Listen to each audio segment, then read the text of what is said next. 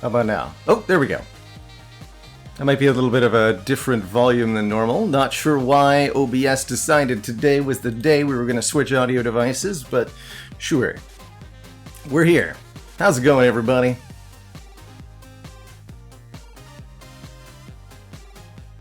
Hey, Flurp Freak. And Sleepy Flurp Cat. Ivy Blade. Arceus. Chicken Man Phil. Matt Warbuckle. This is Vivification. Sir Van Buren, how's it going? Laureate.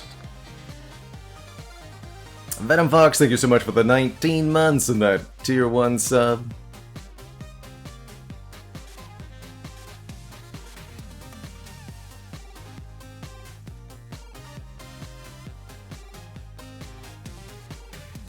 And inspired by your comment, Matt Warbuckle, Laureate, here's a joke for you to start the day. 2 floating heads are in a tank. One turns to the other and says, "How the heck do you drive this thing?"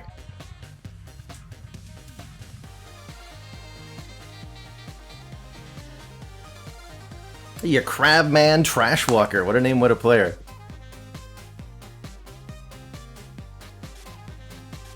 Always gotta remember to sacrifice something to the OBS gods. A few frames must go, so that your connection may be blessed and free of interruption. Hey, the Shepherd, enjoy the YouTube binges, so glad you found your way here. Thanks for dropping by. So, always happy to hear about folks that have found their way to the stream from somewhere else.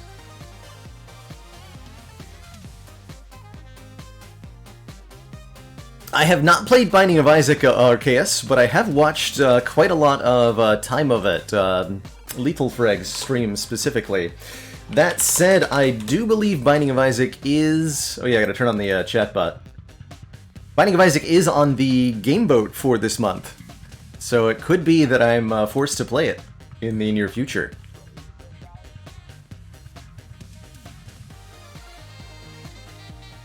The Mega Quest mod. I have not, admittedly, taken a look at what mods are available for Dicey Dungeons, but I would very much like to take a look at a couple of them. Especially if there's ones that add new equipment or new episodes. Here's the game vote, right? There we go.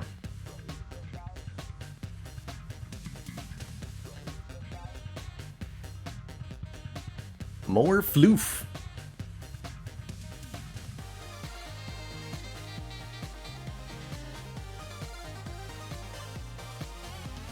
Man forced to play video games. More 11. Okay, so Mega Quest is the one that adds a whole new swath of new equipment and 36 new episodes. That definitely sounds like one to check out. Mega Quest.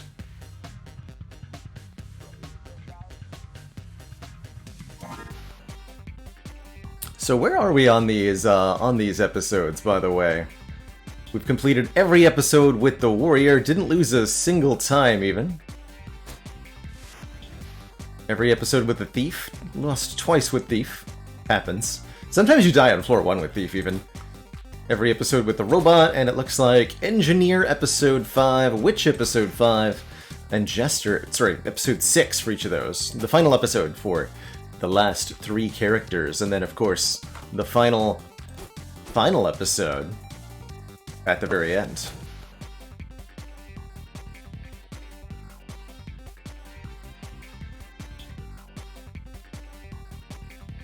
Hey, Tom. And active development on said mods too. That's cool to hear about for a game that hasn't received a lot of developer action since it released.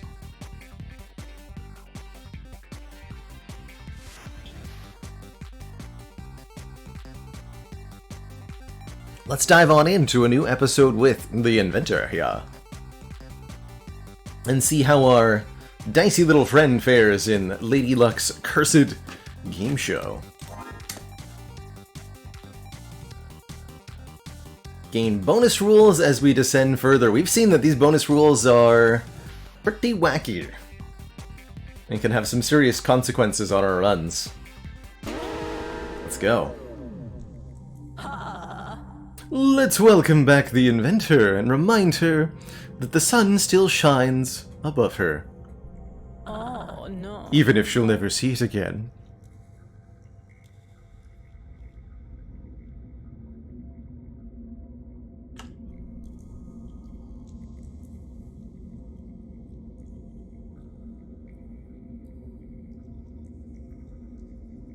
Just a lover of dad-style humor, kill a penguin.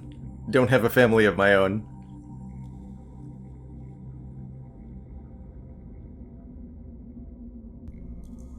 Let's take the ice damage. I like freezing in general, especially the early parts. Although the inventor not going to keep any equipment for long. So, it's a quick little reintroduction for those who may be unfamiliar with Dicey Dungeons. This is a short-form dice-building roguelite, where you play as a cursed dice contestant in Lady Luck's rigged game show, where you're forced to repeat hell for all eternity, where hell is adventuring through a dungeon and doing battle with these strange minions of Lady Luck's, who are also trapped here.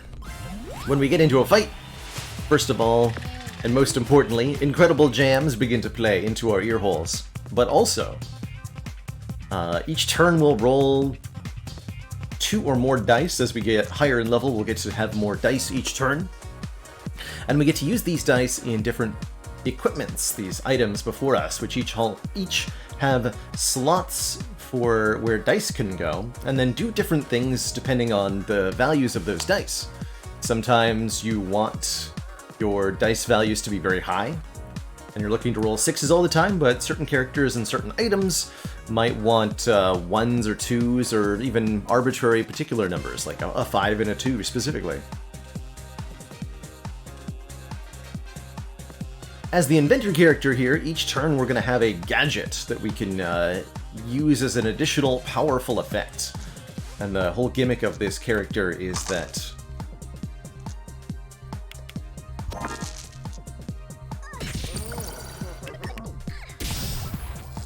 after each battle, we'll destroy one of our pieces of equipment and turn it into a new gadget. Well, poor magician couldn't do anything. Matt Warbuckle, thank you so much for the 21 months. Closing in on those 2 full years. The J-Man. Give him a boop. Battles in Dicey are usually pretty short and sweet. You're looking to do a lot of damage and reduce your opponent's health down to 0. Let's lose the capacitor here. And oftentimes you want to do that in just 1 or 2 turns, since the enemies can hit back pretty hard. And there's not a whole lot of ways to defend yourself in Dicey Dungeons. You'll note that none of the equipments that we have currently provide any kind of block or healing or any damage mitigation whatsoever. Scrap nettle, yeah. I actually just got that pun. How did I not notice that?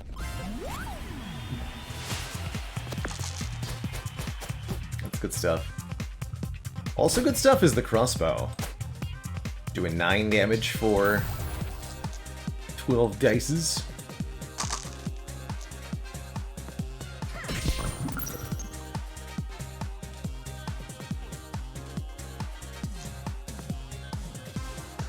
Scrap nettle, like scrap metal, but it's nettle.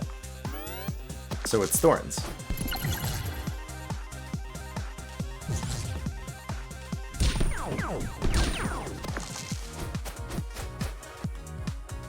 Main selling point for more fluff is that it's about 1,000 puns of new equipment.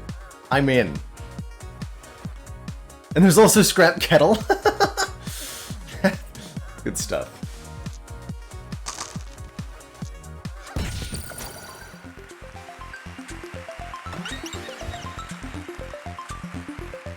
Alright, well, let's scrap the scrap metal. Turn it into a Thorns gadget.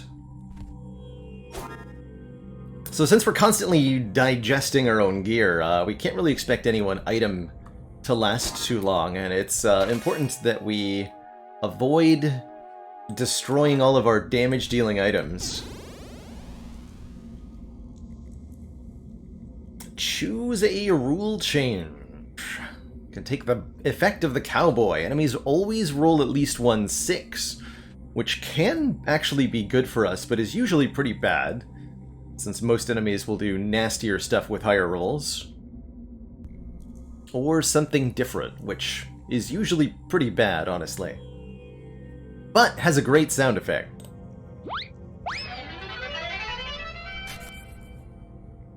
We get the effect of the Singer. On the first turn of each battle, all of our rolls are the same number. Every time we advance down a floor, a new rule is going to take effect, and we'll always be given the choice of take this one rule, or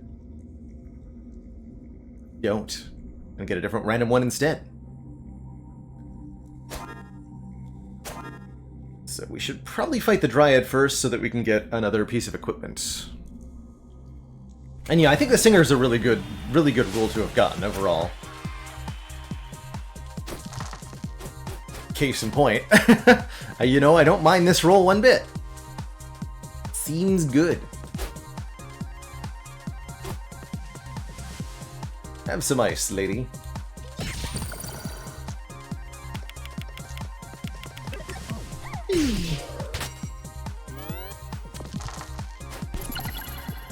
Ooh, good freeze there.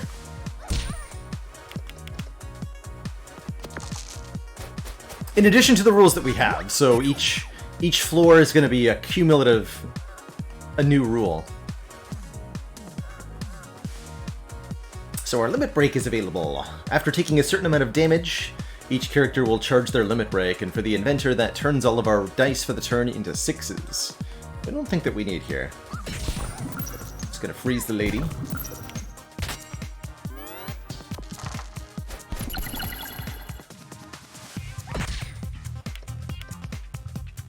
Hey, you do this. Boop.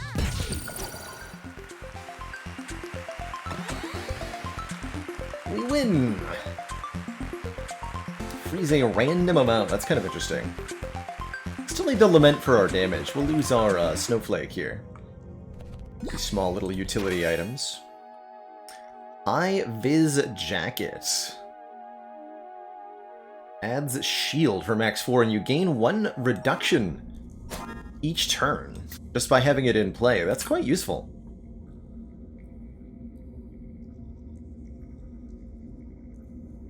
It's quite useful. I'm going to keep this in the backpack for now. I don't want to lose it.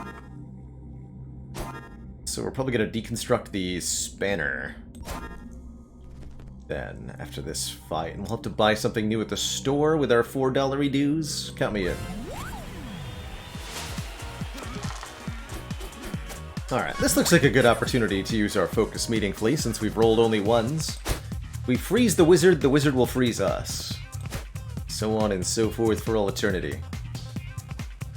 Well, I guess we're freezing him.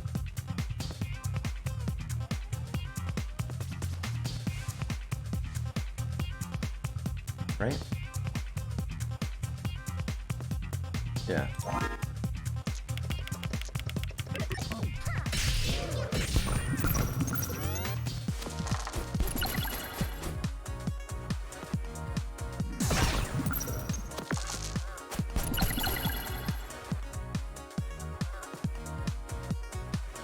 Alright, and I think we want to stop freezing the wizard, because if we do that back and forth, I think the wizard will win this fight.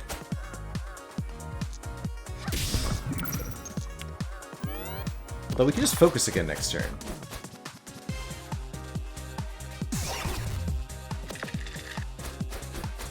Dodge is good stuff. Turn the 5 and a 2 into a 6 and a 1 here, so that I can use the 1 in the lament to absorb the dodge, and then we have 10 for the crossbow.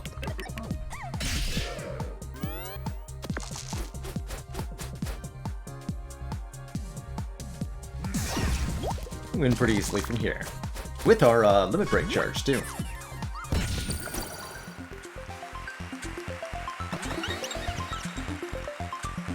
Alright, see you later, Spanner.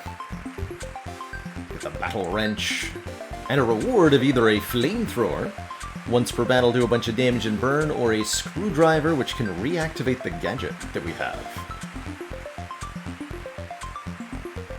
The flamethrower this time.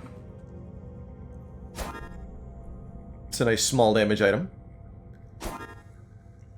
What do you got? Silver dagger. And scrapbook. Duplicated dice, always offered as scrap. What do you things do as gadgets? Double status effects. Interesting. What a curious gadget.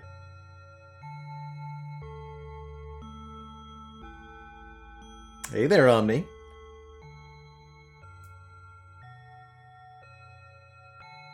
I definitely feel like we need to buy an equipment here. Let's buy this silver dagger. It's only 2 gold.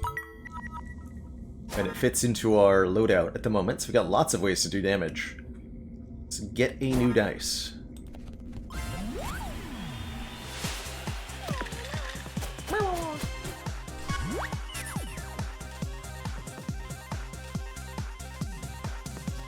So I could turn this into 2 6s if I want.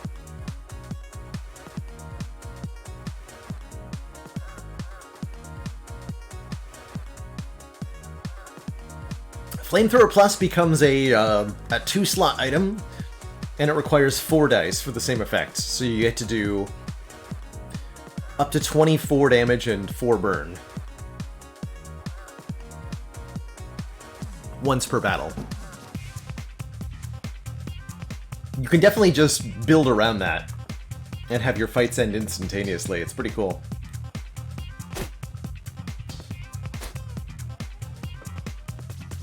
Alright, I'll just turn that into 2 6s.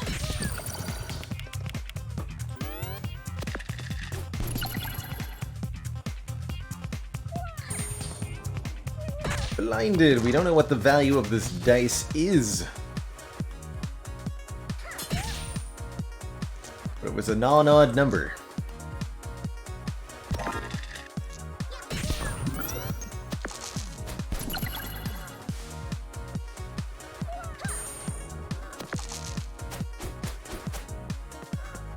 Make something different. Ah! I just unblind herself. I like that. Give me new dice. Easy. Burn.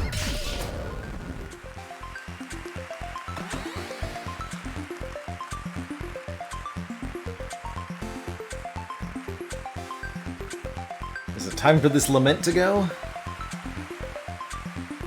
I guess so.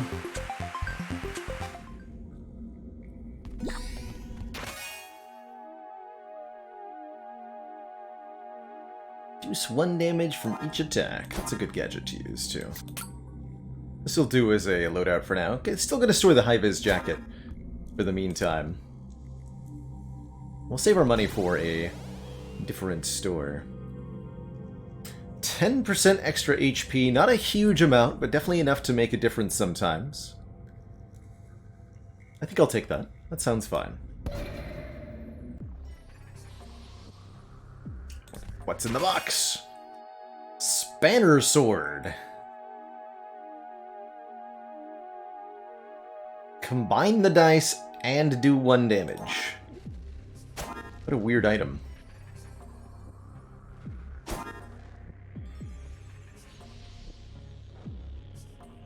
Yeah, what a weird item.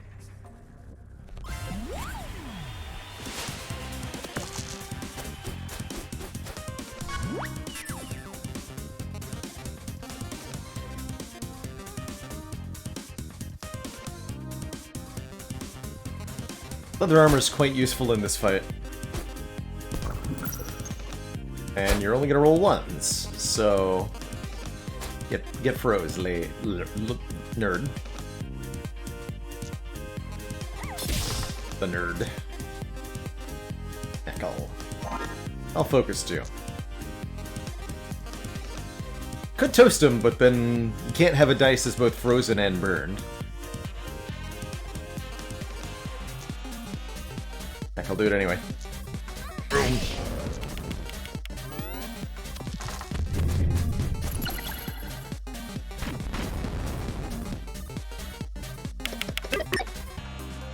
Boop, boop.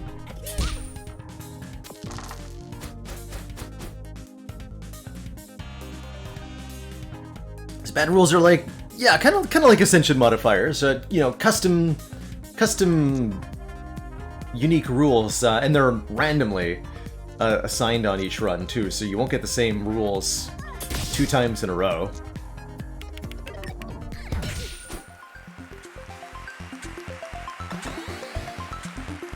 Some of those rules are weird. Let's lose this weird Spanner Sword thing too. Like the frog rule that can result in any enemy being the boss of the dungeon. So here's upgraded flamethrower, 4 slots, all the damage plus 4 burn.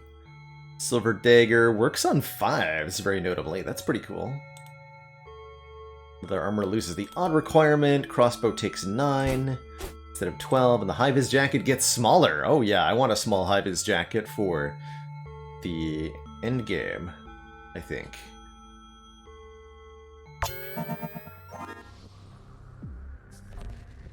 Definitely want that. Gonna hold on to it in the backpack for now, just so I don't have to lose it as a gadget. Although it'll be very useful against Cactus, so I'll equip it for Cactus here. Mr. Thorn's man.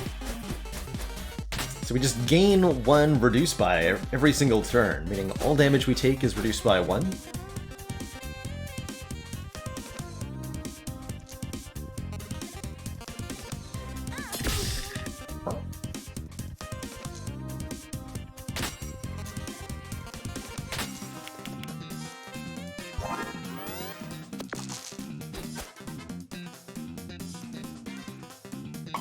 And that reduced by reduces the damage we take from thorns as well.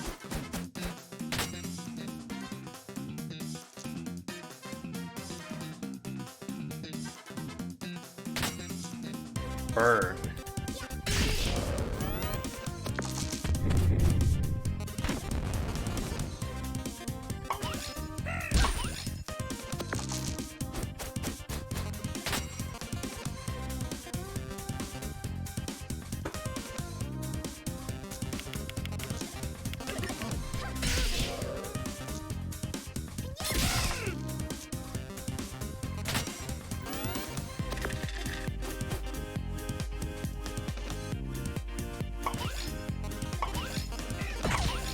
Ow.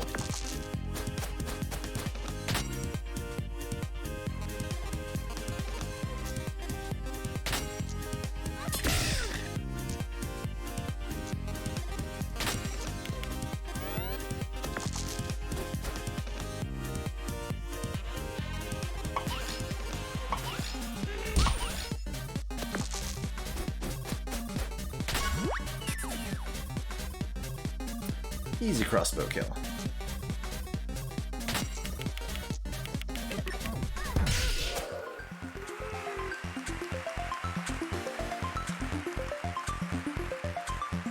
Oh, why can't I do better? What am I doing wrong? I'm not trained for this. I'm just a plant.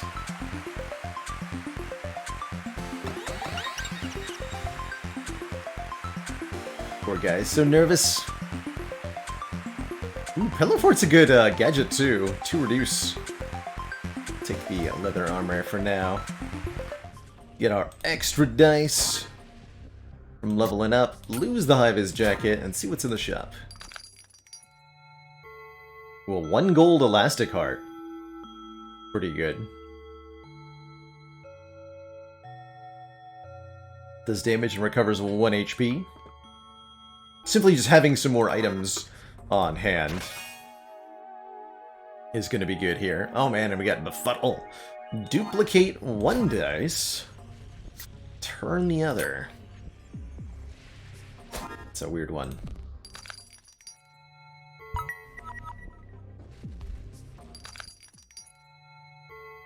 I will go fight the Haunted Jar here. If you want to get to max level by the end of your run, which is a good idea. You want to get the most dice for the boss fight.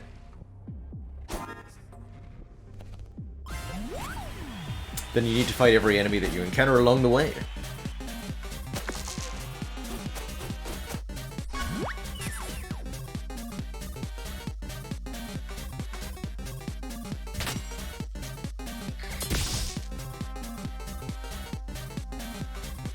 Which one will I duplicate? Easy.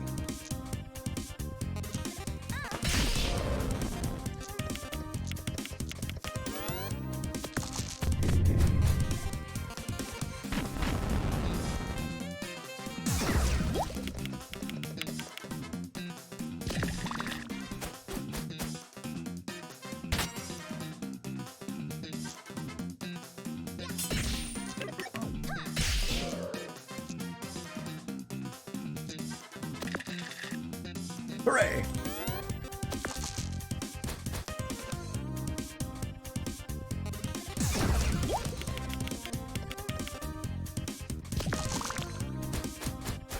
Take our stinky poison and be gone, fiend.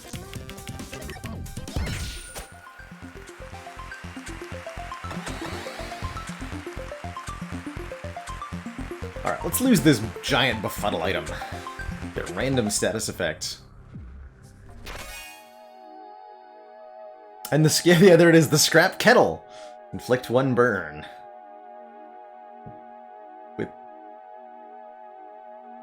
And the item self-inflicts a burn.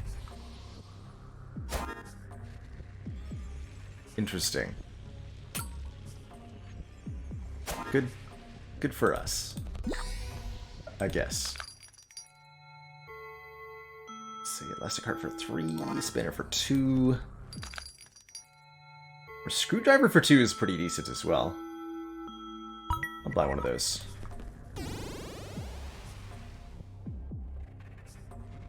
Drain monster. When poison deals damage, it also inflicts 1 weaken. Depending on who our boss is, that could be a real problem. For example, in the Drake fight. But I think in general, this is not bad.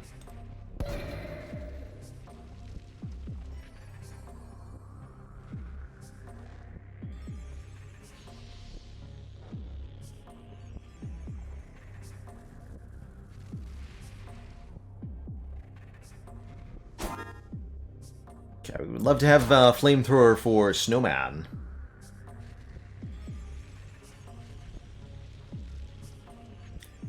Snowman! Alright, bully. Oh, that's what it means by self-inflict 1 burn. So yes, it just automatically burns us for now. Let's see.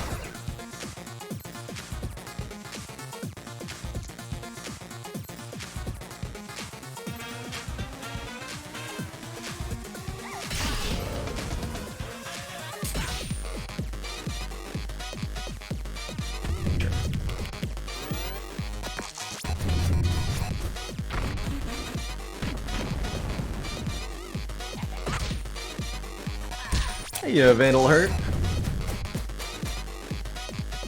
Nice waffles. Oh, poison. That means he'll take weaken too. Good.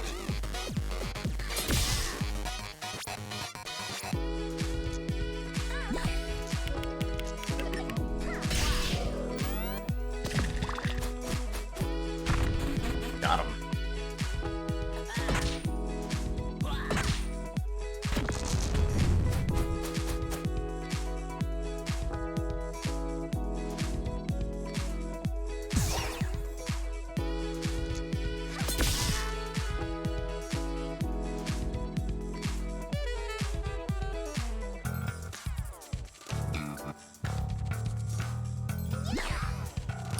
To take the 2 to get the kill here, which I will happily do.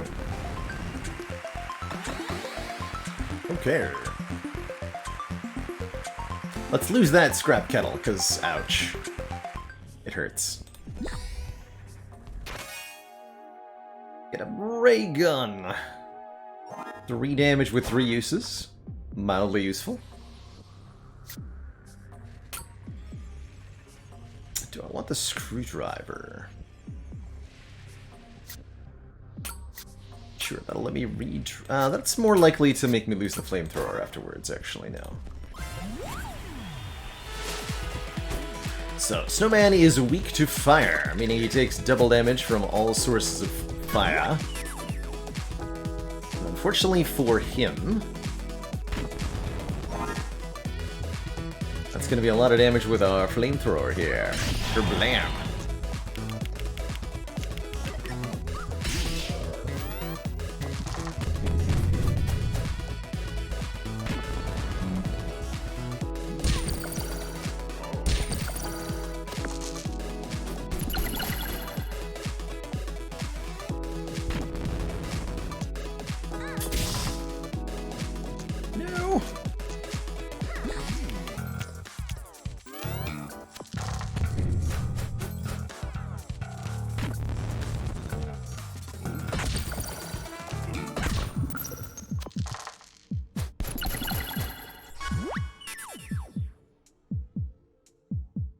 Four ones.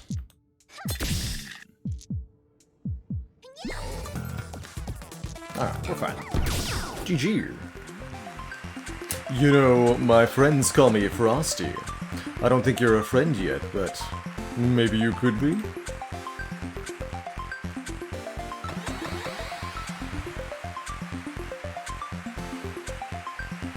Sure, we'll lose the plasma, or gain the plasma gun gadget for 5 damage, which will help us kill the Wisp at really low HP here. I'm going to take the high-vis jacket for this next fight, because I am a bit worried about our health situation here. Could just go to the next floor, skip the enemy. We will level up by beating it, though. And I think, in general, being under-leveled here will not serve us.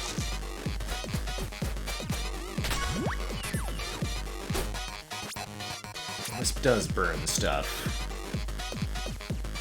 Inflicts Vanish, causing duplicate dice to, well, vanish.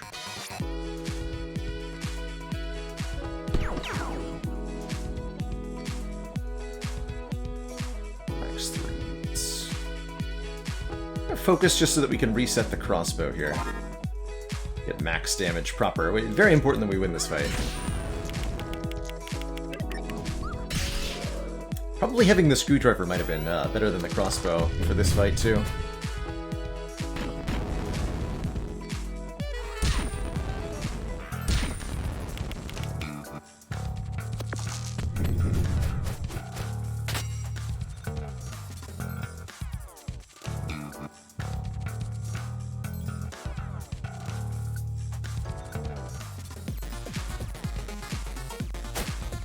So, Wisp doesn't do that much damage, fortunately.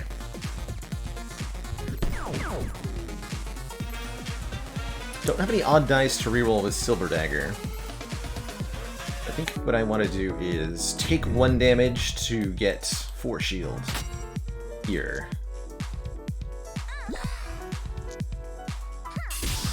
Is this worth 1 damage? I don't think so.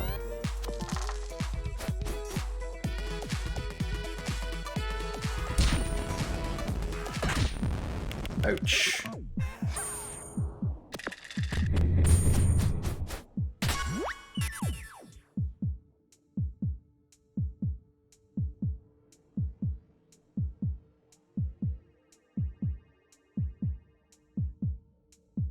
Okay.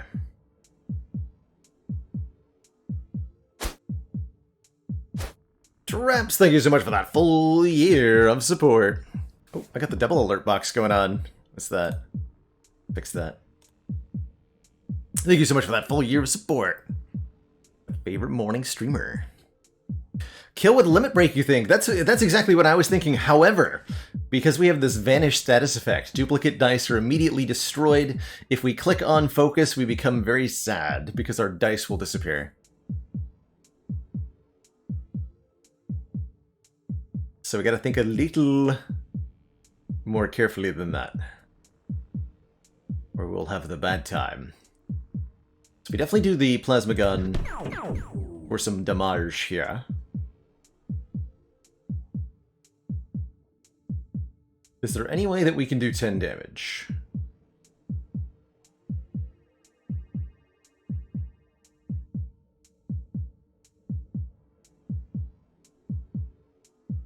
We can reroll the Silver Dagger and get a good outcome, but if we get a bad outcome, we'll have a bad time. We might be better off using the Elastic Heart and the High-Vis Jacket to shield this turn. This is a spooky turn. We could... Let's see, what's the max damage output of the Wisp? Minimum 4 on the Burning Light, so it can roll double 6s and do a full 12 damage. And if it does that, there's nothing we can do. Right?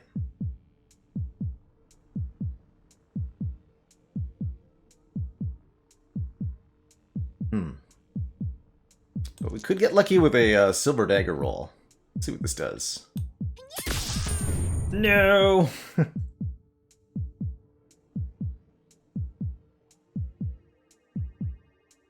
Only 1 hit point to extinguish these dices.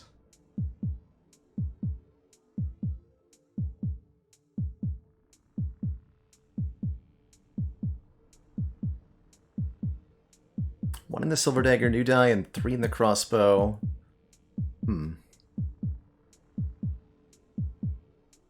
Yeah, we might not be dead. We might as well use the Elastic Heart and the High-Vis Jacket. It's technically a net gain. There's no benefit to focusing here.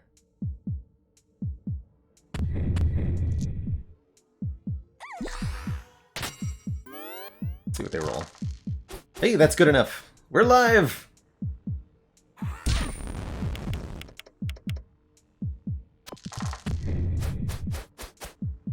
Great success.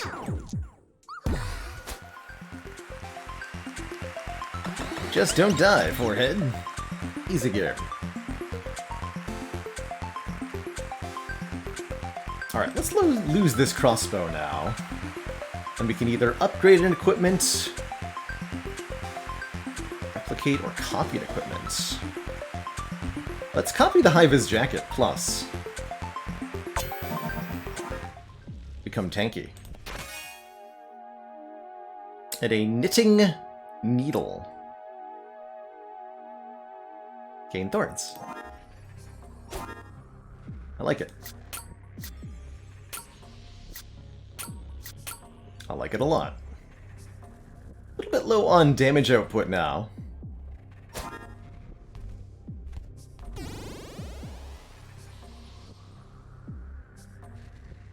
Rhino Beetle, take 2 damage at the start of each turn unless your limit break is full. I wonder if that gets blocked by the High-Vis Jacket. Let's find out.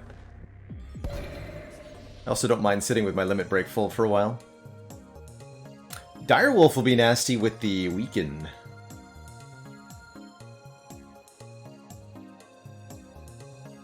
Might as well go for a full floor clear here. Currently have a pretty good gadget, so maybe we go Direwolf first. Loudbird's not too threatening.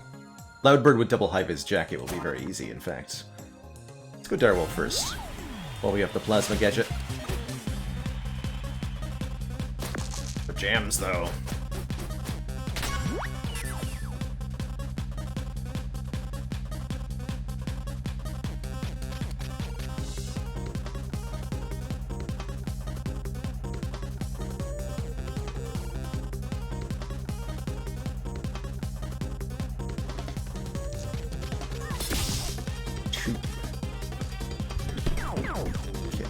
Focus. We will learn.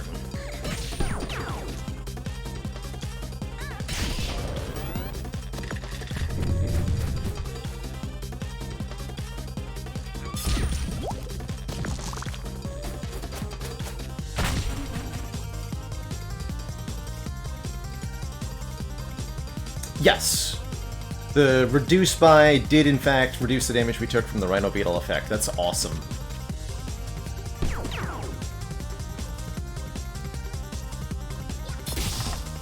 Nice. GG.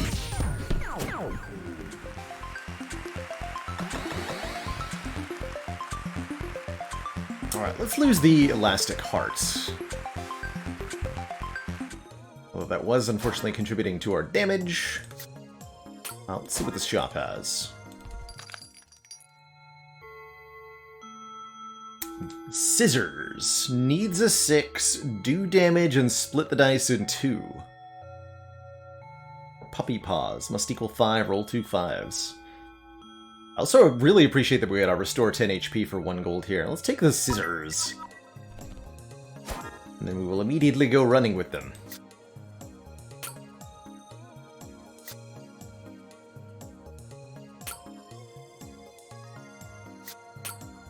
Gonna use them in the bird fight.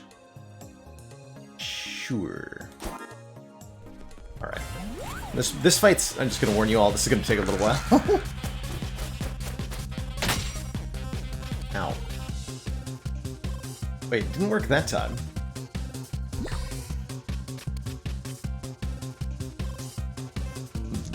I really don't have a lot of use for 5s, as it turns out.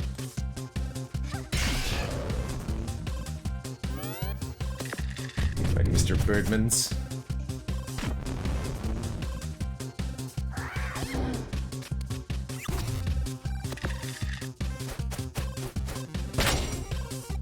The crunch.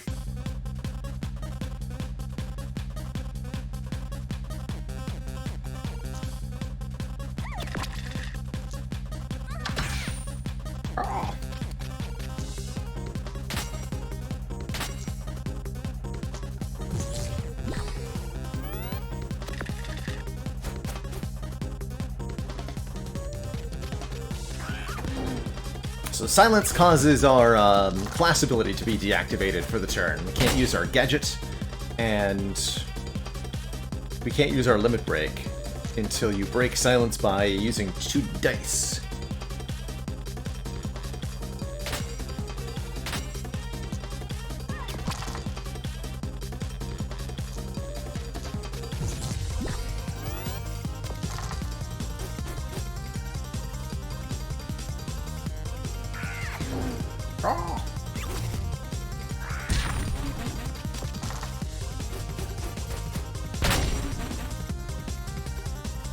Crunch.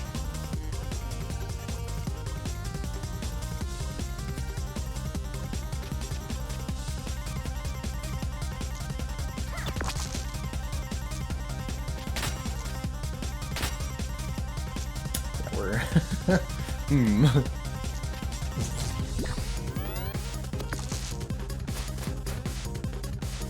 Eventually he's gonna have some turns where he doesn't roll a dodge or something.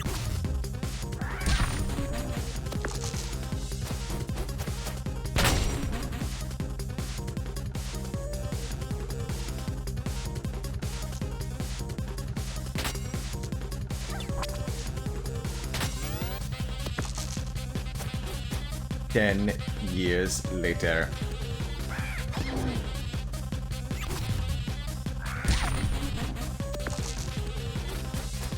Eventually we'll roll a 6. Someday.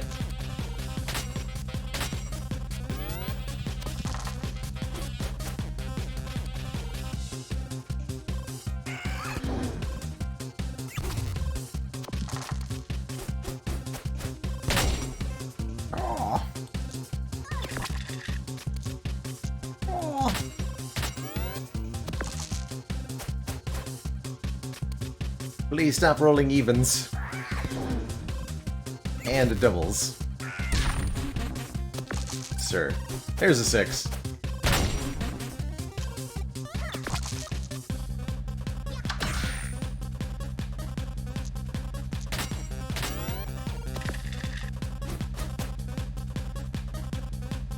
It's like magic.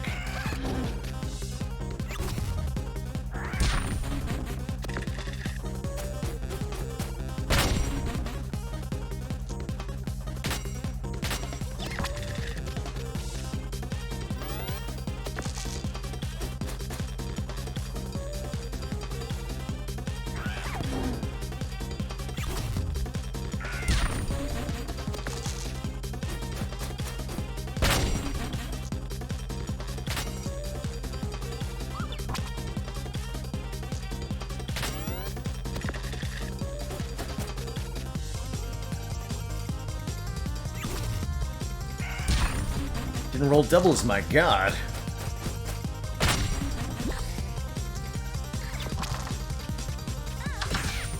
There we go.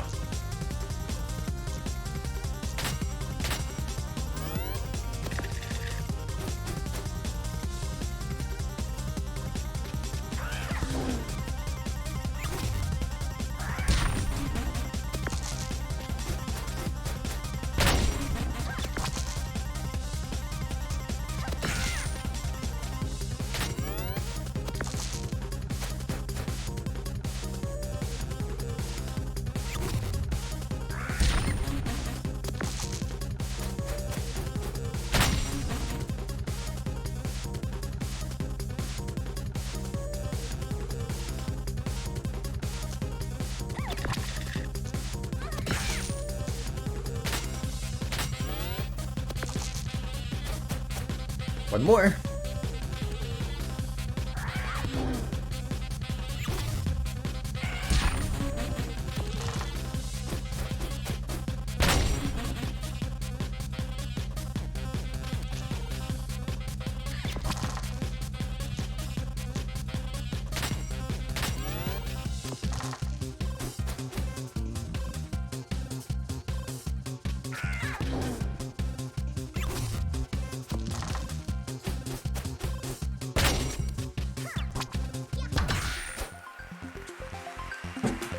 Alright, we got there in the end. Eventually. Right, let's turn these scissors into something else. Please.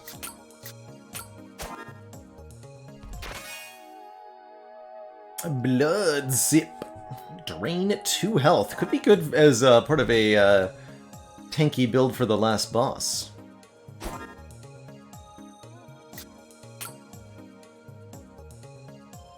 Double Heavy's jacket would work pretty well on the gargoyle, too. You have restore HP. Yeah, let's fight. Paper Knight.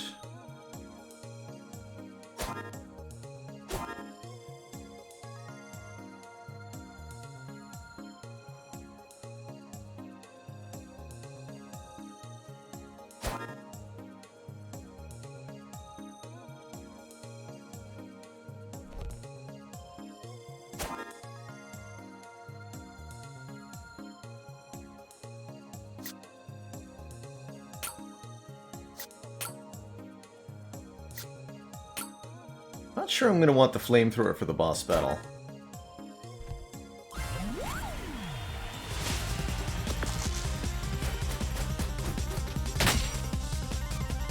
Crunch.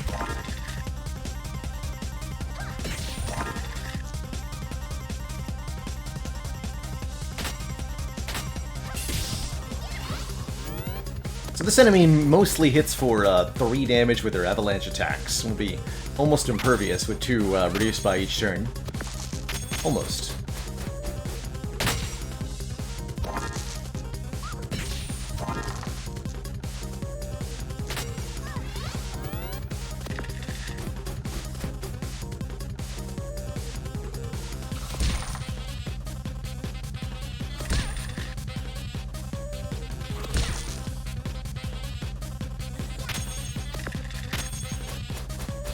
Totally fine.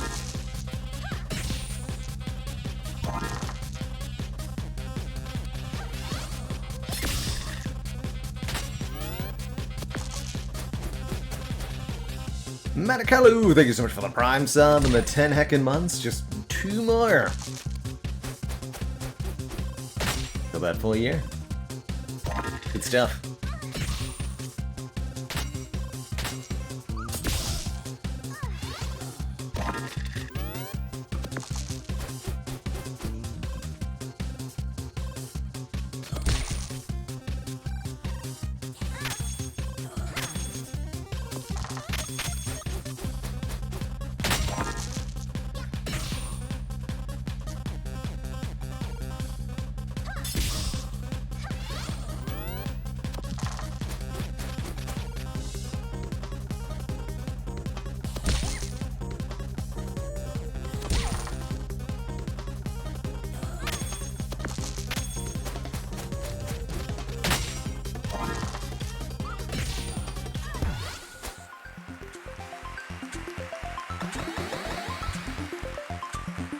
Well, that bites.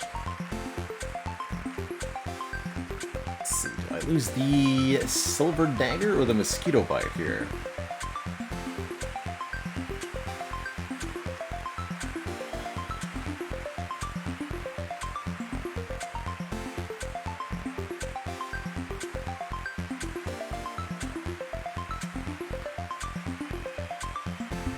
Let's use the dagger for now.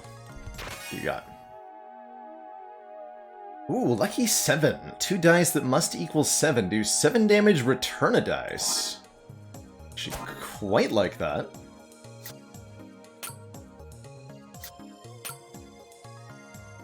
I want that.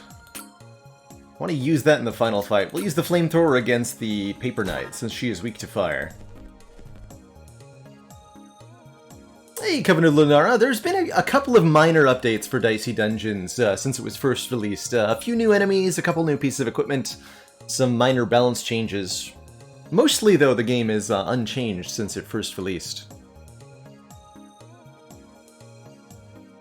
And yes, Smooge, once we finish up Dicey Dungeons here, hopefully going to be to wrap up the main game content today, I want to continue our playthrough of Subnautica Below Zero now that that has had its 1.0 release and the full ending is available. I'd like to conclude that thought today as well. We'll see if we can get them both done, I'm not sure.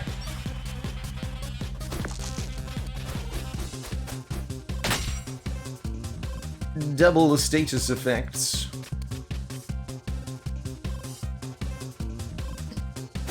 Ultimately, the Paper Knight can't really hurt us that much. The cardboard sword loses damage each use and quickly becomes 0 here. So we're not at all worried about this fight.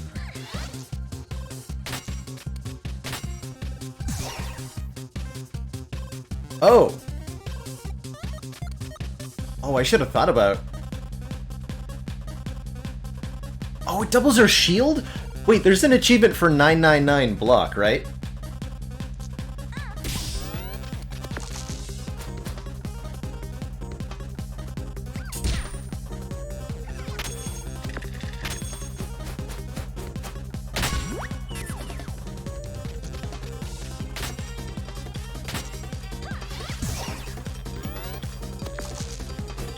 Yeah, let's get that real quick. It shouldn't take too long.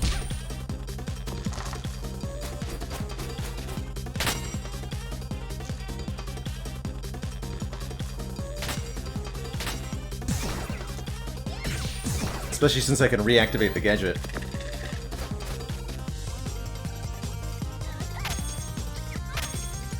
Oh, you don't actually think there was... well, we'll see if there is any achievement for getting very big blunk.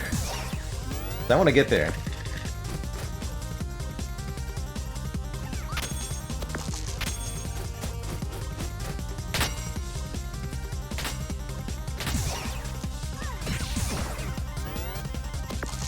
Reduce 8 damage per turn. Oh my god.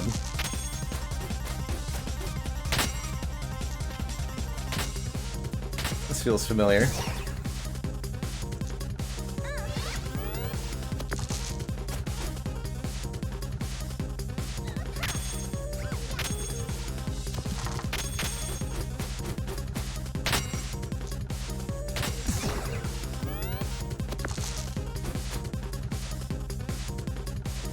Now, where's the item that does damage based on our block?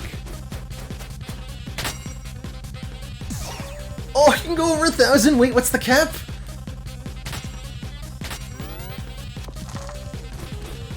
Now we gotta know.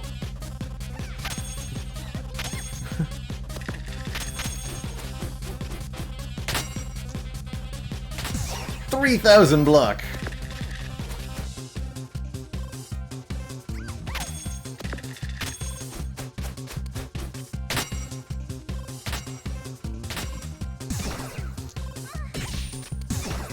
$9,999. Notably, that didn't... Hold on a minute. Double status effects. It doesn't double our locked, so it only doubles the good status effects. Interesting. We also have to science if it doubles our enemy's status effects.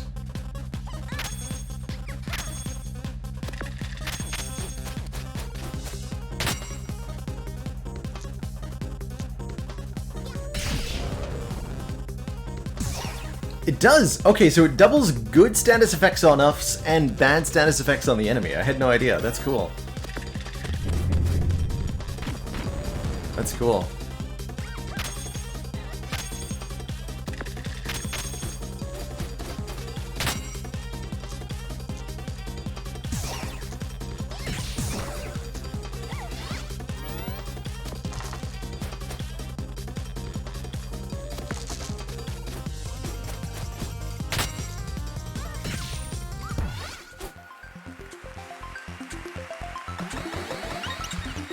We win! So, I think I wanted to sacrifice one of the high-vis jackets to gain Pillow Fort, so that we can have consistent reduction available in the boss fight.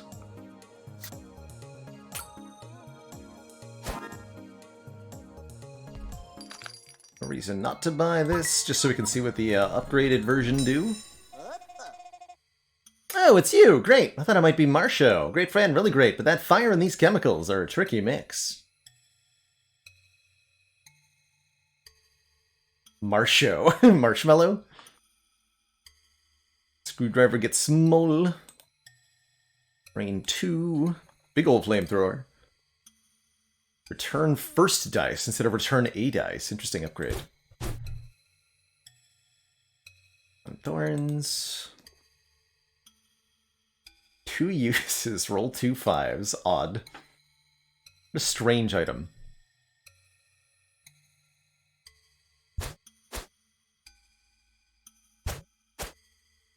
I could upgrade the screwdriver so I can bring the nettle along. Probably better to upgrade the mosquito bite. Drain 2 health per turn instead of 1. That'll keep our longevity up quite a bit. And then I might even go Knitting Needle over Blowtorch. We'll see who our opponent is. And we can make some better decisions from there. Versus Aoife. The Shield and Blanc Lady. She's going to be a tough matchup for us. Since her gimmick is accumulating shield. We gotta make sure she doesn't do that.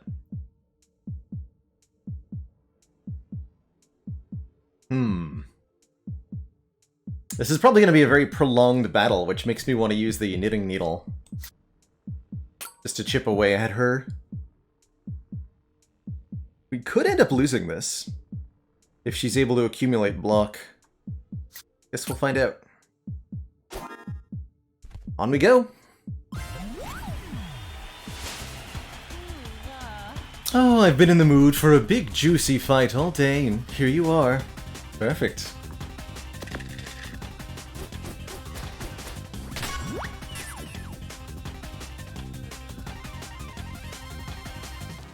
I can't use the Lucky 7 on turn 1.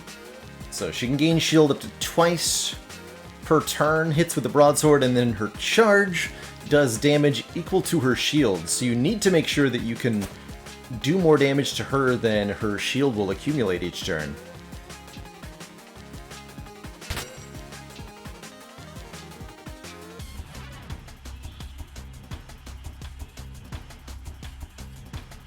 No way to use Lucky 7 on this turn.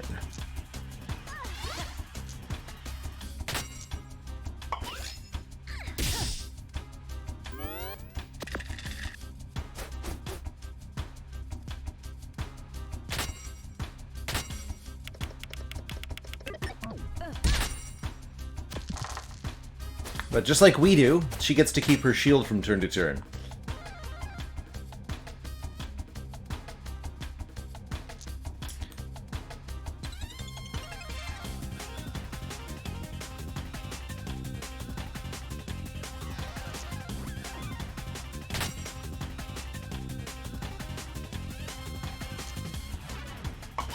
I gotta know if this works.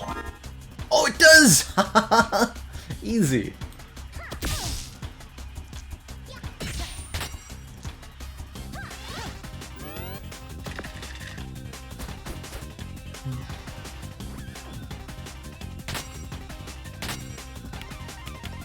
Looks like we're good here. She doesn't accumulate that much shield.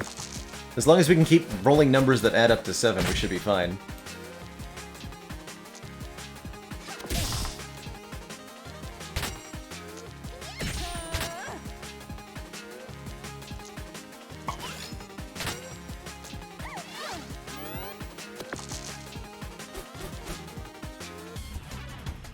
Reduce damage by 5. That's wild.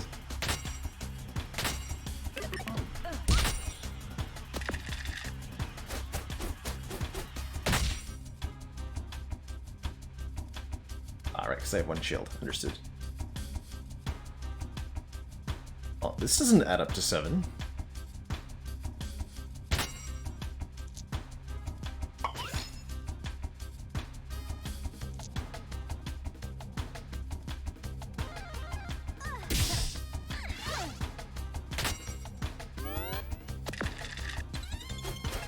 Yeah, her AI also doesn't prioritize maximizing her block output that much, which is good.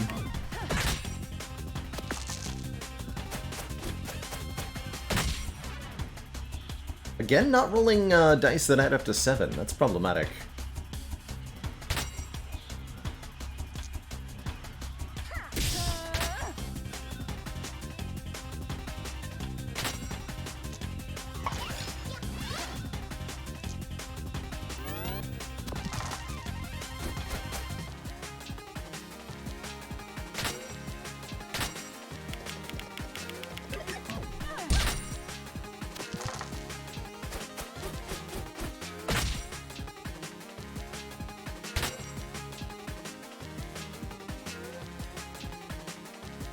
I wonder if the thorns is discouraging her from using the broadsword when she sees that it will not do any damage.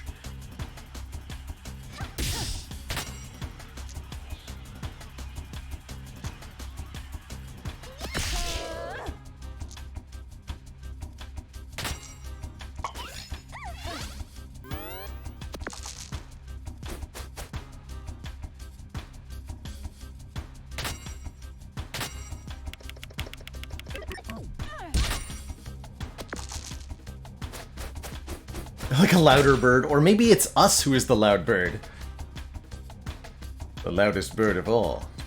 Caw-caw!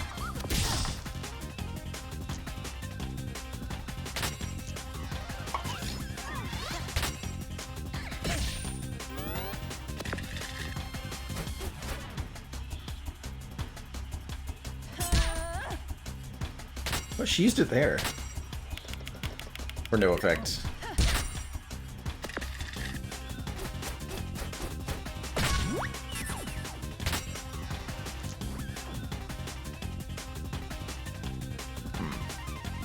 Either get Pillow Fort back, or I can use the Lucky 7. I'd rather use the Lucky 7. Actually, I can use Focus.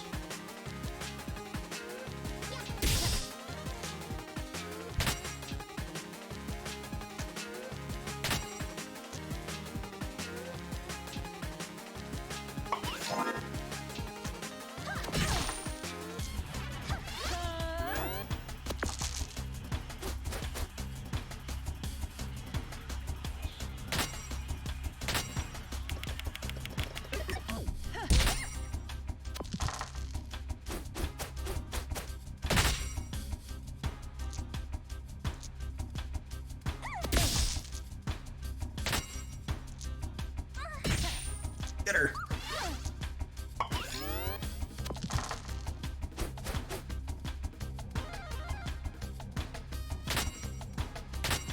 I don't know if I click the gadget quickly enough.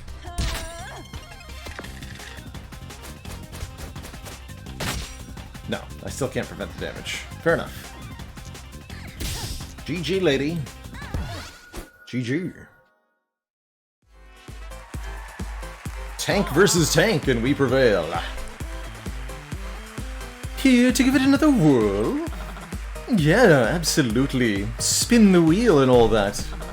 This could definitely be the time that you win your heart's desire, right? Totally.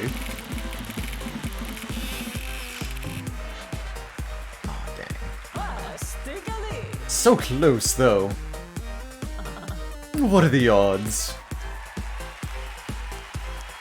0% is my guess to what the odds are. Alright, that's the inventor down. That's the only episode we lost on twice. Lost in a couple others. Time for the bonus round with the Witch! Which works quite a bit differently than the other characters in Dicey Dungeons. Rather than having a preset loadout of equipment, the Witch is going to be dynamically summoning her spells from her spellbook during each turn of combat. You want to do Fruit Bowl or Infliction Daffodil? Daffodil just gives us mana to start. Let's take Daffodil.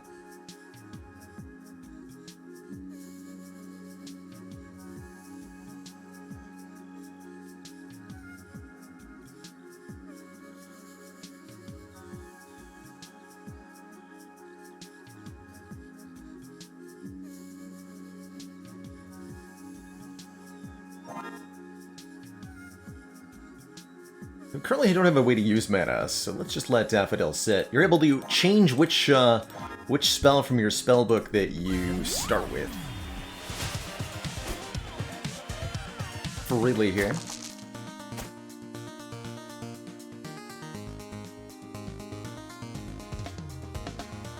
You may place dice anywhere on the spellbook to create equipment, summoning this spell that corresponds with the dice value. So a 2 makes a Daffodil spell. Lets us bump down the dice. And then if you've got nothing else to do with your dice as the Witch, you can always, in desperation, simply throw them at your enemy for 1 damage each.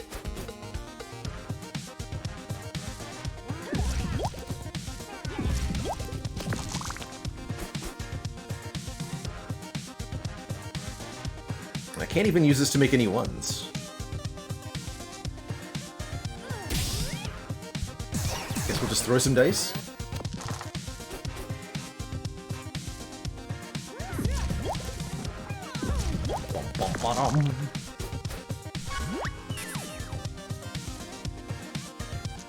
So make a new infliction.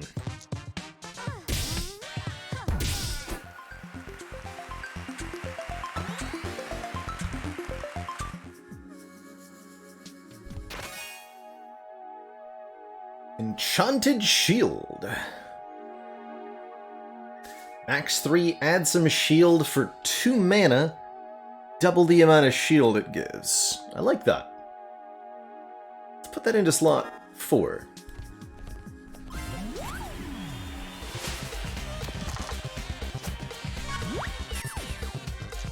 This will be an easy double infliction. Keep our crystal ball, which rolls 3 extra dice for the second floor.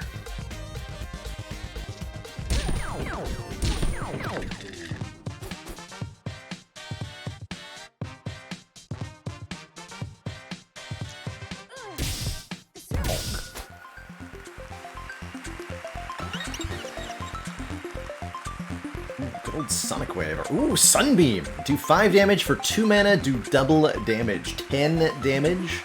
I think that's the winner here. We have mana generation with our daffodils. Let's put it to good use here. And with the daffodils, it's easy to make 5s. Oh, the daffodils also, since they can reduce the dice value by 1, they're good at making even valued dice. Or rather, they can turn 5s into 4s more accurately. Or 6s into 5s. We'll put that in slot 5. And now it's time to start with Daffodil in play. Damash, thank you so much for that Prime sub and the 4 heckin' months. Okay, all your dice rolls being the same number seems particularly bad for the Witch, who is really dependent on having a variety of rolls to get your spells in play. So let's take something different. Warlock, status effects are different now than they were.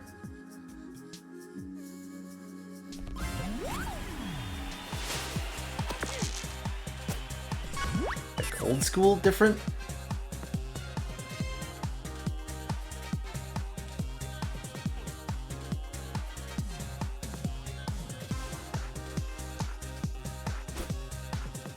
Use my crystal ball here, actually. Yeah, give me a sunbeam.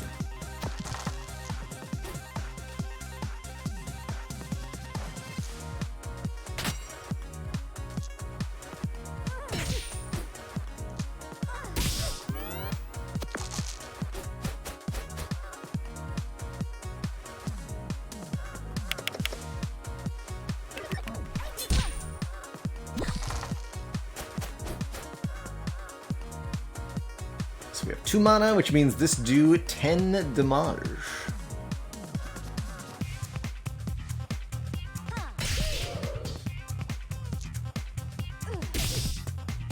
Not quite enough to finish them off here.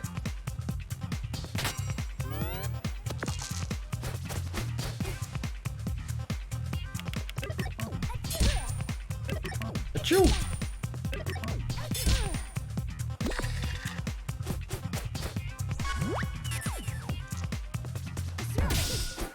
Beam them!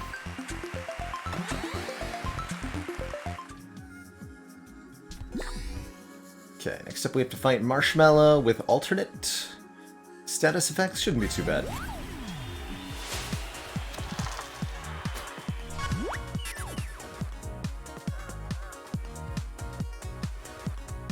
We'll have Sunbeam, Double Daffodil. Crystal Ball again? Sure.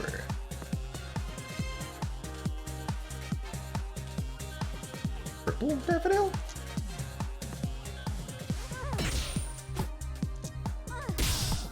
Three mana per turn, please.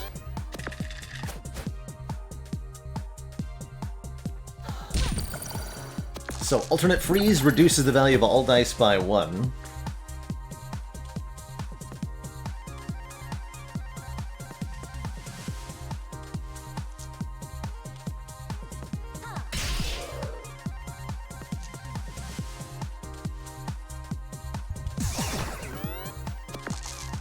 An alternate shield from our shield spell will heal us on the next turn.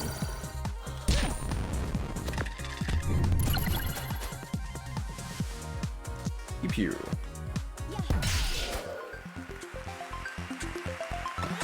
Effects are altered. Every single status effect has a alternate version from the episode 5 version of the game that are all uniquely different. Some are slightly altered functionality, others are totally different. Let's take a second prepared spell slot, although I do want to preview the upgrades of our various stuff here. Daffodil becomes minimum 2, Sunbeam... Oh, loses the requirement, but it never does more than 10 damage. Interesting. Okay, that's fine. Yeah, in that case, we'll just start with 2 Daffodils in play. Just make mana. Mirror Cauldron. Minimum 4, get a new dice. On a 6, get +1 dice this fight. A fun way to scale up here. The Hall of Mirrors, it's called.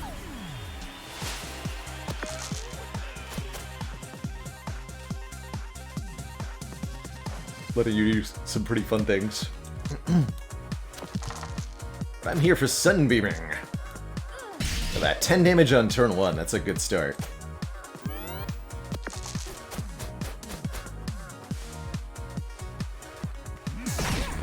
Ow. Hot. So, alternate burn. You can still use the dice normally. It doesn't cost you any health to click on a burning dice. But it will disable the equipment that you put it in on the next turn. If you put it in the spellbook, the whole spellbook, or I think at least the slot, gets disabled. But we can go 10 damage, only 1 mana though. This is not quite a kill.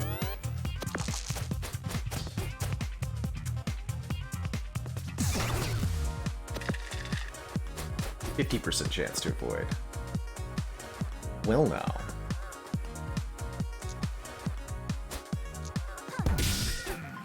Failed to avoid.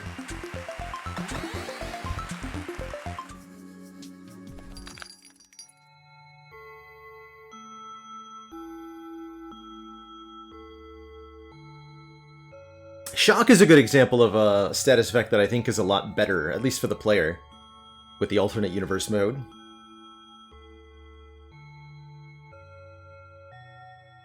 It's only 1 gold for Hex? Sure. Fill out our slot 3 there.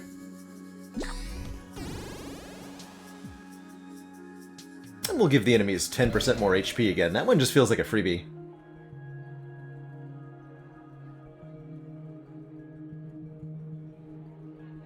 Sticky hands. All about those running aways.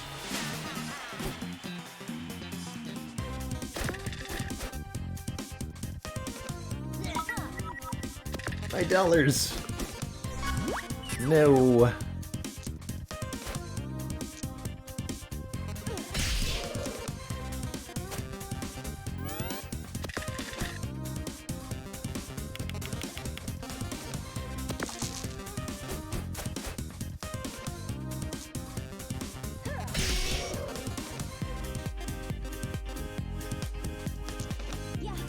Shocking him will require him to pay 3 HP if he wants to do the dice thing.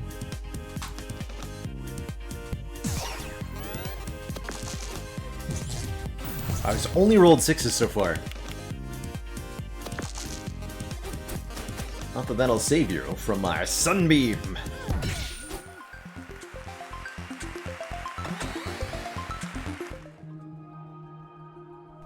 What we got here? Honeysuckle. Gain health and mana. Welcome back. Take your time. I only want satisfied customers. As my old nan used to say, second place is for losers. Your old nan knew what was up, Yolanda. But I don't think I want any of your goods. How's it going, Dark J? Hey, hey. Alright, Keymaster's a bit of a rude boy.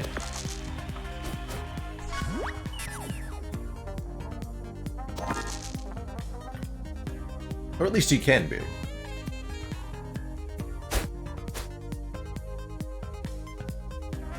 X was... Shock or Burn? I actually don't remember what the X can do now. Kind of sad.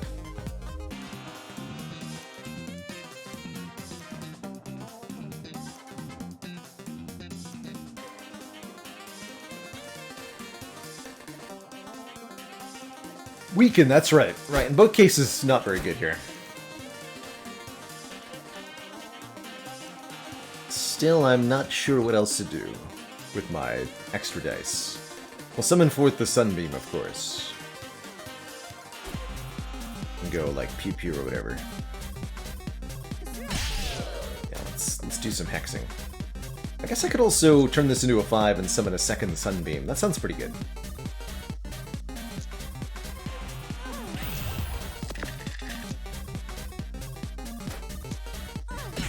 That's better.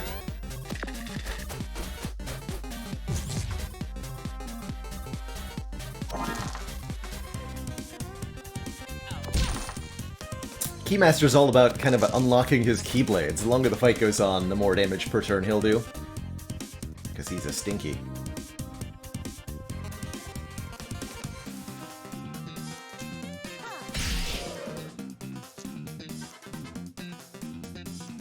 Put this anything. Give him the hex.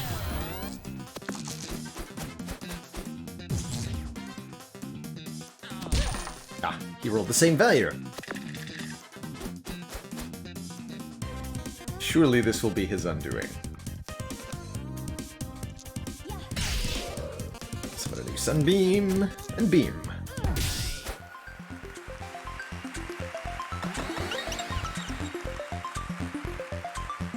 Duplicate a dice or double the dice value. I like duplicate quite a bit here. Letting us make more stuff. I'll lose the... I'm actually going to lose Mirror Cauldron. I'm unimpressed with it. Blood Cauldron. Drain a health, get a new dice. That's kind of nice.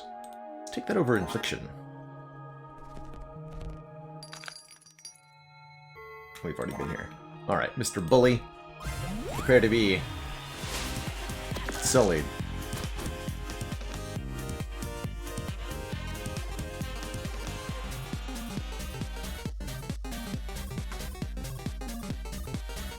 Could gain a bunch of shield? Sure.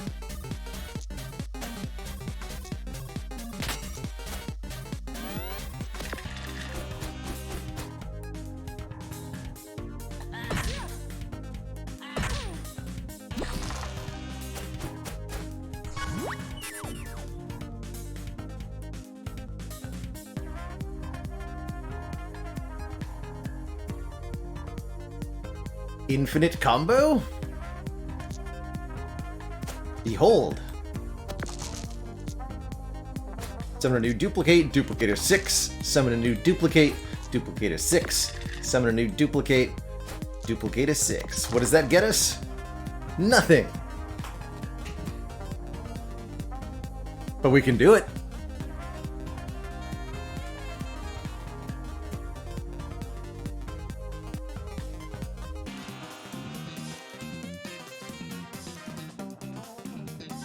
Unlimited nothing, most importantly of all. Actually, let's make another 5 instead. So I can go like Sunbeam Super Laser.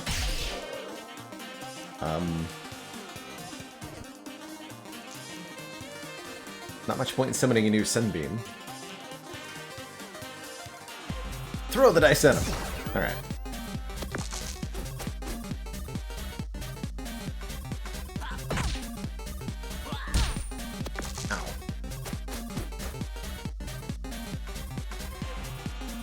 Here we go. Although, what do I do with a 3? No one can use 3s. Absurd.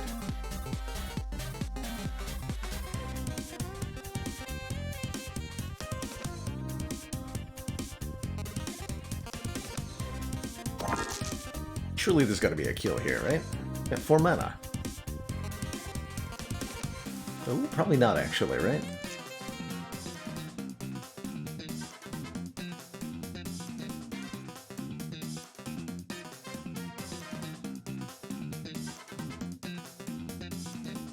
Need a 1? No, I just need to throw a dice at the end. So we just do this.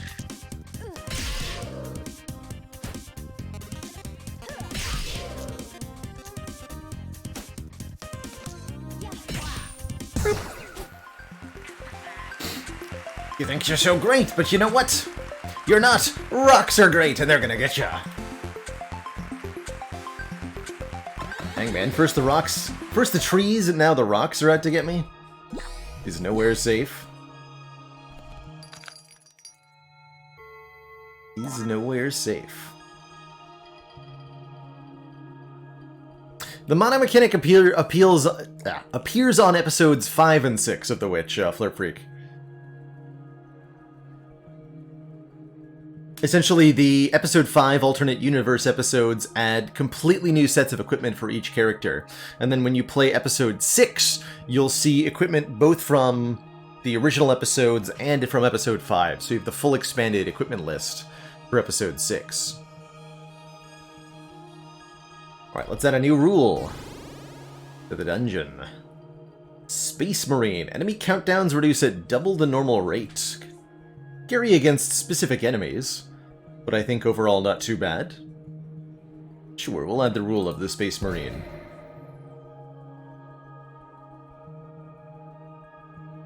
We have to fight the bird. The loud beard. Be doable, overall. And the Wicker Man and the Cactus. Let's fight the Cactus first. Get to that chest. Me too, Cactus. Me too. Sunbeam!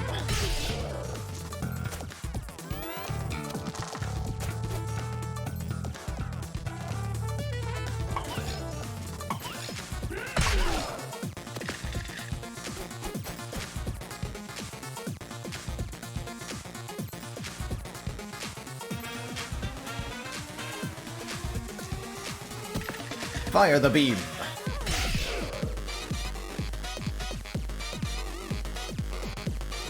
Blood Cauldron. Let's do that.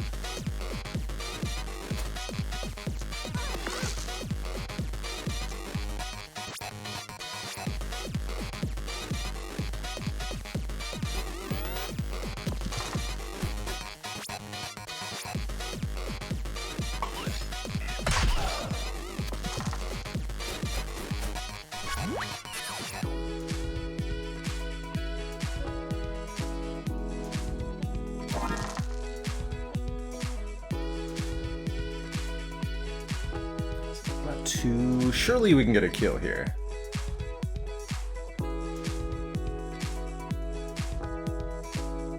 One daffodil, one duplicate. Not a bad way to start out Civivius. I like the getting the 2 mana immediately on turn 1 with double daffodil, so that we can keep firing off sunbeams. But I'm sure that could work just as well.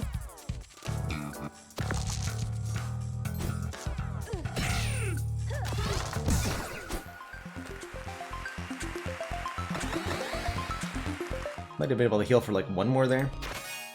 Also don't think that will matter. Spring Equinox.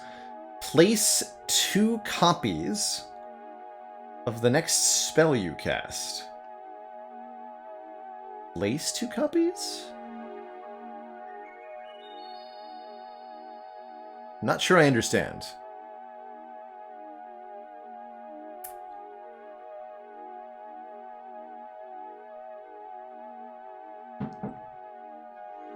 Am I summoning 2 copies from the spellbook? Or am I...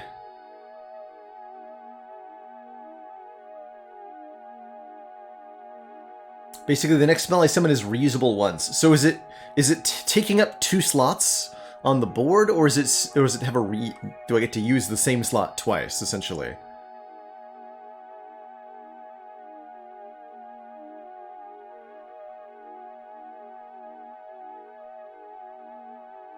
Same slot twice, okay. Learn that over Hex. I might use that, question mark.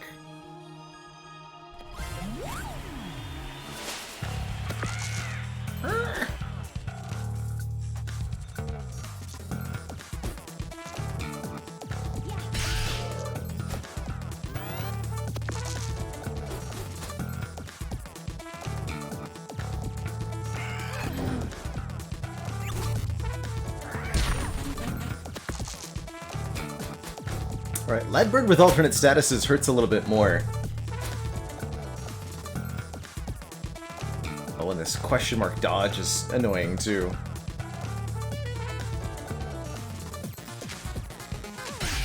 Ha! Nailed him. Again! Alright.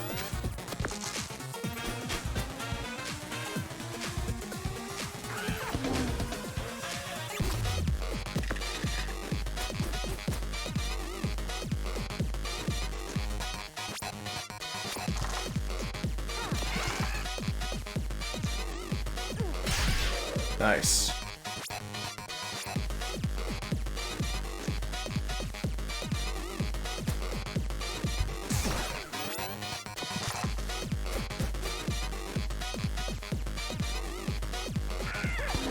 Marble. 2 extra dice. Instead of crystal ball. It's small. Small marble.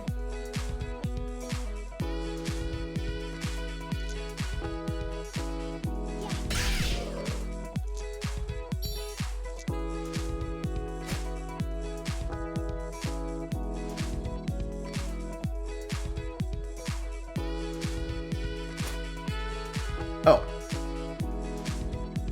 Nope, it's not the same slot twice.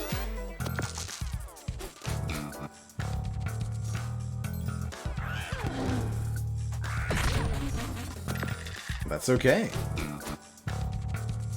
Fear the double sunbeam.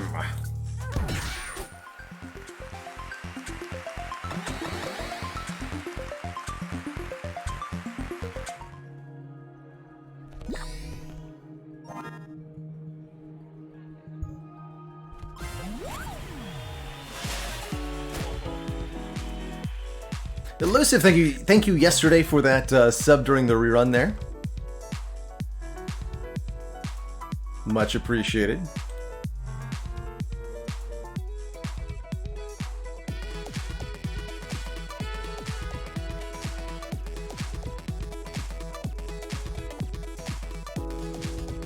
Man is weak to fire, but is he weak to sunbeam?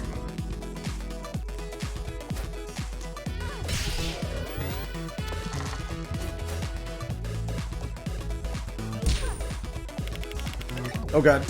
Ah! That nasty Space Marine rule. Kicking in there.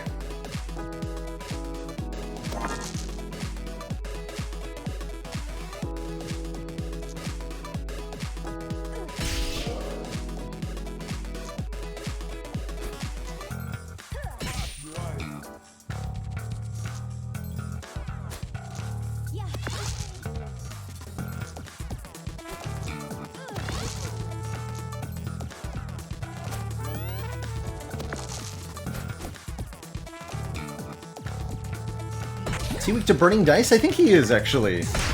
Ow. Oh, jeez.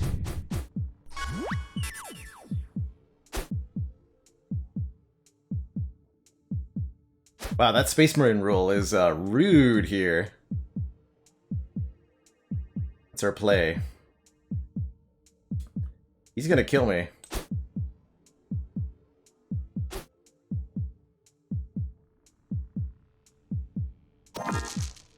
With rolling some dice.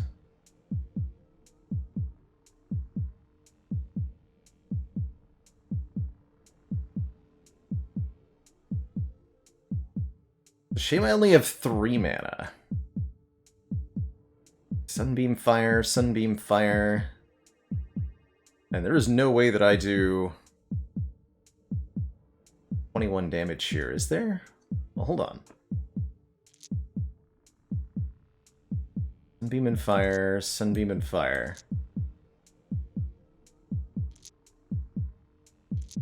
Go with these. Okay, that does not make a new burning dice. Noted. I can use duplicate to make another 5.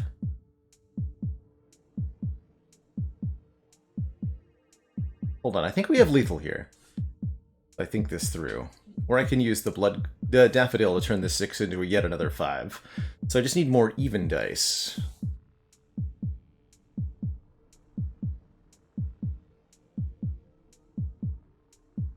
Right? That works too.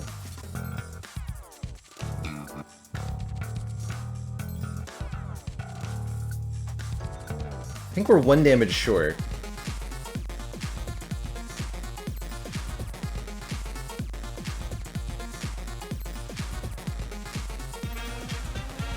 Yeah, we're 1 damage short here.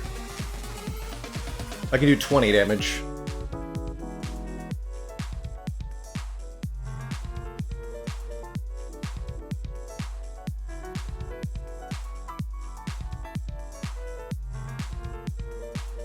The daffodil doesn't give me mana now, it gives you mana at the start of the turn. But we only have 3 mana. And we're only gonna have 3 mana.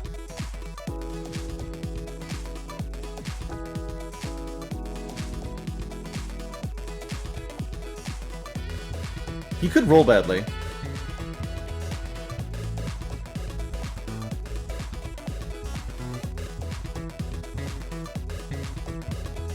Mana, mana.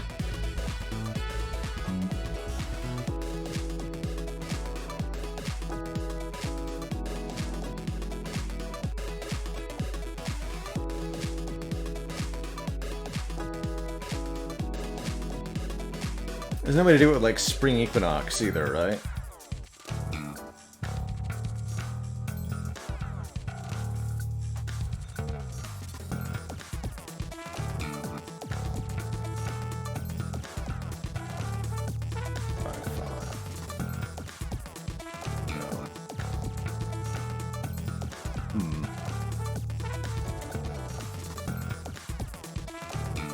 Unfortunate. Yeah, I don't think we have a better turn than this one.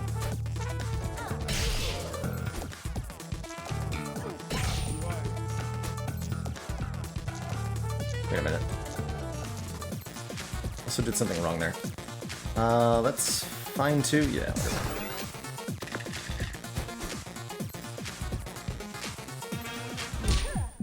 GG.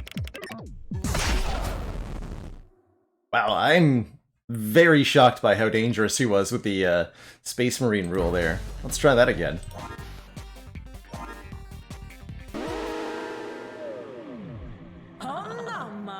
Hail, Real Scuba Steve. There will be more Arcanium coming to the channel, definitely at some point. I don't have a time frame on that right now.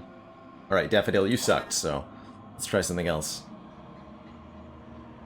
Space Marine rule was enemy countdowns go down at double rate, which is why the Wicker Man was doing so much damage to us, using his staff every turn.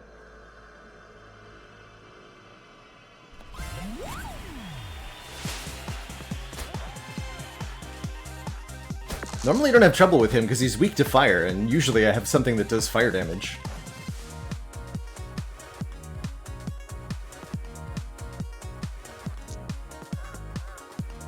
Flower pot's a weird one. Or less.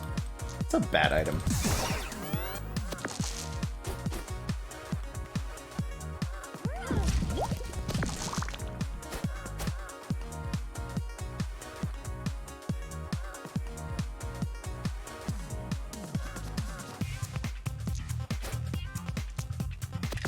I don't even have a use for the mana yet.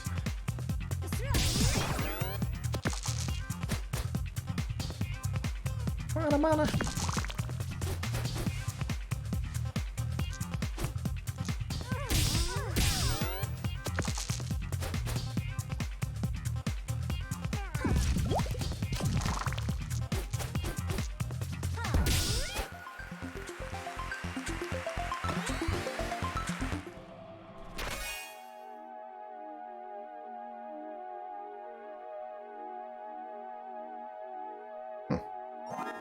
Blue Ocean.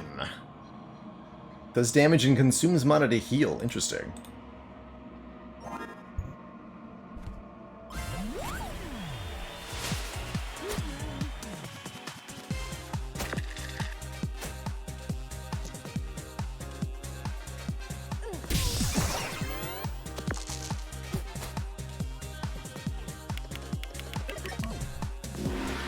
Chomping.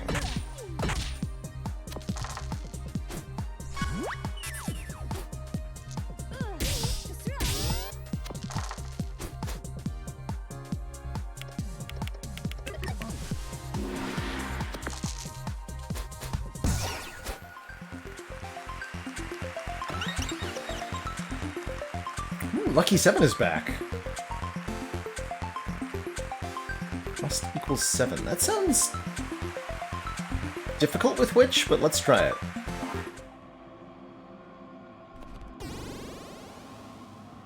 Enemies have a chance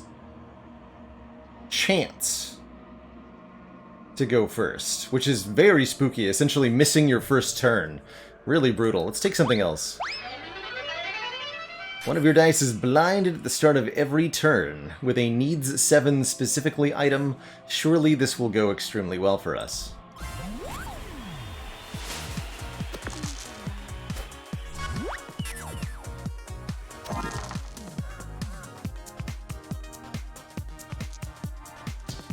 Okay, this is either a 3 or a 6, for whatever that's worth.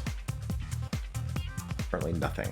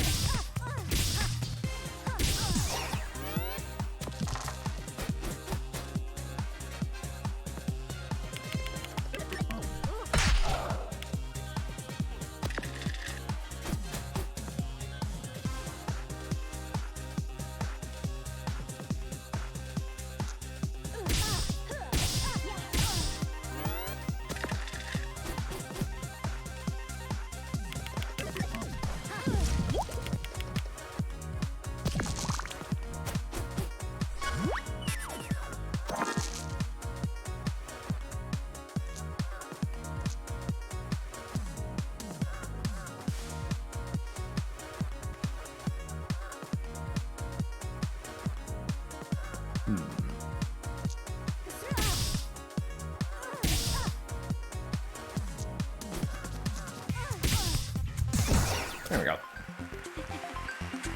Oh, I had a really good potion coming up.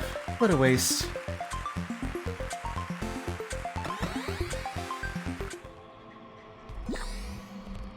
Seems like you alchemist your chance, lady. Gumball machine. Isn't that a jester item? Recover 1 health, get a new dice.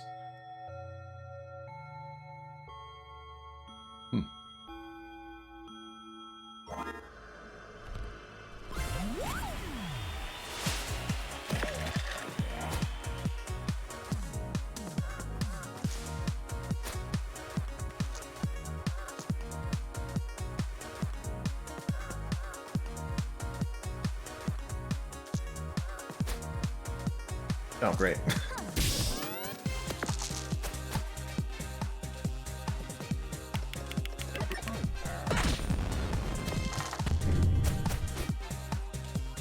You a 4? You are a 4! Haha! Wait, what?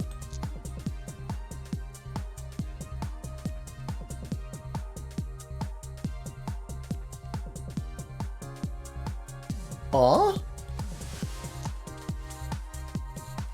It returned the 3, but it then blinded it.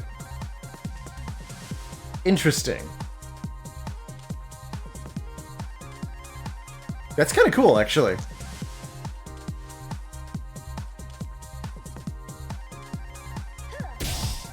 We had a blinded 4 and a 3, and it gave me back a blinded 3. It's fascinating.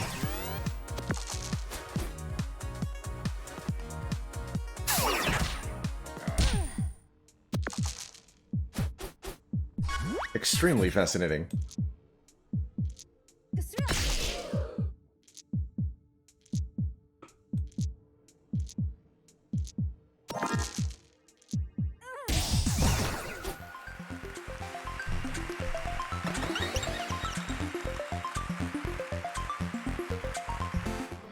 Prepared spell slots are pretty good.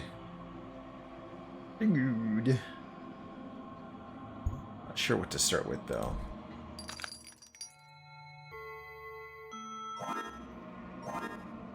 Let's just start with a lucky 7 and play.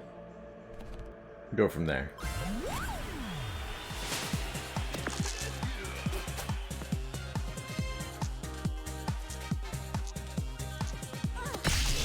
So this is either a 4 or a 3. There's no real way to know.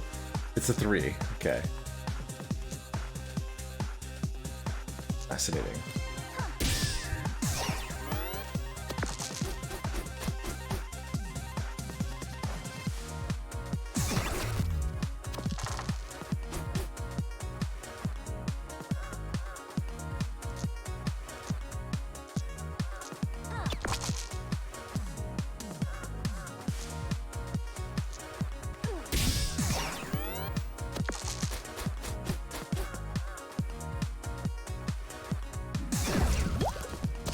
I like that it lets us try to do the thing.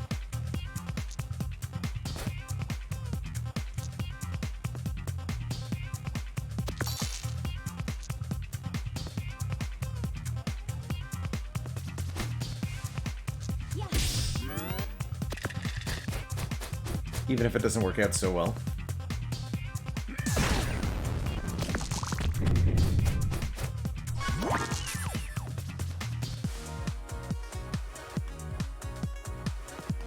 Seven's a really hard number to do.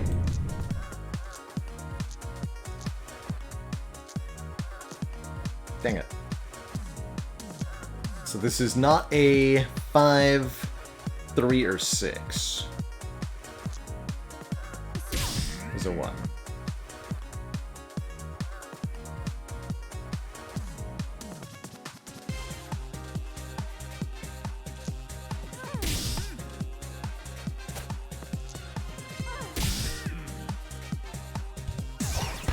Get him with the burning dice, which does 2 damage when thrown. Fun. Yes, 7 is the most common combination of 2 dice. That's right. Totally is. Doesn't mean it's easy to do. If you or your enemy rolls a 6, it catches on fire. Maybe something different. All enemies get an extra dice. That's terrifying. I'm gonna die.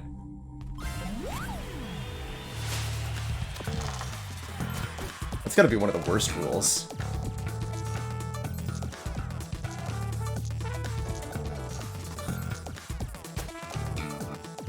Sweet. Now I have an extra dice too. You stinky nerd.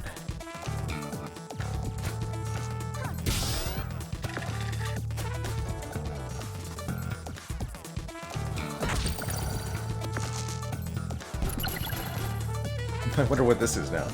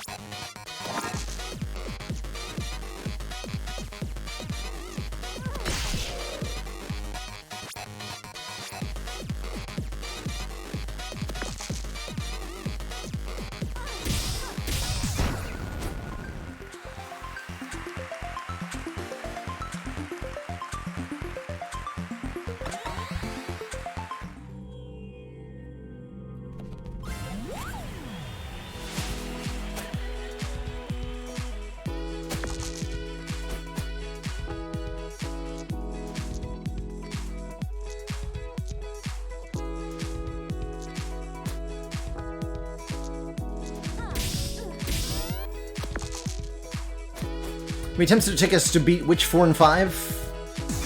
One attempt each, I think? Or maybe 2 attempts on one of them?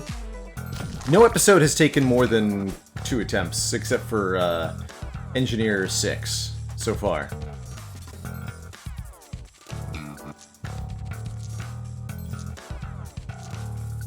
Hang on. Or less. So it's a 5 or a 6.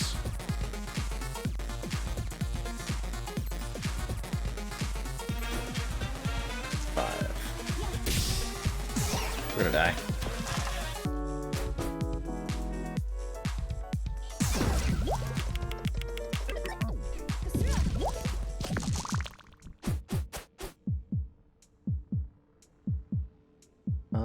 Yeah, just start this one over.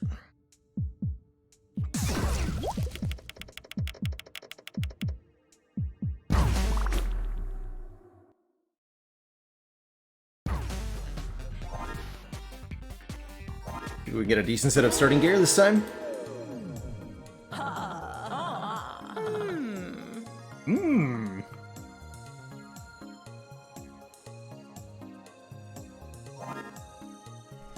It's annoying mono mechanics.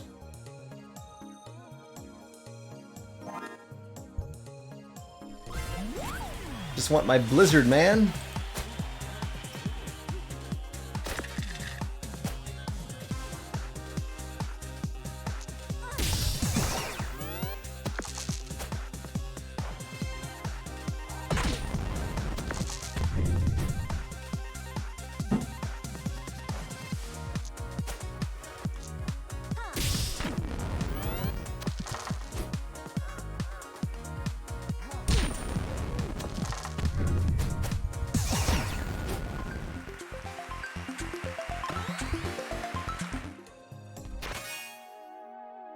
Ugh.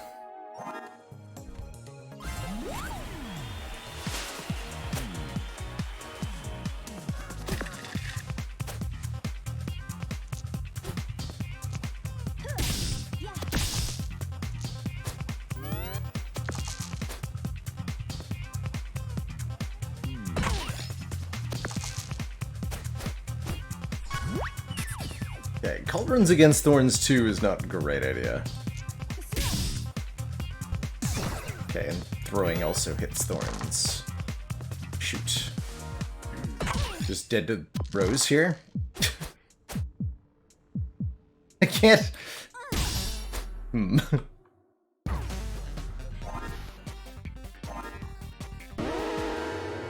So that happens sometimes. Stickily. Stop offering me mana. I don't want it.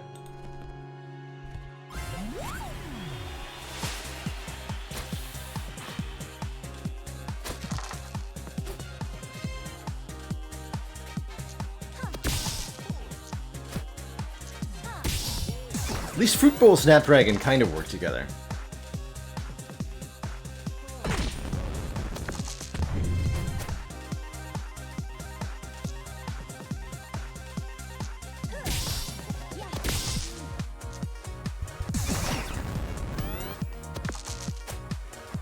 Hey, Libsif, thank you so much for those 100 bits.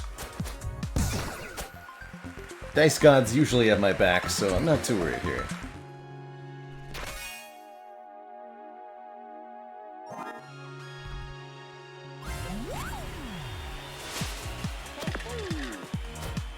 Ho ho.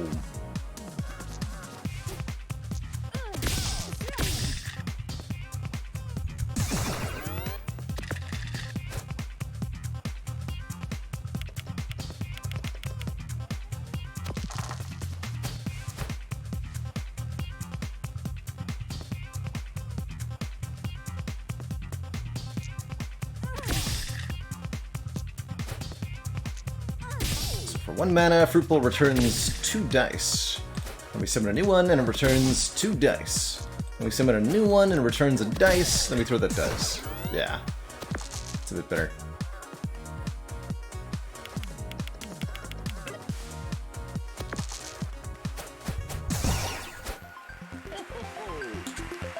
Zoom boom! Say hello to the moon. For me. Here we go. This is... Oh man, actually, I like both of these quite a bit. Ice Shard always inflicts freeze and does good damage, or Cold Snap does 5 damage, and it freezes if you have more than 2 mana, but does not require that you just spend any of it. So this is just as more damage. Less chance to freeze, though.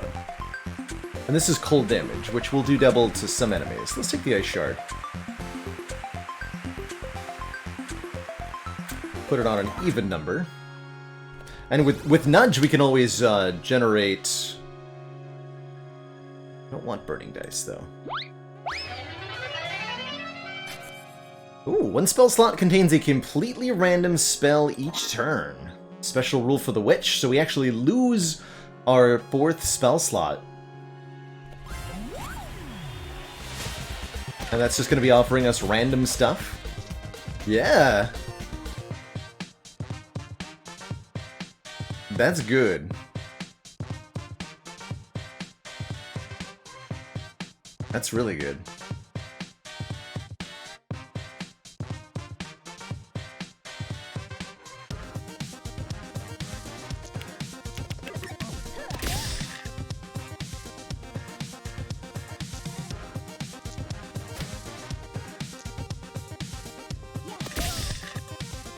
Hey, there's our Ice Shard.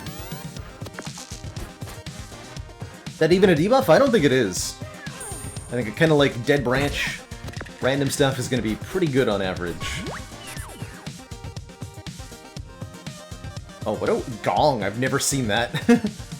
That's a new one. I like it.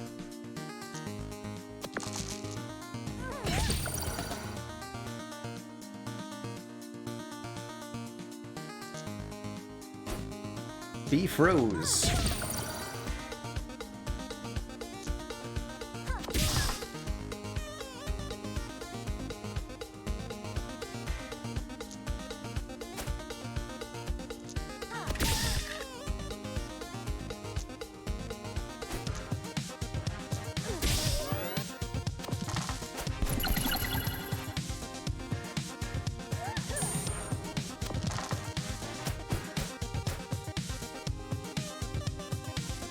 Pew.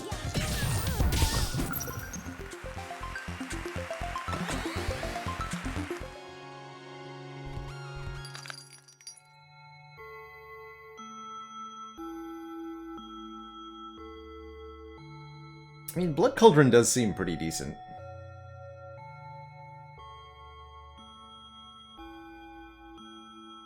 Dagger, 2 damage, reusable. By a Blood Cauldron.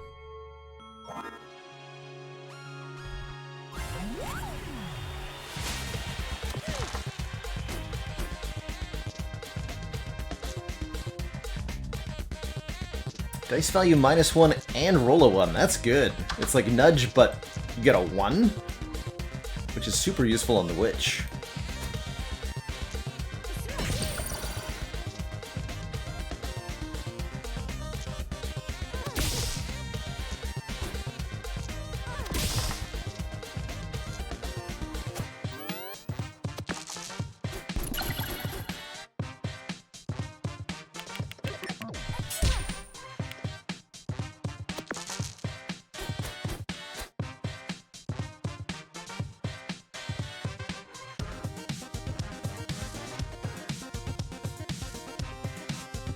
Mana. More mana.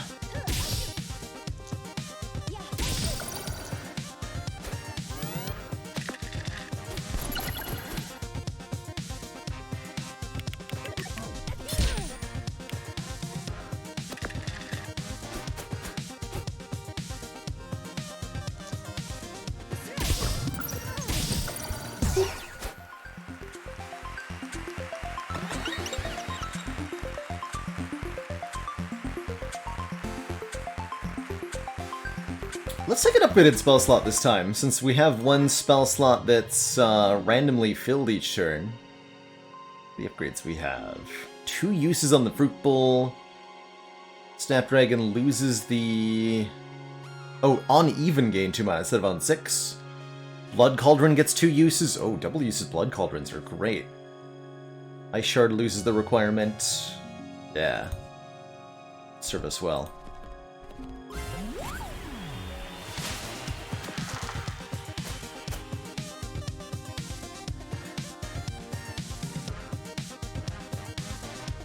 Reduce countdowns.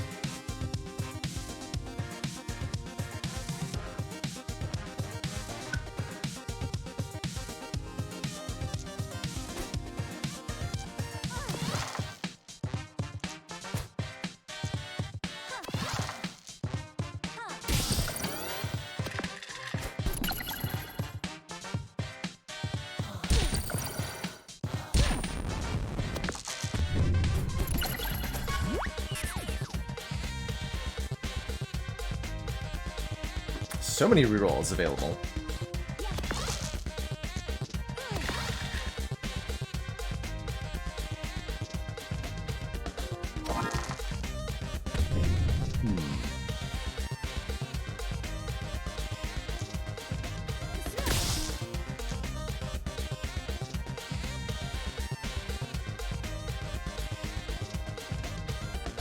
Or rerolling.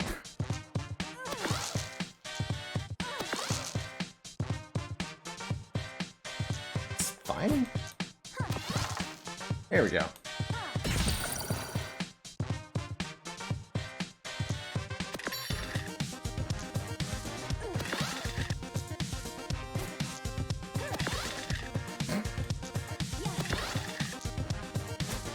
Threes forever!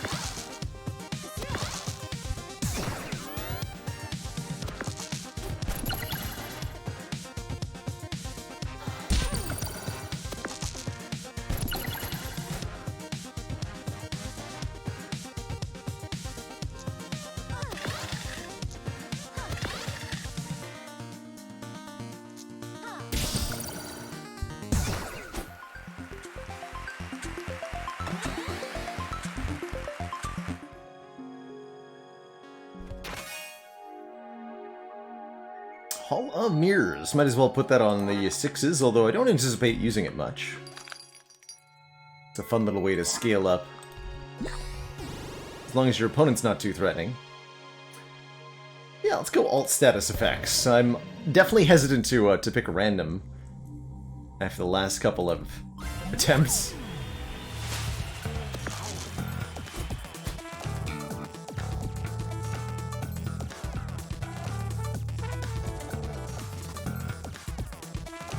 Magic Spear.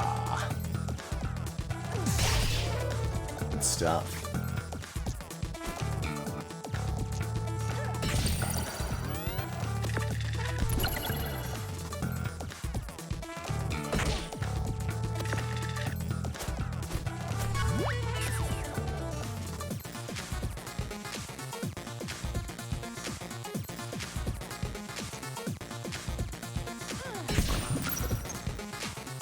An even dice.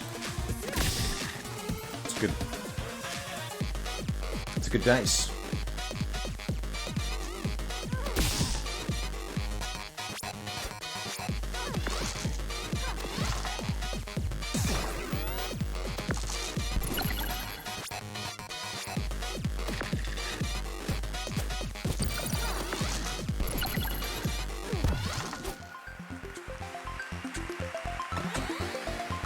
Did I manage to use that first dice before it got reduced by the freeze? Did I see that right?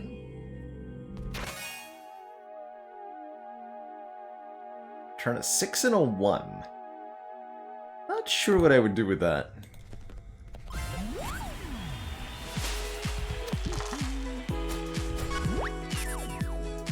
Two of the next status effect.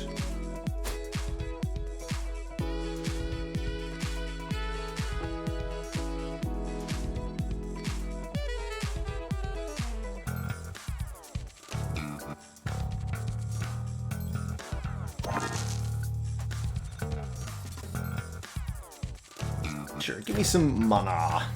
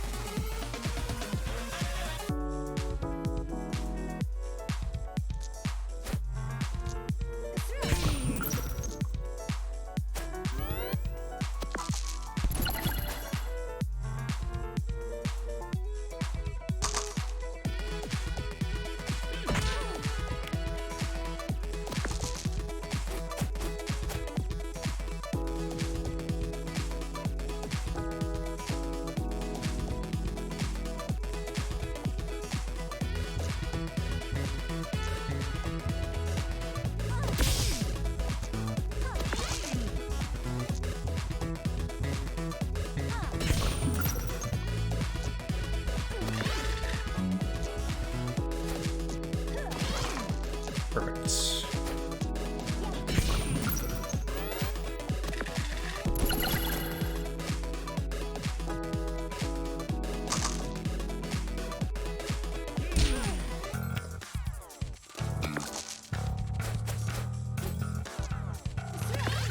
Tetraphobia.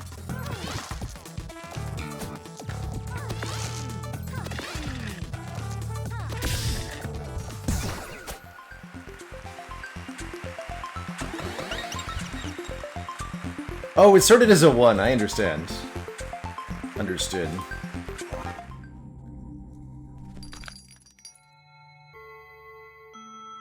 Magic Missile, huh? I'm pretty okay doing Ice Shard plus random spell things here. For the most part, we'll see. Ooh, damage and weaken. Yeah.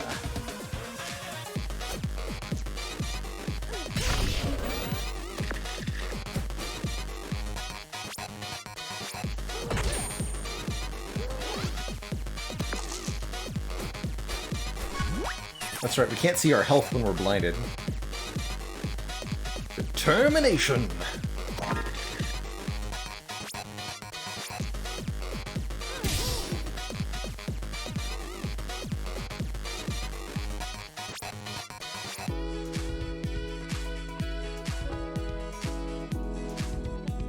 Can dupe a 5 or something, but we go Ice Shard, Ice, Ice Shard, Ice. I have 2 mana.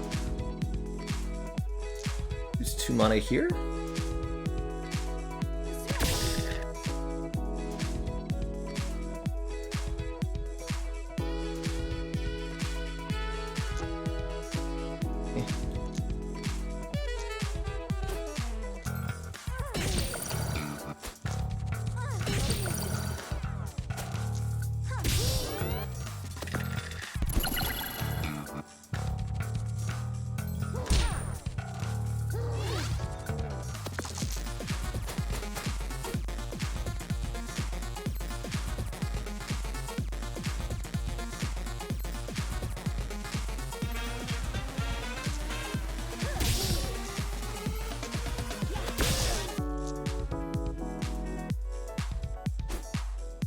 uses.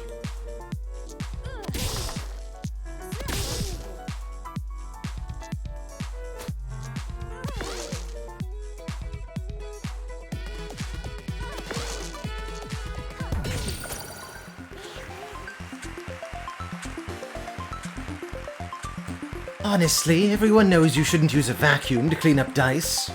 A dustpan and brush, that's where it's at. It's true. It's true.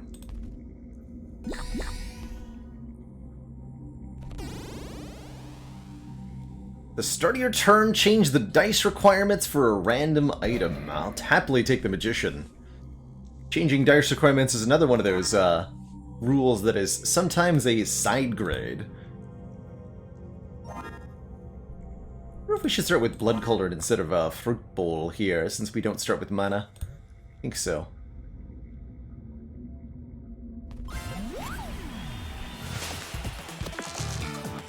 But that'll change the... Yeah. What is this sharp spike? Just needs... needs 2 ones? Hello? But why? Oh, minimum 2, excuse me, yeah.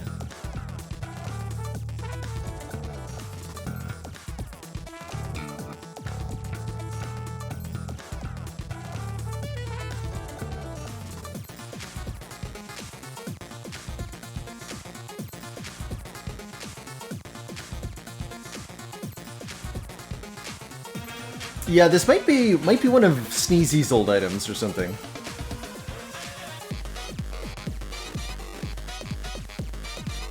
Oh, what am I doing here? Rerolling this 5, I think. Better?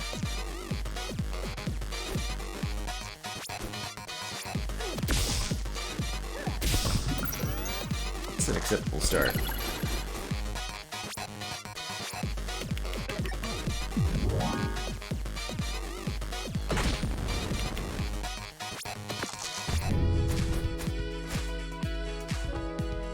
Meteor? Shame I can't reach the countdown for that this turn.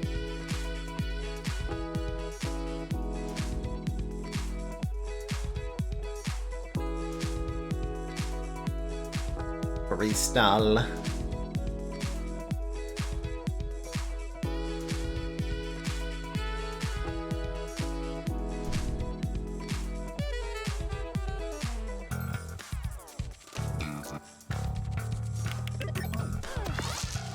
Still get a new dice, good.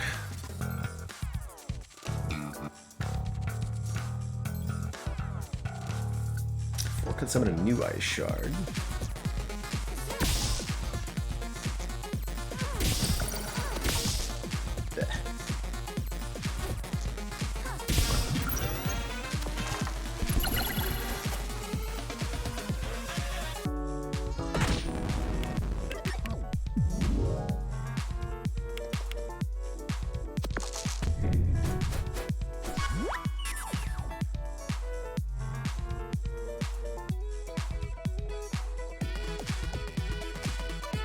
Crystal Ball.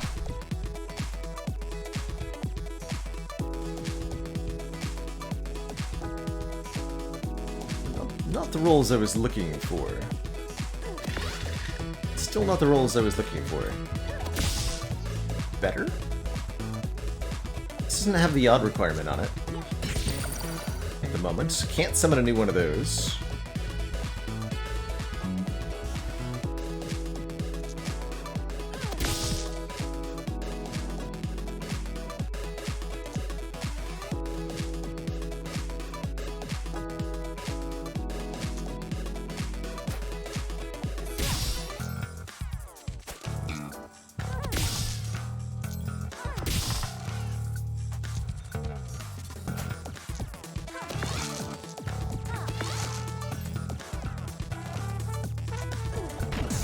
Alright, I'm out of stuff to do.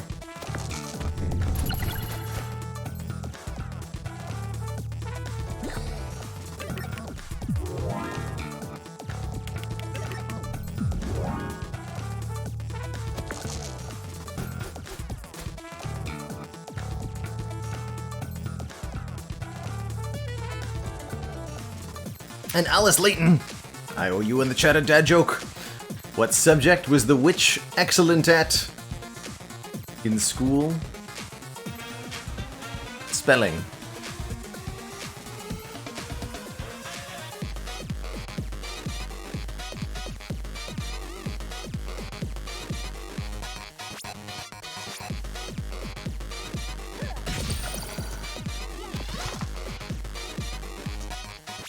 Boo this man. Boo. Boo.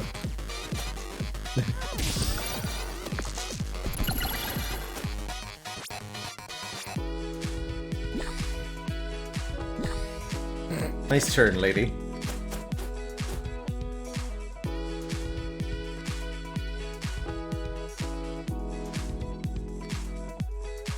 Moonbeam. Double damage if man has more than 7. Fascinating.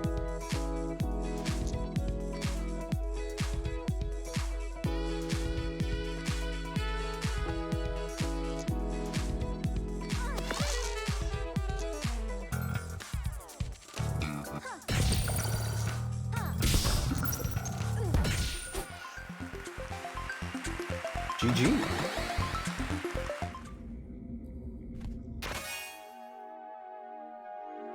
Enchanted Bolt. Do 4 damage at start of turn, do 3. Oh, I love that. Heck yeah. I really like that. Here, start with that in play. What's the upgraded version of this? 1 more damage to both the active and the start of turn effect. Beautiful. We just get passive damage output. Nice.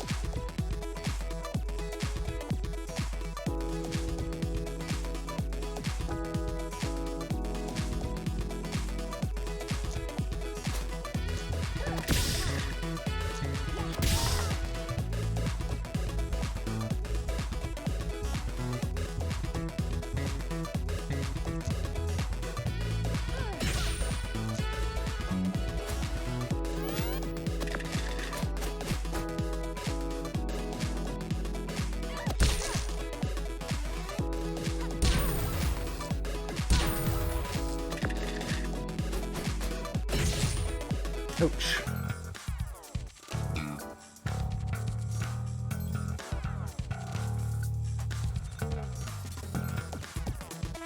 Need some mana.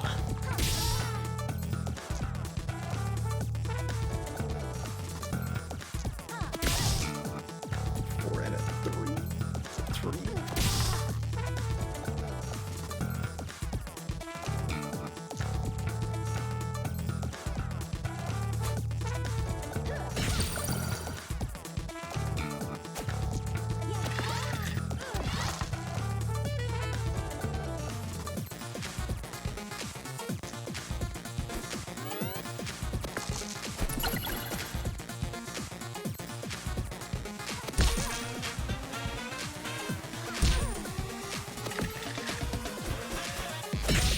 Oh, that's good stuff. Guess I could have drained a little HP back there. Shouldn't matter though. Full HP anyway.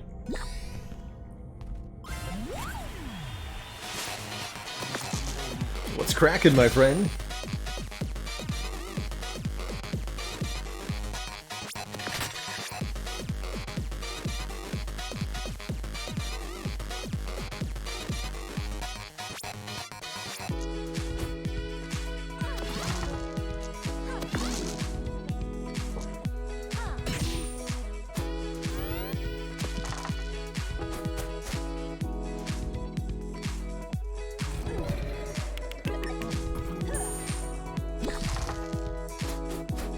First question mark. All equipment has a 50% chance to switch targets. Disappears once triggered. Gotta be a little careful here.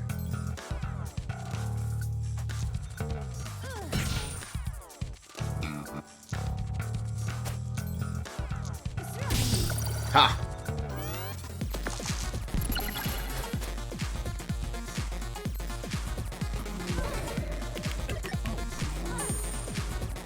Can't switch targets if we only ever do damage with our passive, too.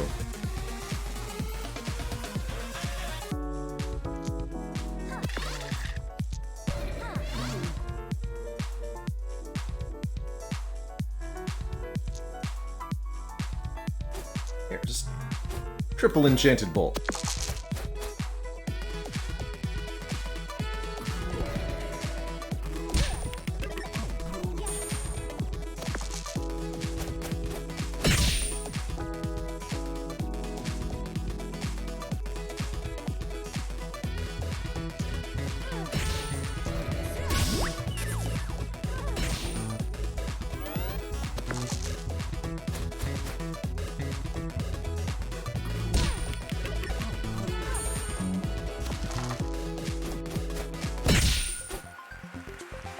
Crunch. An extra dice. Wait. You can get Memorize if you have the random spell rule. That's so cool. Allowing us to permanently learn spells from the random rotation. That's so cool that that can be offered as a reward here. I'm gonna take the extra dice though. I guess that's what you get offered instead of an extra spell slot, since you don't have the last spell slot. It is unfortunately so bad, though. Enemies start each fight with Fury, making their first attack go off twice. That's spooky. Let's roll the dice. On your first turn, all your equipment is shocked, and that's Alt Shock, so costing 3 HP to unlock. That's not too bad, because we only actually start with 1 equipment in play. But definitely better than enemies having Fury at the start of fights. Alright, Birdman. Oh, and I guess Ice Cube. It's a random spell. Also become shorked.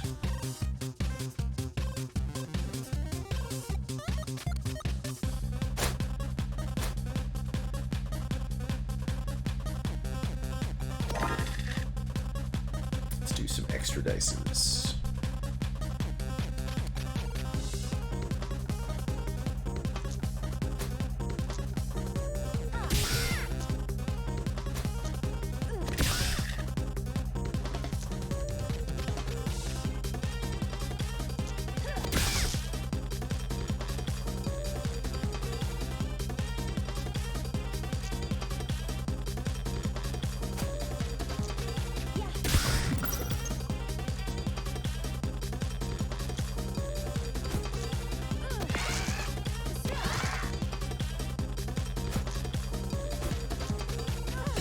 I should have it there, but that doesn't matter much.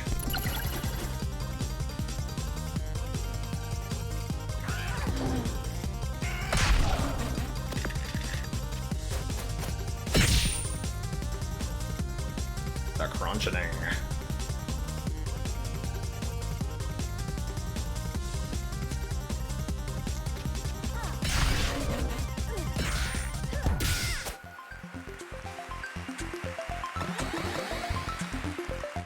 I feel pretty good after that fight. Don't kill me this time, Wicker Man. Oh man, Winter Solstice. If you have 12 or more mana, do triple damage. And a real copy of Shockwave, which I think is really good. Damage plus 1 weaken. Well, only 1. We just had a fresh delivery of fresh carrots from the gardener. Great for helping you see down here. What? The show's well lit. Maybe next time, then. Also, that's not even true about carrots.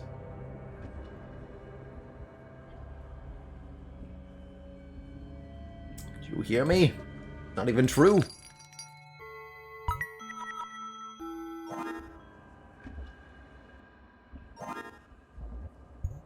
Definitely want to start with Enchanted Bolt down.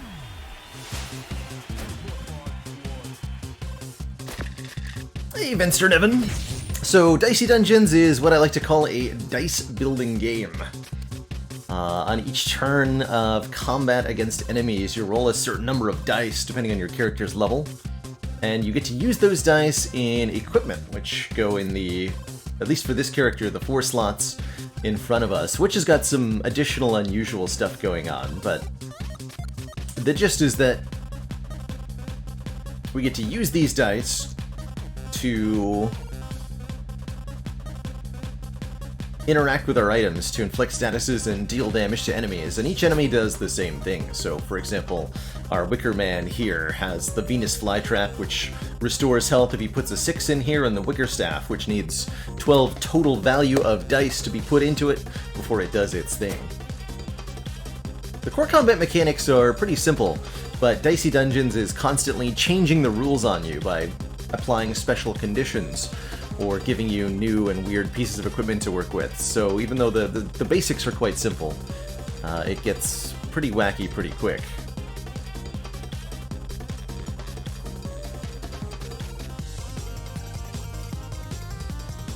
Alright, let's get some rerolls going. So we'll summon the upgraded Snapdragon, gain 2 energy. Do this.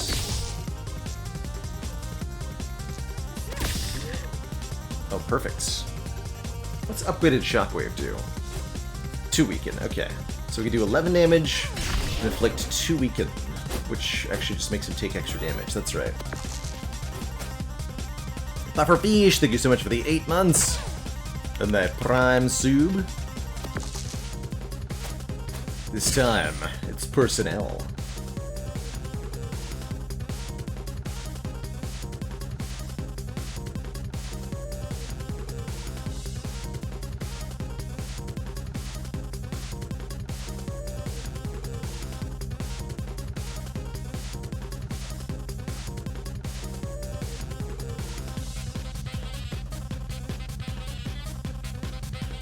But the right row is for the enemy. Ah, gotcha. No, this spellbook here is the list of equipment that we can summon for ourselves.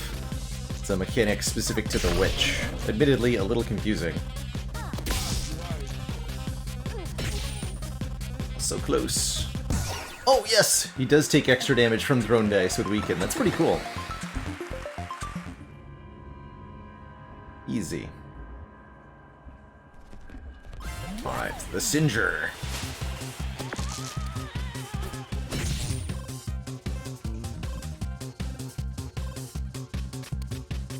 Same deal as before, summon Snapdragon. More dice.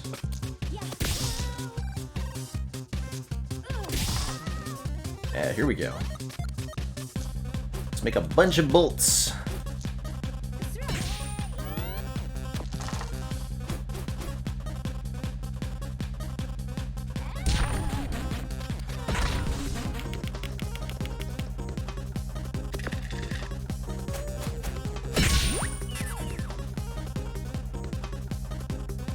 $25 damage, huh? My crystal ball. 6, 12. It's not enough. Dang it. Sad times.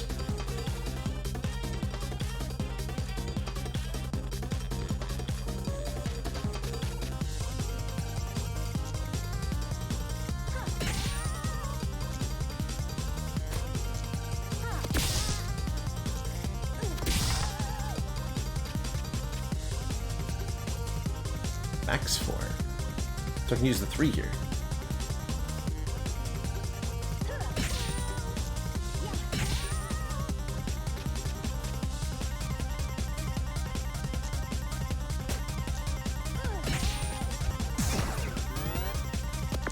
The bolts will get her at the start of the next turn. Hopefully not going for the high note there.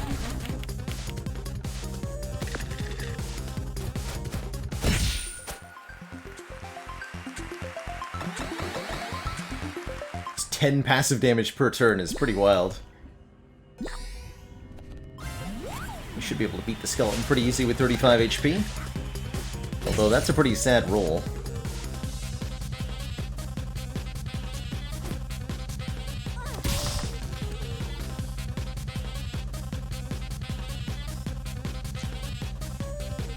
That's a pretty sad roll.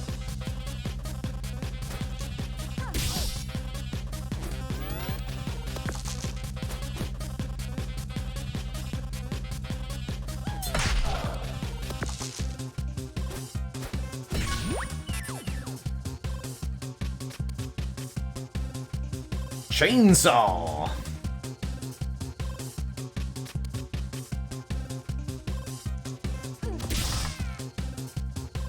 Needs 2 6s though. Pretty hard to get our hands on. There's one. Hold on, we might be able to make that happen. Yeah! 12 damage. Vroom vroom.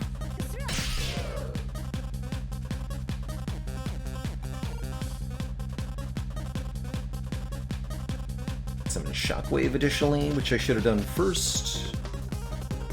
Or I can keep Blood Cauldroning.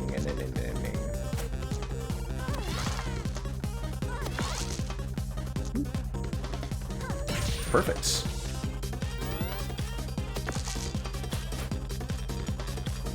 Ouch.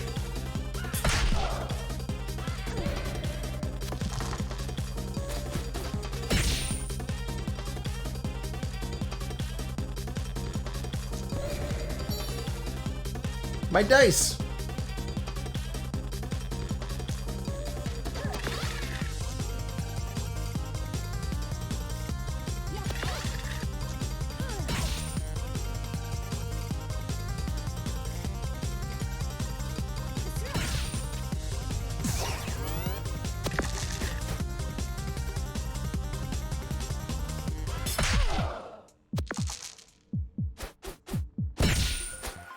I love that that gave the skeleton 1 mana.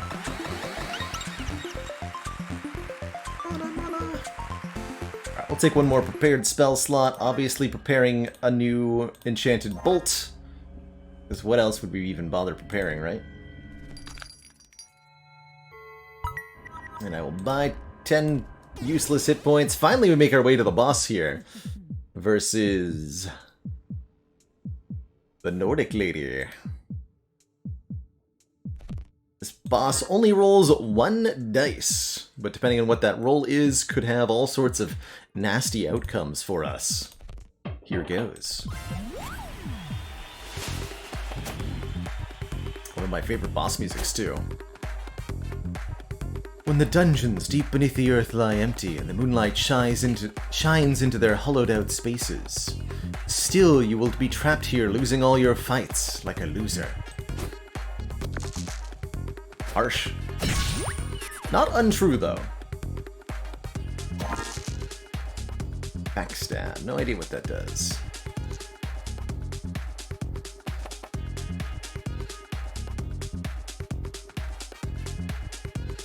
Can do quite a lot of damage with shockification, with shockwaves here. She's immune to freeze, so our ice shards don't do a whole lot for us. But I bet I can make some wild stuff happen with upgraded shockwaves and fruit bowls.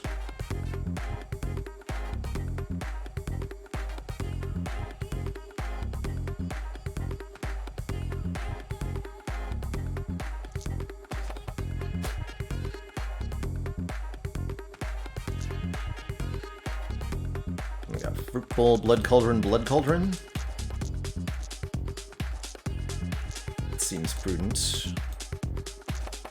Could summon a second shockwave, but then yeah. It'll be better to take advantage.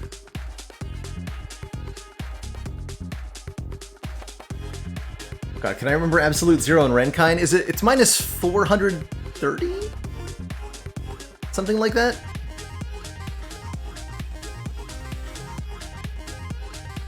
Something like that.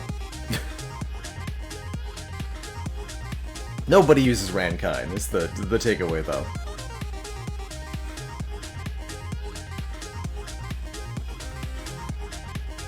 Alright, so let's summon our dice spammy things. Each time we use this, it'll do bonus 2 damage, right? Yeah, because we have 2 stats of weaken here.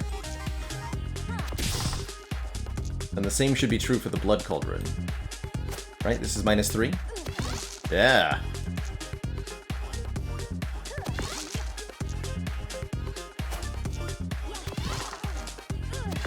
And then the dice at the end also does 3 damage. That was a huge chunk of her health on turn 1.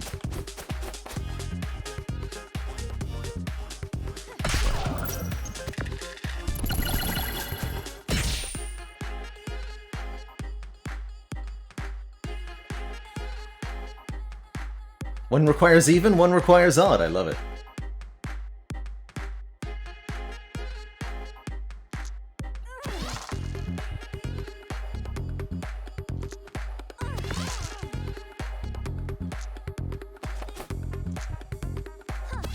Yeah, I got Harvest Scythe. I'm trying to roll a high enough number to... Here we go. Consume the spell on slot 5 to do 20 damage. Boop. GG. Yeah, that went smoothly, finally. Only took 3 attempts. You know, none of you contestants have won your heart's desire yet. What a baffling stretch of bad luck. Anyway, time for one more unlucky spin of the wheel. Spin the wheel. Spin the wheel. Oh, how unfortunate. Probably next time, though, right? Right. GG. Bonus round done with the witch. There is a hard mode that we unlock, right? Wait, where's the option for hard mode? Hard mode. Enemy equipment is upgraded. Okay. So that's also part of your starting gear. Interesting. Interesting. Okay. Just wanted to see that. Anyway, next up is going to be episode 6 with the Jester. Alright, dive on into this final of bonus rounds. I am going to take my first break of the day, refill my legs, stretch my water. When I return, the exciting conclusion of Dicey Dungeons. Be right back, everybody. Don't go nowhere.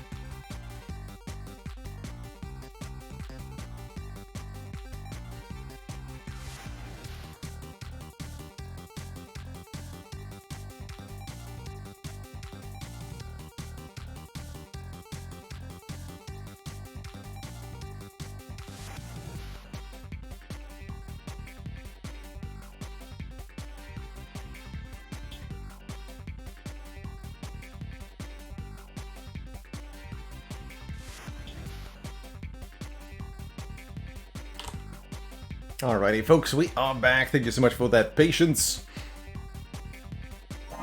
As we dive on into episode 6 with the Jester here, Aww. it's time to welcome back a treacherous wretch of a Jester. Oh. Join me in quietly watching their rapid and inevitable failure. Choose your starting gear. These are finale cards, I believe, so these will only appear after we play everything else. Keep a dice for next turn is odd. Or big moment, do 7 damage with up to 2 uses. Let's take big moment. Do that damage output. So the Jester, ooh, Snap 3 wants to gain Fury. We've got Blamos and Kapows. Had a really good Kapow build once.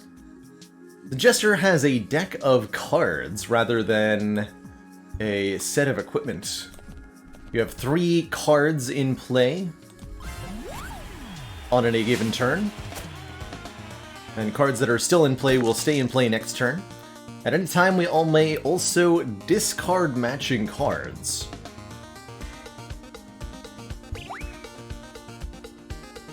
To draw new ones.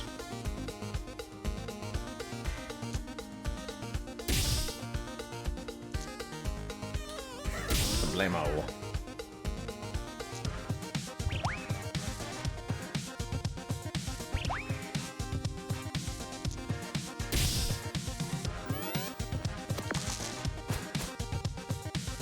Cards in my dice game? How dare they? Blamo! Blamo! Discard the Kapows, give him the old triple Blamo. Easy.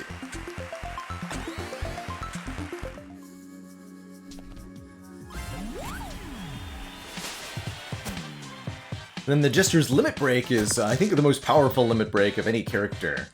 Snap allows you to, instead of discarding matching cards, you can just play them. And that's hella strong. The next Kapow does 3. Count 1, 2, 3. Understood.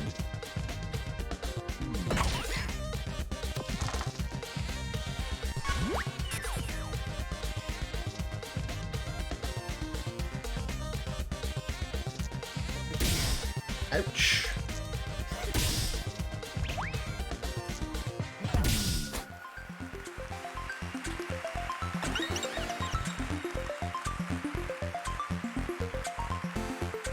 Woof, woof, woof pack. Get 2 roughs. Maintains Fury. Interesting.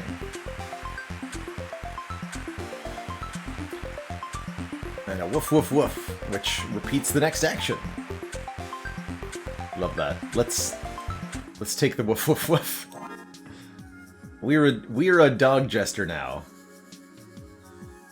Countdown 3 deal 5 seems really good.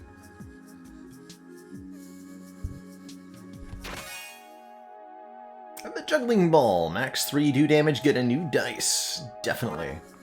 Dice manipulation is really powerful on the Jester. First turn, all your dice rolls are the same number. That doesn't sound too bad here. We'll take that. If you liked Bear Thief, you'll love Dog Jester.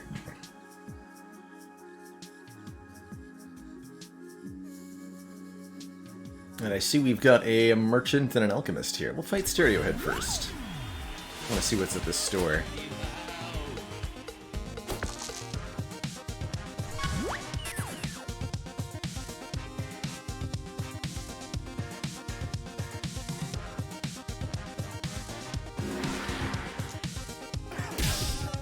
Snap those candies!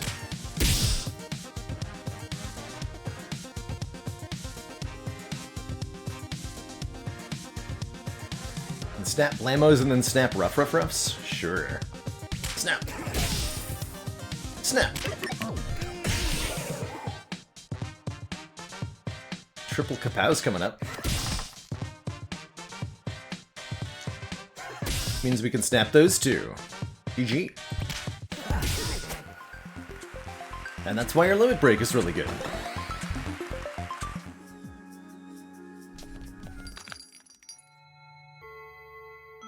Yep, yep, yep.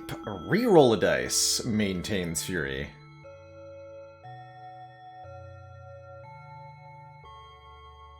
And the option to destroy cards, which is pretty good too. I mean, we gotta take the yipping, I think. It's just thematically appropriate. The upgrades here. Max 4. Blammo's upgrade. To lose the requirement. Kapows are +2 per kapow. Rough upgrades to 7. Wow.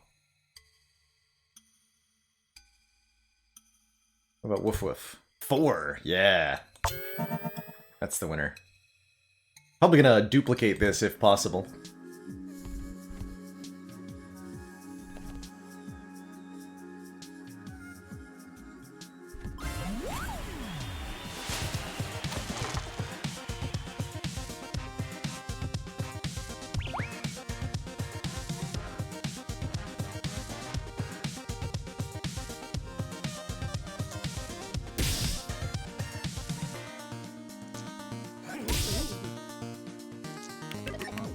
And Fury stays from turn to turn, too. Uh-oh. Ow.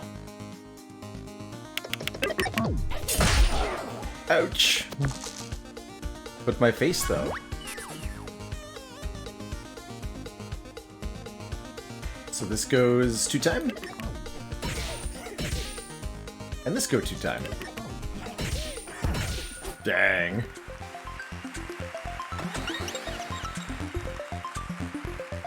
Duplicated dice. Also good stuff.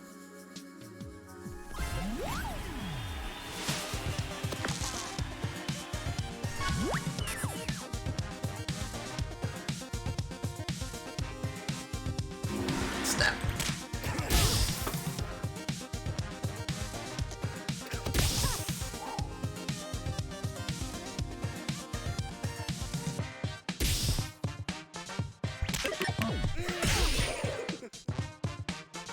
Oh, we can snap a triple blammo! Glorious. More fury.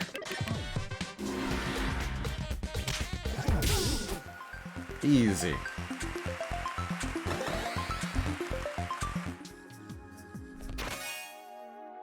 Lollipop. Dice value -1 on a 1, instead return 2 1s. We'll take that, it's more dice manipulation, and let's get... Well, we gotta buy the yip yip yip, surely. That just seems really good. And we'll get rid of one of these cards, starting with... We'll purge the sour candies first.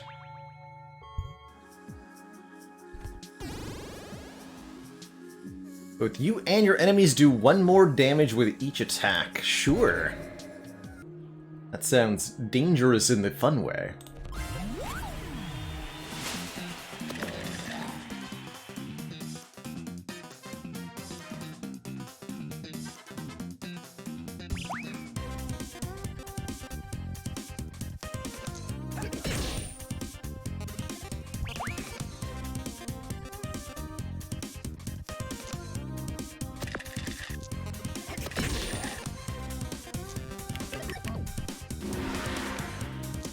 Reroll the dice maintains fury.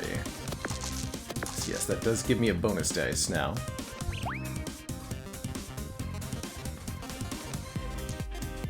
This maintains fury as well. Damage. That damage.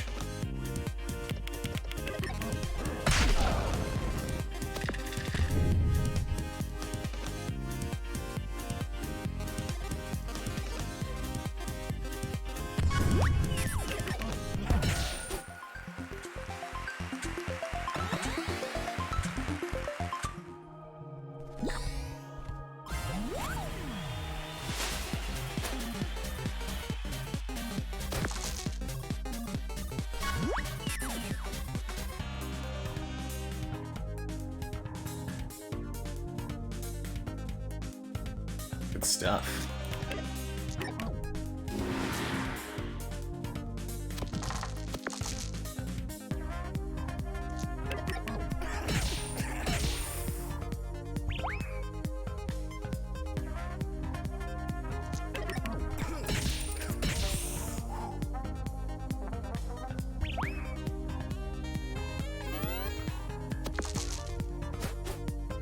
I really appreciate that we get to keep the Fury into the next round when we don't use it, too.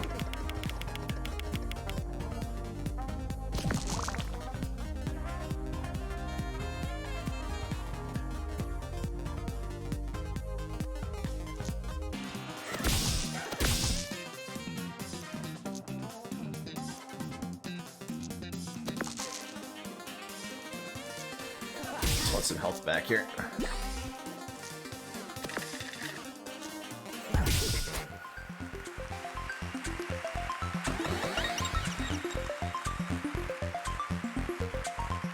Copy a random item from your deck, says the inventor, or the warrior adds 3 to kapow damage. I remember doing the kapow build with the warrior question mark last time.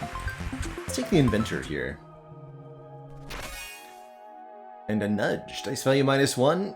Put it in the deck.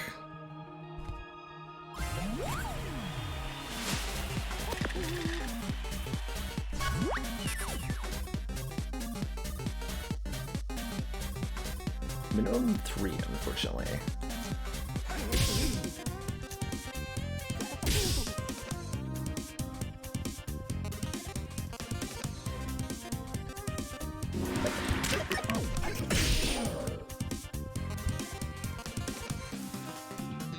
Oh, I get to duplicate? Amazing. So if you snap duplicate, you get a ton of dice.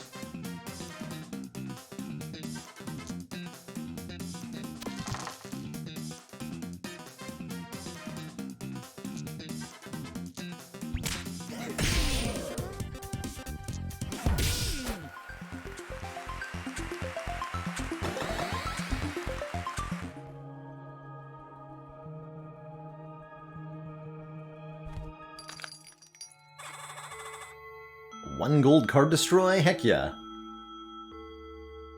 Buy a second lollipop as well. Oh, you're just in time. I'm about to unveil our new cheese counter. Care for a sample? It's unbelievable. That was not a good joke. I'm out of here.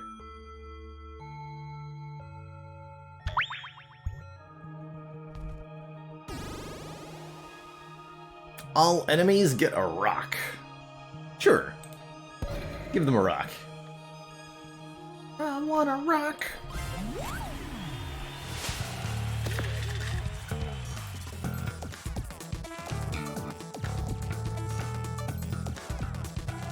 Oof, tough. Tough turn here.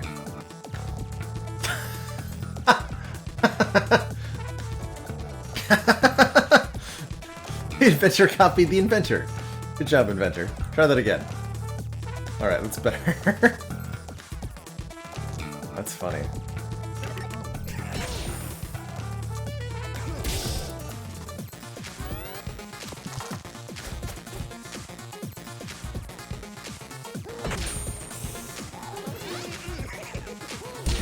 Ow.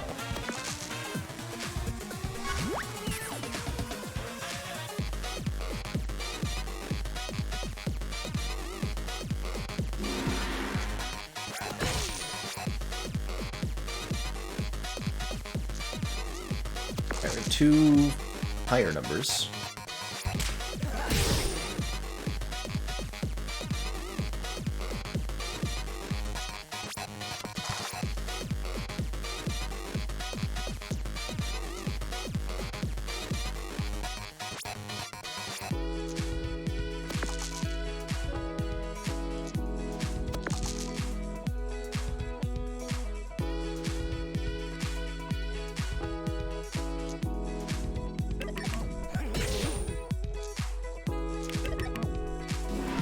What happens if I have Fury when I snap here? I guess we don't get to find out.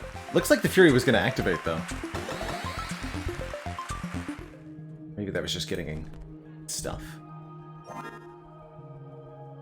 definitely want a second Woof Woof Woof Plus. Give me another copy of that.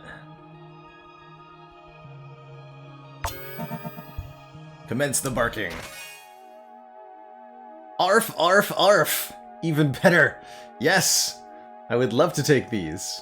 There will be arfing, woofing, and barking. Our enemies are gonna have a rough time.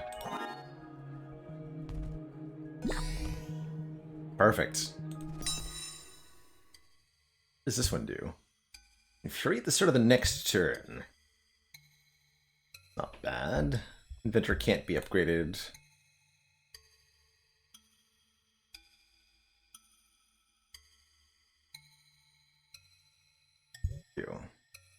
Might be nice to take the requirement off of.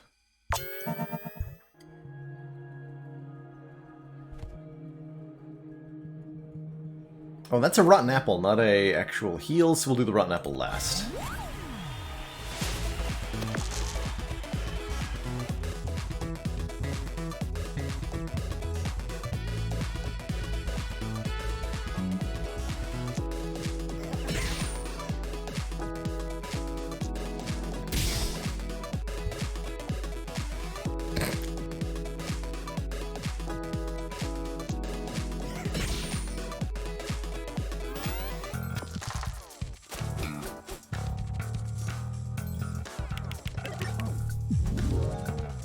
Curse!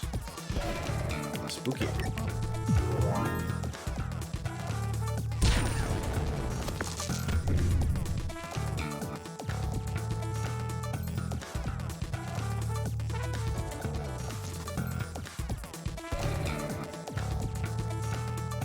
Fair enough.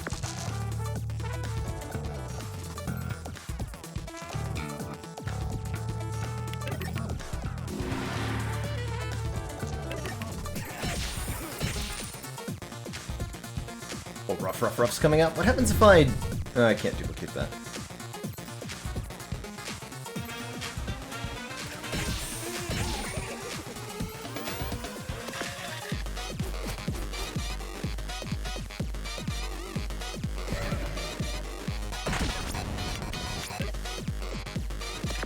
Oh, life to lose against Crystallina.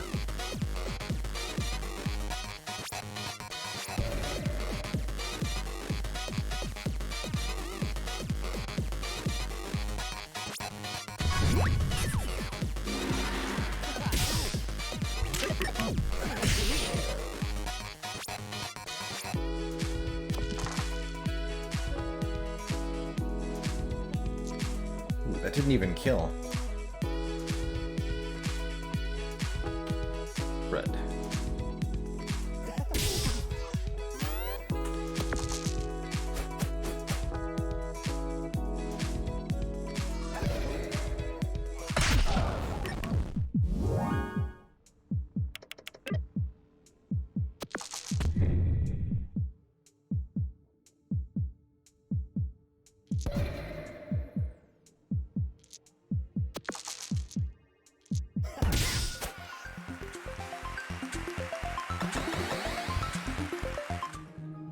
But we have a rotten apple last, and I can probably heal here. No, I can't. Lose 2 HP, then heal 1. Interesting. Alright, we'll get a full heal from defeating the rotten apple, who is really not threatening when you're on low HP. Since they have only a 1 damage attack and they can reduce your health by half, although the rock could kill me, actually. Oh shoot. Might be about to die.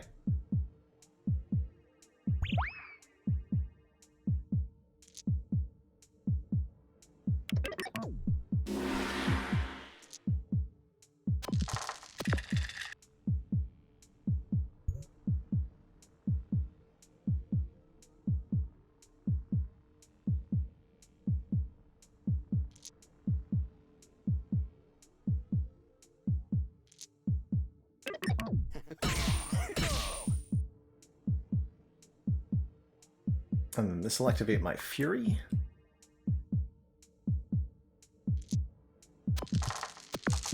I got an extra dice out of that, so that's good.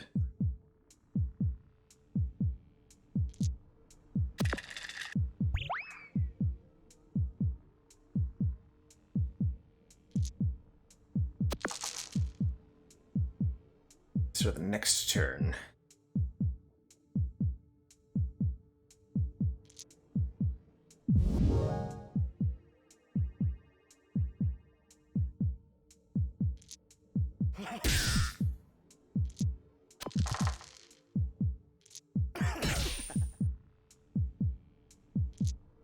That should let me kill next turn. I just have to survive, which I did not do. GG. Wow, we lost on the Jester. That's a rarity.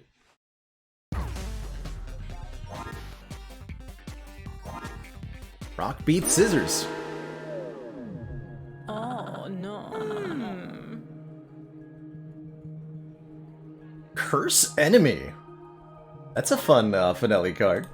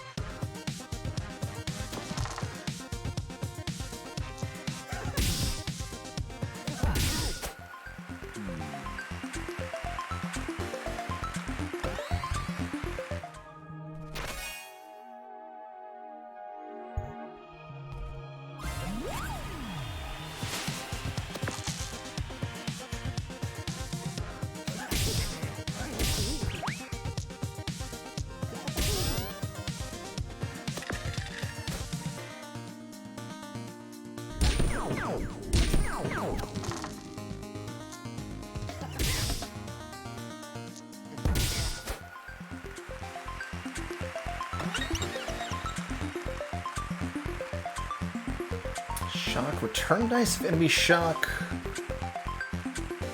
Double damage of enemy is cursed. Need more ways to curse enemies. Yes. Curse build.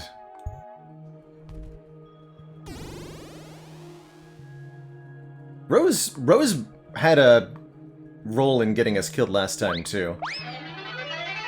Making enemies do extra damage is not a good thing, generally speaking.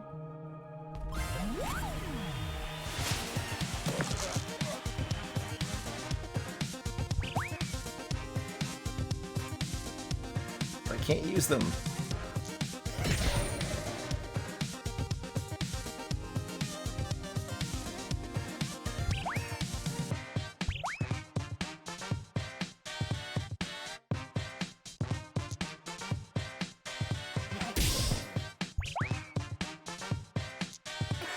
Cursed 2.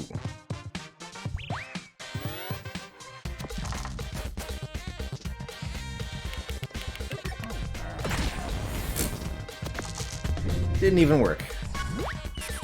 Such is the way of things, unfortunately.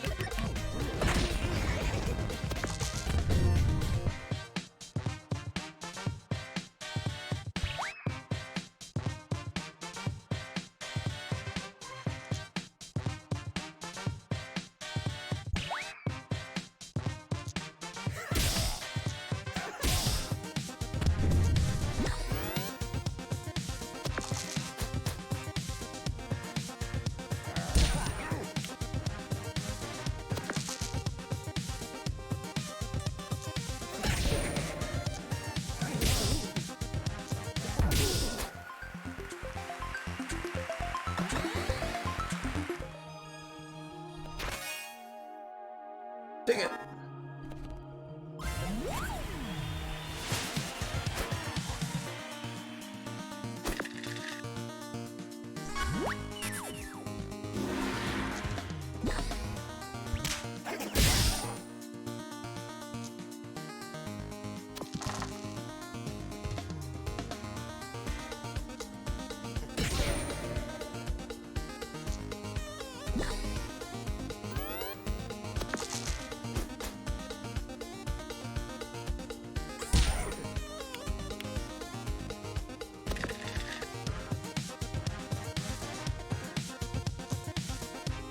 So far, Curse has not done anything.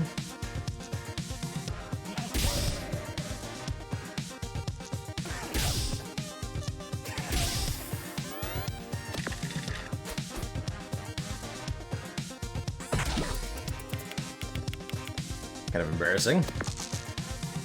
Nice sixes, though.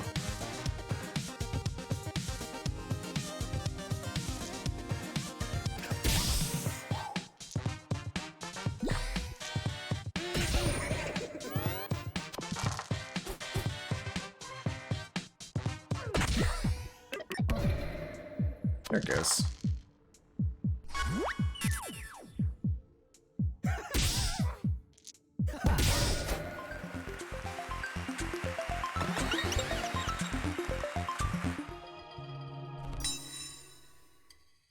What's the upgrade on Flying Skull? On Even Inflict Curse, that's much better. And these are max 4? I figured.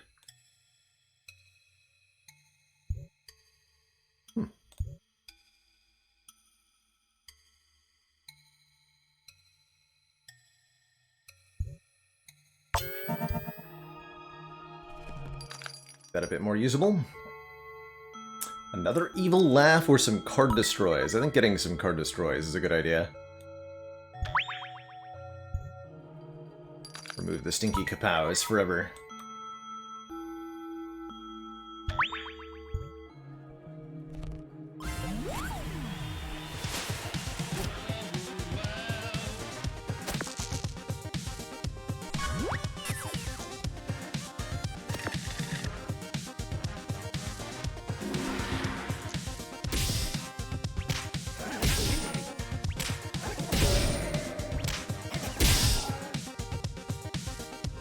Not bad.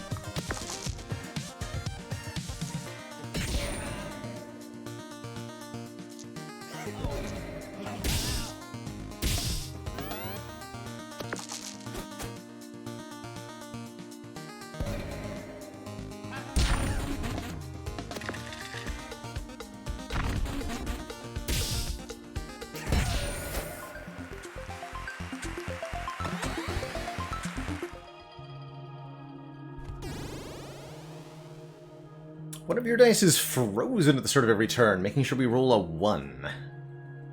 More accurately, making sure our highest value roll is a 1. How about no? Enemies always roll a 6. It's kind of the opposite. Hey, and it's the Drain Monster. I'm not sure we've actually fought the Drain Monster before. What's up, Drain Monster?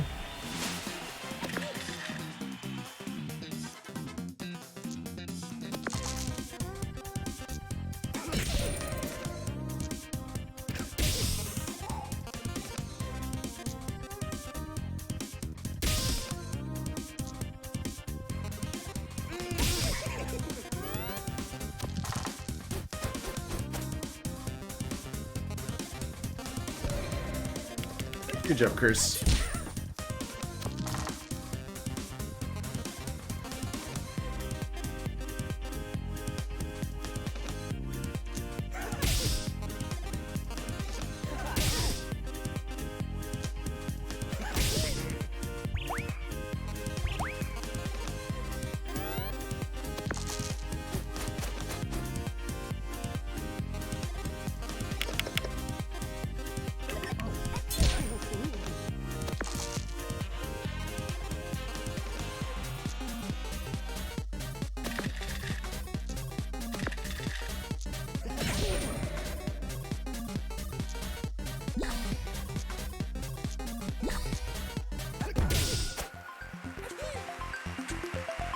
I wasn't always sneezy, you know. I'm just allergic to dungeons. Tough stuff, man.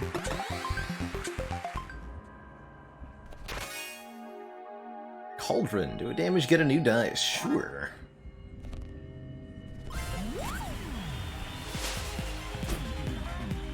Rain Monster is strong against poison, as so many monsters are. Slime Ball, and Sinkhole. Looks pretty easy. I like your hat.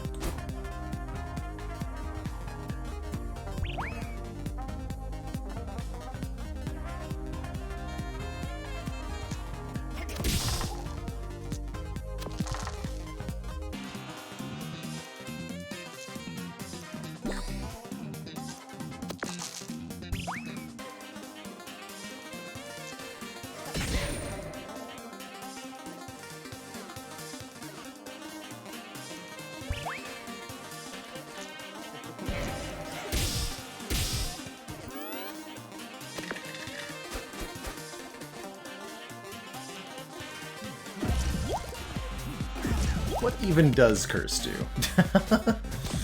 There's odds, though.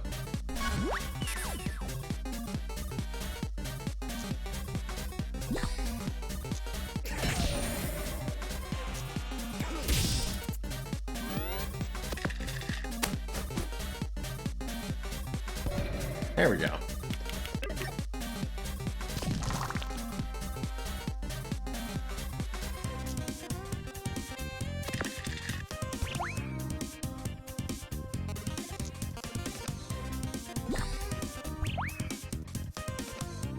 Stinky evil laughs, man.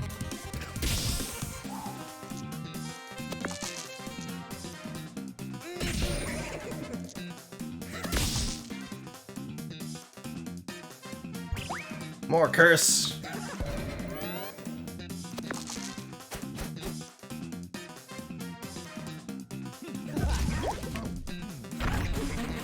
Rude.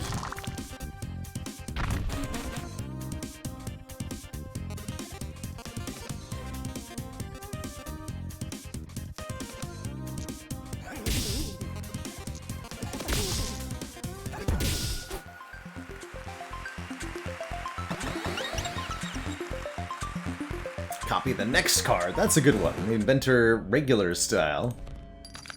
Makes it pretty easy to line up snaps. Spatula sword. Do damage, flip the dice upside down. That's kind of cute. So I'll just keep removing cards.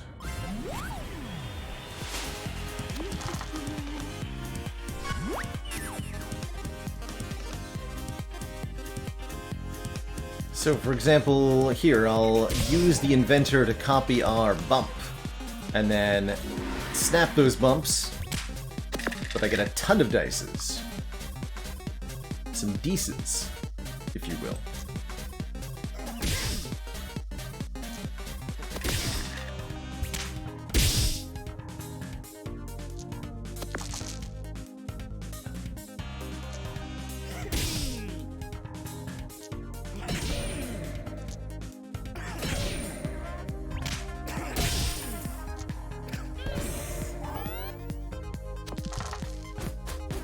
Become cursed.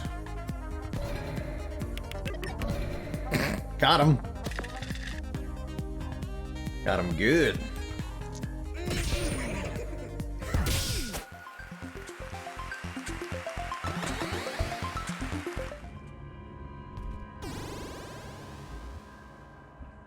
When poison deals damage, it also inflicts 1 weaken. Does not help us, but doesn't hurt us too much either.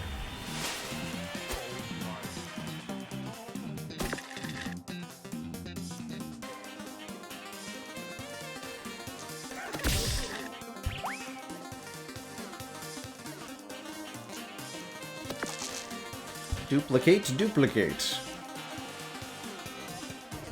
Let's actually try to... it's moving forward, right?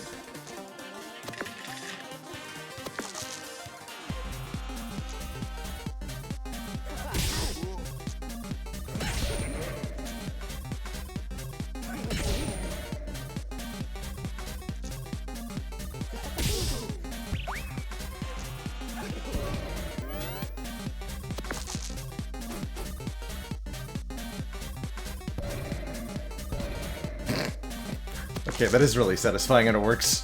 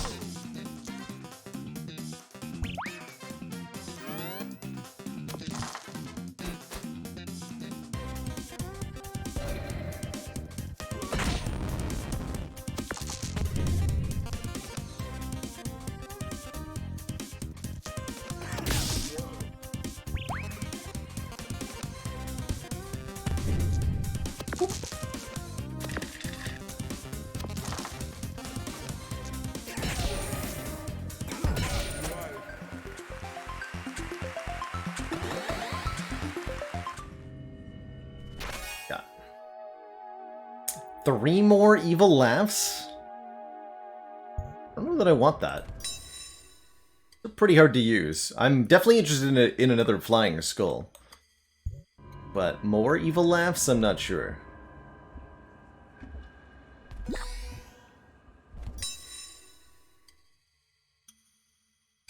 Bump gets, what, 2 uses? Can't be upgraded. You get 2 uses. Laughs upgrade to max 4, which does make them a bit more bearable. But only a little bit.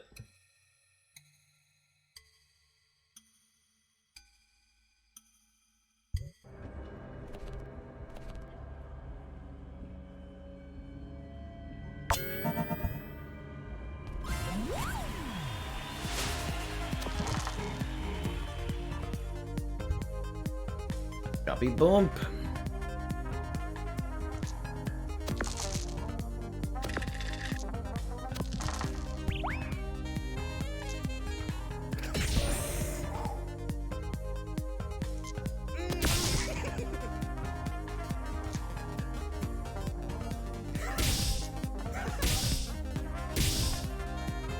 That's a good setup next turn.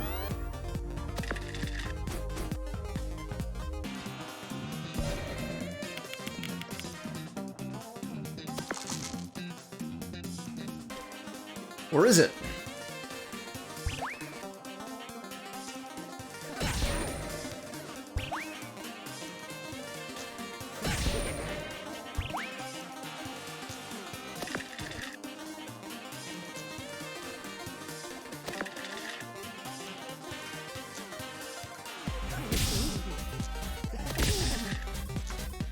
Cursed 3. That's not even possible to use them all, but I wanted it anyway.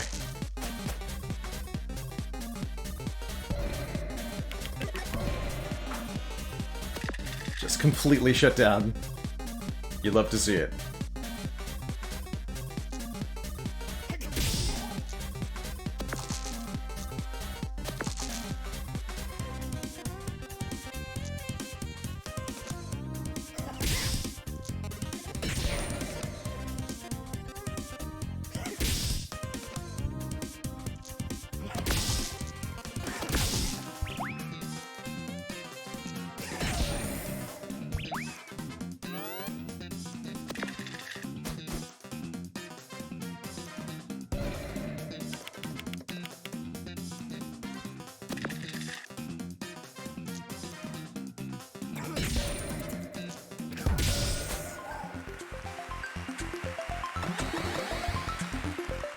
Got him. And yes, there's a rotten apple enemy here. Did see that. Oh, hello again. Want to know why my dungeon shop is so successful? The overheads are really low. Get it? It's a short joke.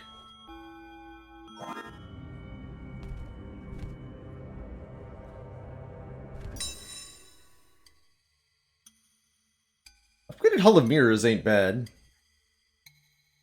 But is it good?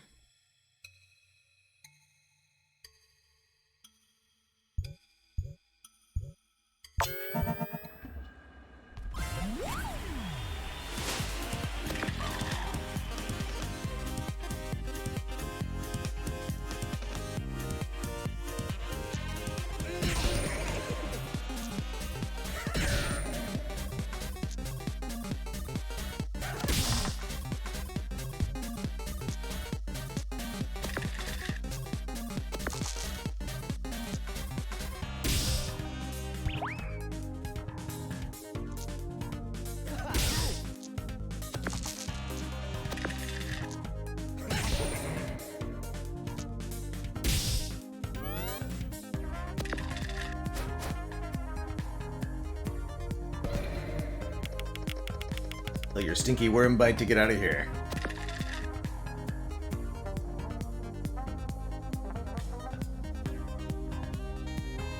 Blammo.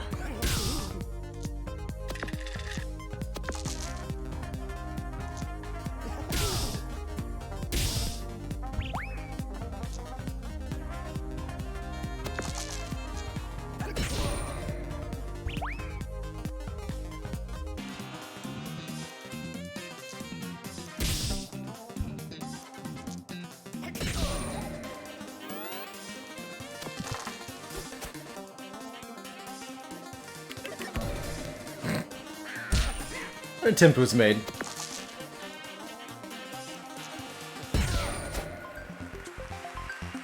We win! Yoink! Borrow equipment. Or just destroy a car. Get rid of that last, kapow. All the kapows have been kaput in their place. Which is the garbage pile.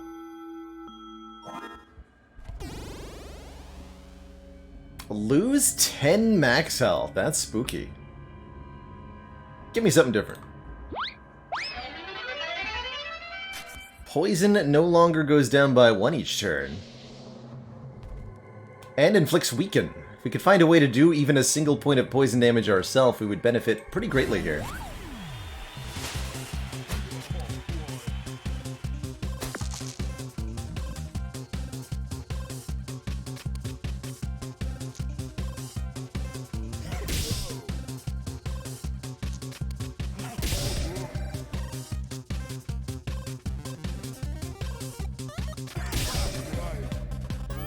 Turn.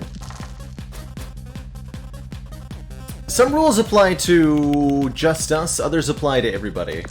Depends on the specific rule, but the poison rule does apply to everybody, yes. Yes, it do. Oh, I can't get rid of this. Alright, well, copy so that I can discard then.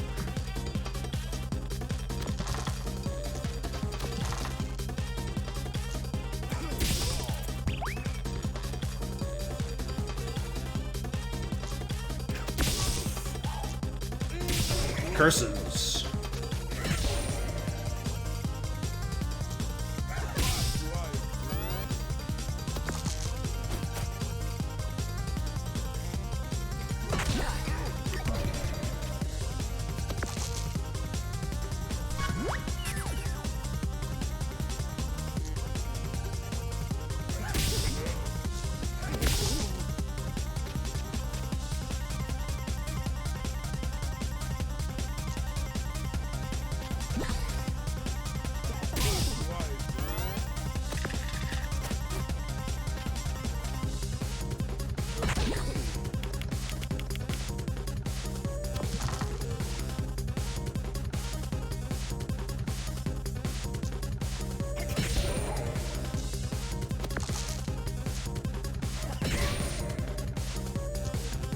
Some actual damage.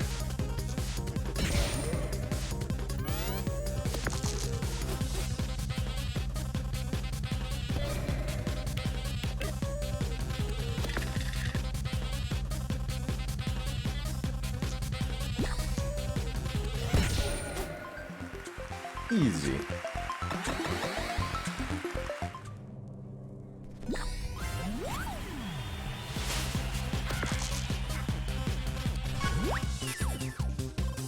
Snap.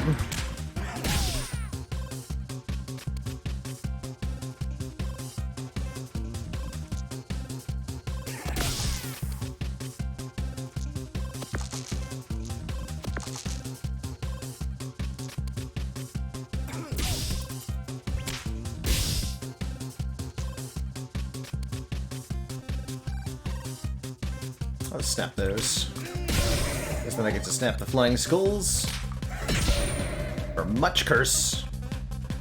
And you know what? Copy the laugh track so I can snap the laugh track for cursed 4. Amazing. What a turn, what a turn. What a roll, too. Ha! 12 damage, more like no damage.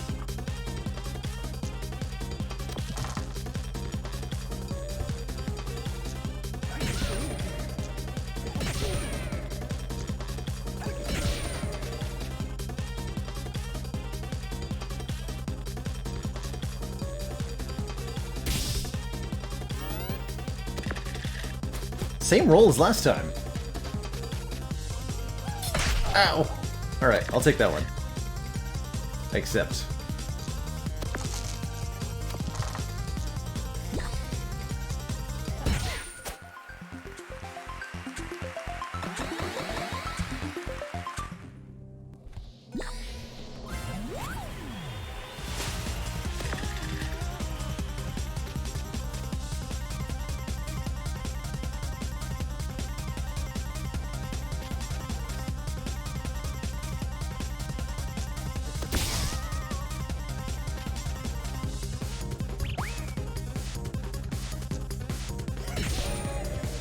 Have some curse, lady.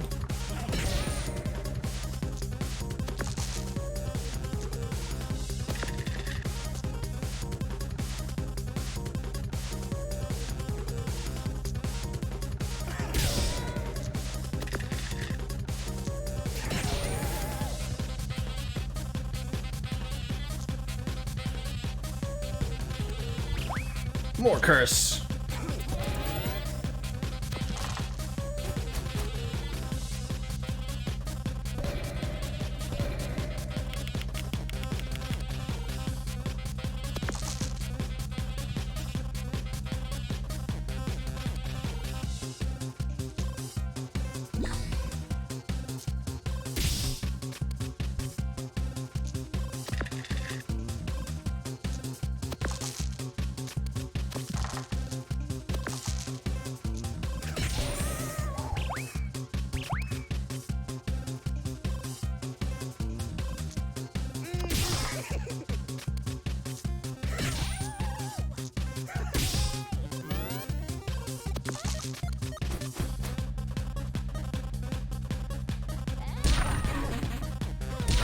Get him, Chris. No! Ow. Rude.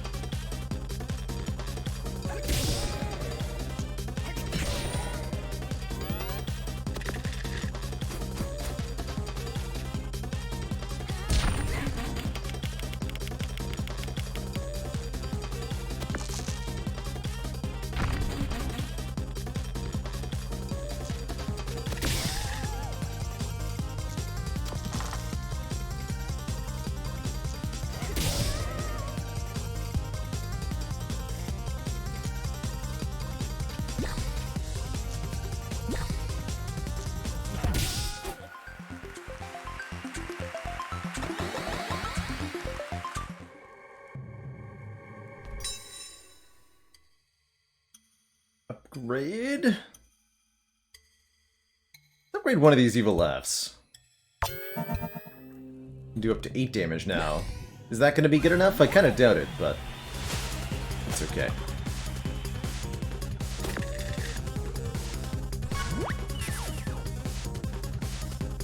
Alright, that looks like a good enough snap turn.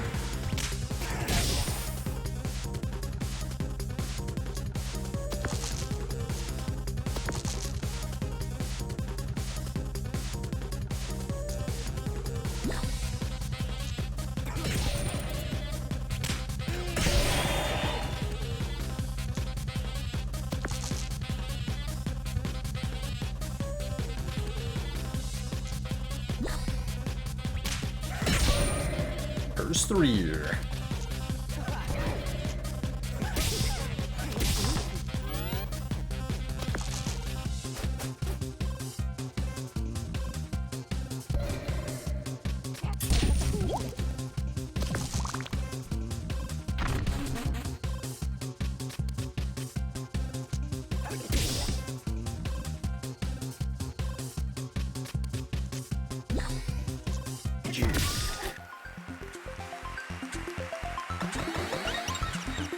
Max level get another duplicate, which if we can snap them, they'll work really well.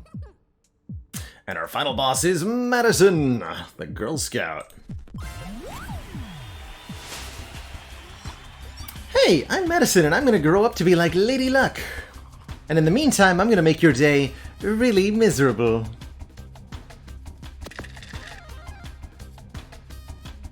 So Madison's got the campfire, which does more damage each time she uses it. And the chocolate cookie to double her activations each turn.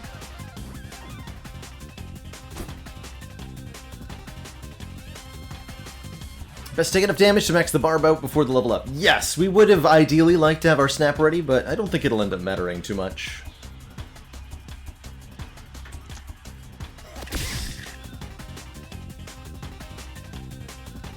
And maybe she'll do enough damage to me Here.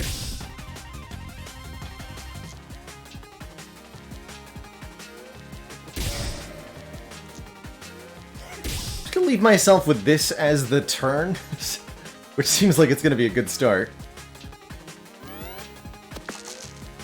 How much damage can you do to me, Madison?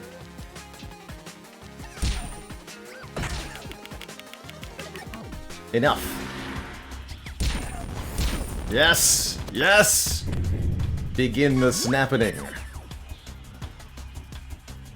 Alright, we don't need triple duplicate then. Let's snap those. And we'll dupe the evil laugh here. Since we have curse applied. This will do 16 damage. Not bad.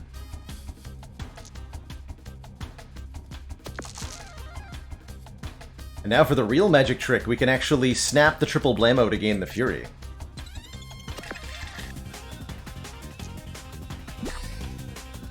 Because we're that good.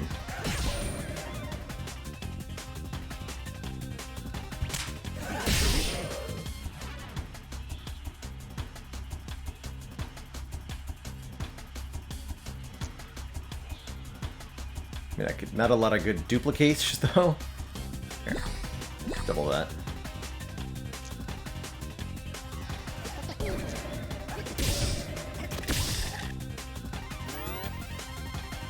Alright, Madison, have fun.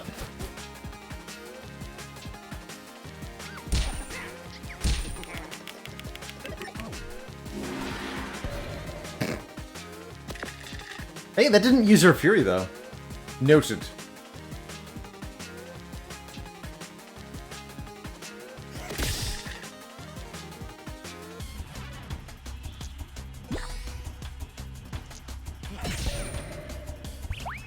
Oh, I should have done that differently.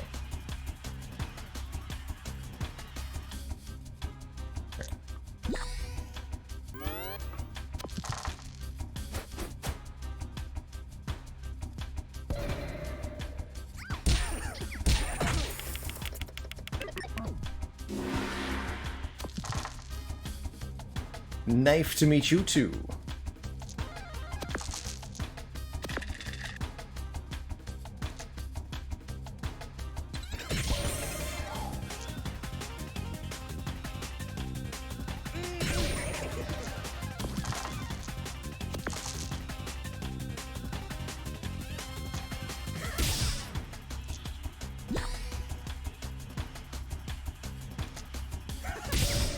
GG.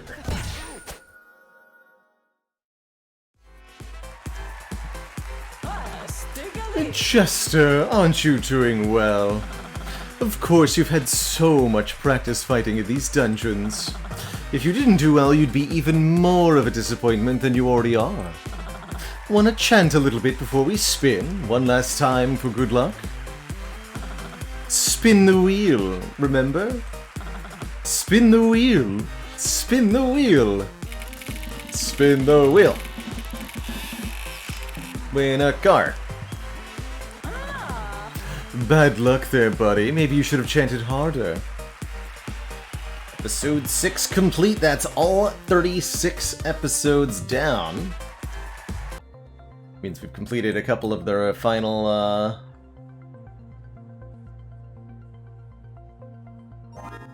final challenges. Take the data card first. This lady whose name I don't remember how to pronounce. Skriha. Favorite food, blueberry pancakes. Karaoke go-to, sorry, not sorry. 6 things she couldn't live without: the shadow, the storm, the ashes, the wind, the cold, and the creeping fog. Entered the dungeon because it has a whole lot of shadow, storms, creeping fog, ashes, winds, and cold. It seems reasonable.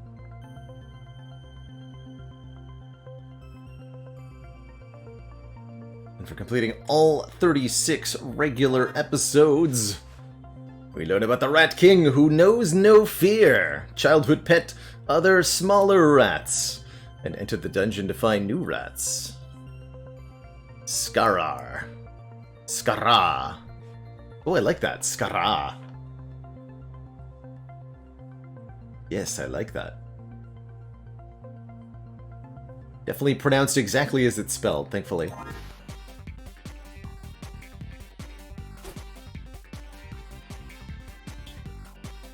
There's a door. What's behind the door?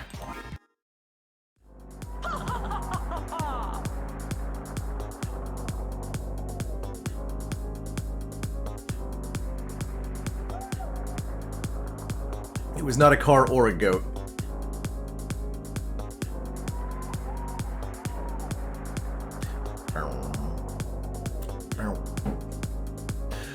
Well, hello, my doomed little dicelings.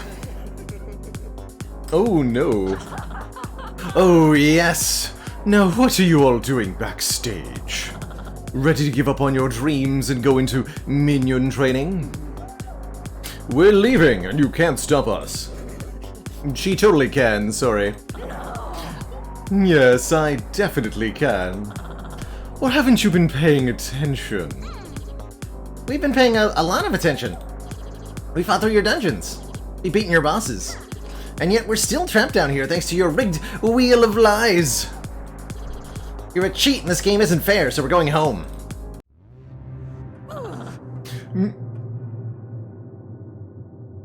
Minions, the doors! Enter lockdown! Once the doors are locked, that's it. We're stuck backstage until we give up. I'm really sorry, friends, but at least we tried. No, I'm not giving up. And I'm not gonna stay backstage forever. Quick, can anyone make it through the last door before it closes? Who can make it?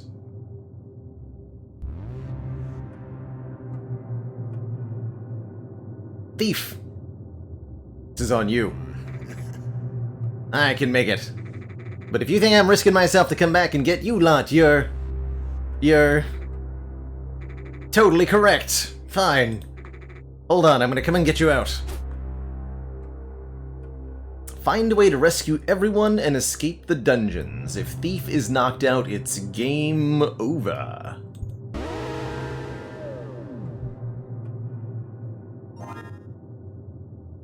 My party. It's party time. Yes.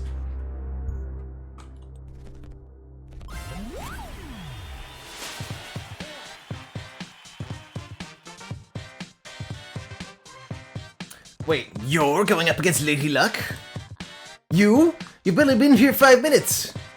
What have you got to complain about? I've been asking for better equipment for years and nothing, and now you think you're the one who's been wronged? I'll show you!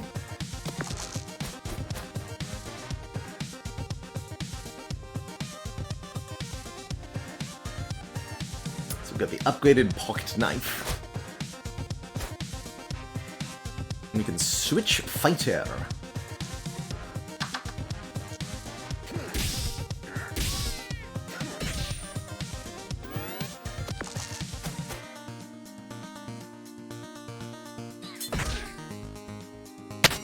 Roll 4 even dice. Against all odds. I like that.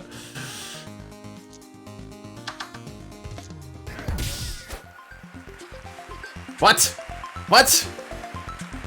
Hey, if you do manage to beat Lady Luck, could you ask for that if I can get that sword upgrade I've been asking for? I could come with you? If that would help?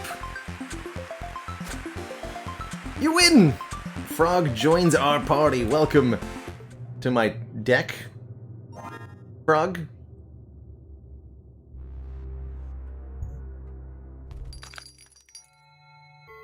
I can select a teammate to restore HP to. Okay.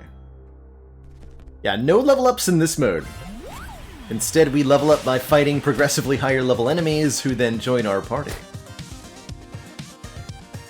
Aw, you again. Why can't I ever get a cool opponent to fight?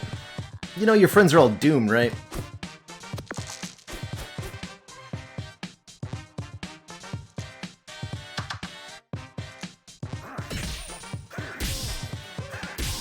You're doomed, sir. We chose the Thief, Real Scuba Steve. I decided Thief was who I wanted to rescue everyone with. But you get to choose. This is such a waste of time. You keep trying and it's not going to get you anywhere. Okay, look. I guess it's cool that you're going to try to take down Lady Luck, so I'm going to come with you. But this doesn't mean you can tell anyone we're hanging out. The enemy joins our party.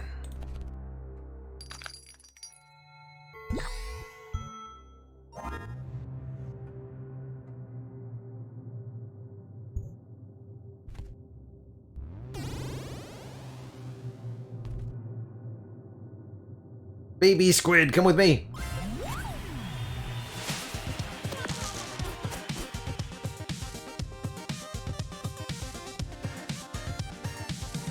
So when we switch fighter...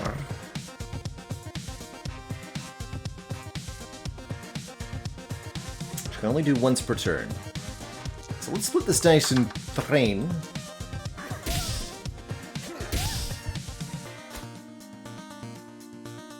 Become the hottest head. Oh, no, that's even. Okay. So we should kind of learn what everybody's equipment is.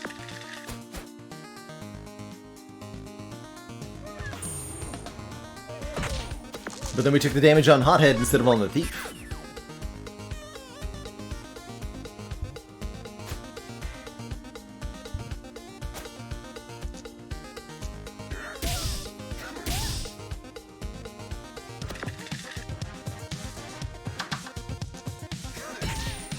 Oh, right.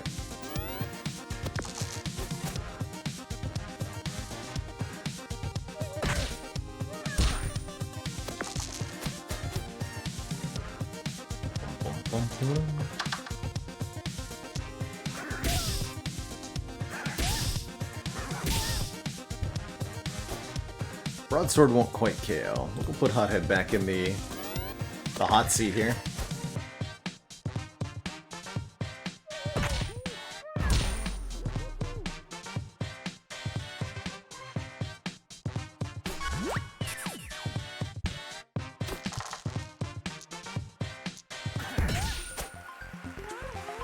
Ah, that was great! Maybe you really can beat Lady Luck. I guess if you win, you'll be leaving. I'll miss you. It's been so much fun having you around. Would it be okay if I join in on the rest of this episode? One last ride? Welcome aboard, baby squid. Welcome, welcome.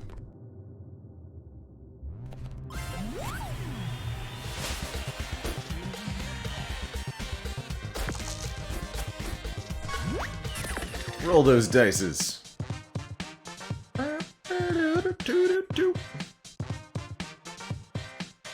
These 2 6s we can use with, what's his face? The squid.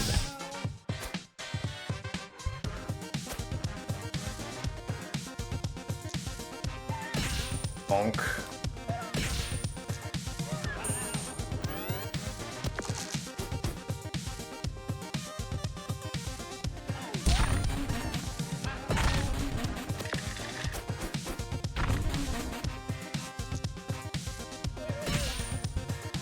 Back to the thief.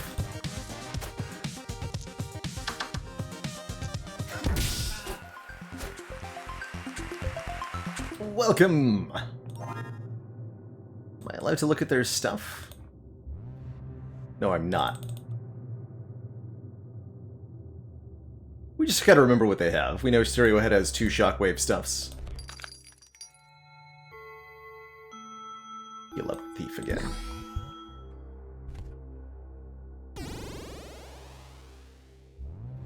Human fireman.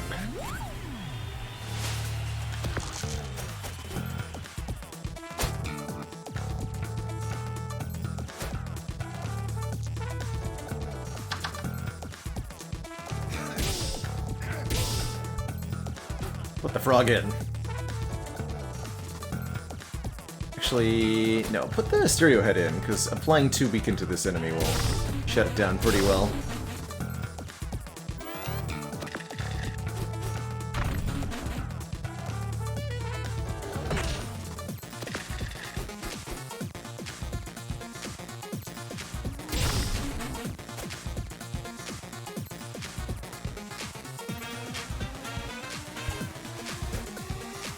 Get him, frog.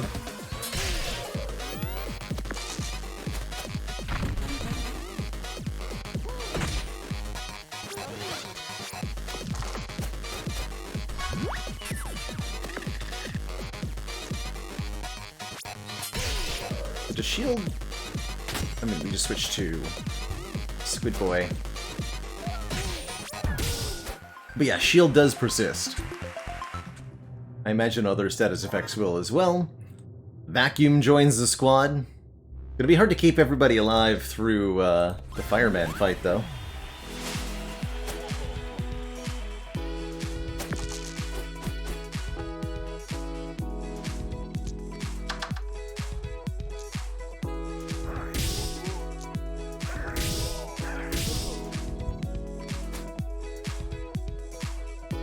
Yeah, let's sacrifice the frog.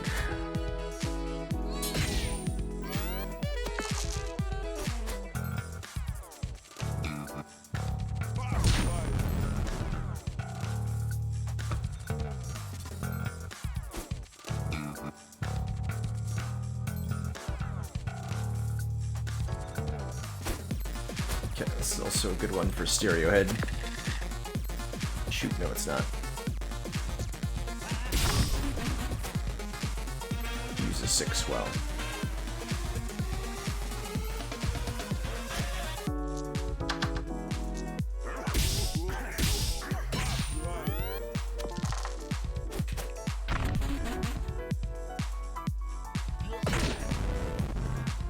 Ouch. Oof, and only 2 2s.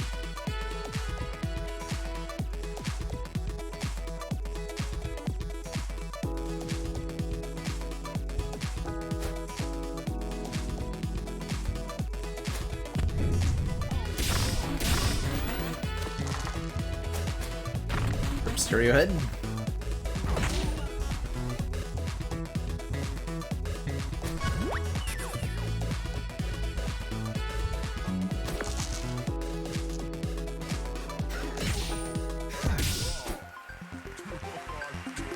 Look, I know we're enemies, but I've always admired your fighting. Can I ask a favor? You run into Snowman. Can you give him a message for me? Oh, you know what? Never mind. I'm coming with you. Yeah, why not?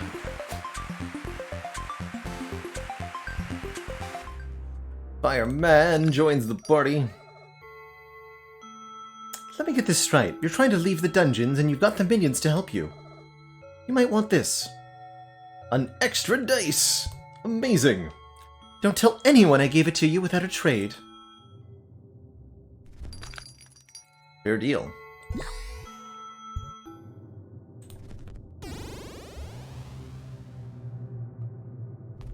I've got 2 healing items here. The Rat King. I don't remember if we got our various resistances or not. Wicker Man is weak to fire, though. That much we do know.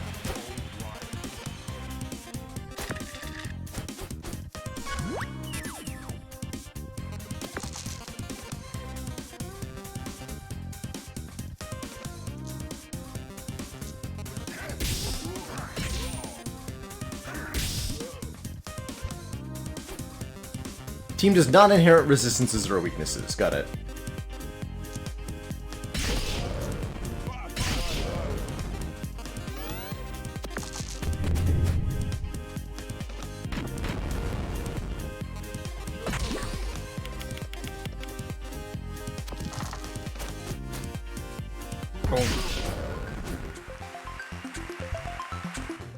Welcome aboard, Wicker Man.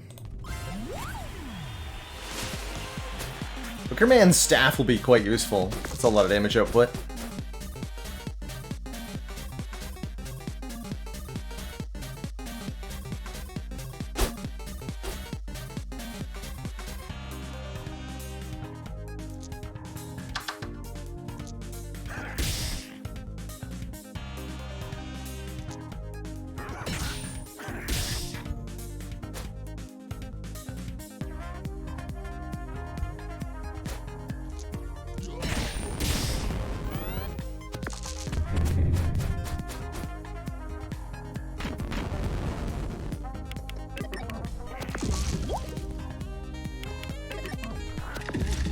So we just have the full strength Rat King with us?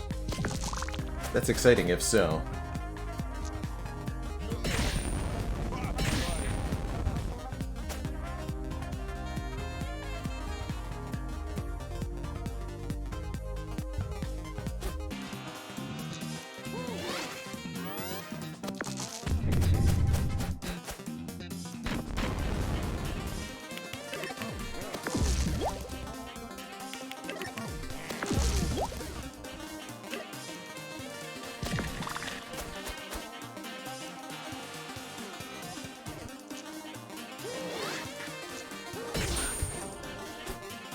Get him, Squid! Or wait, maybe Squid can't do damage.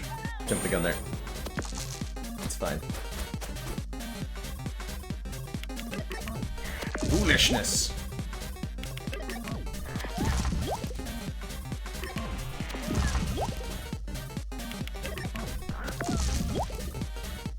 Do you mind? Thank you. It's alright, I was just charging up my limit break, no problem.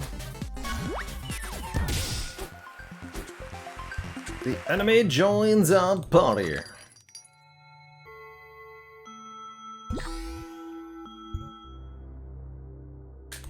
More dice?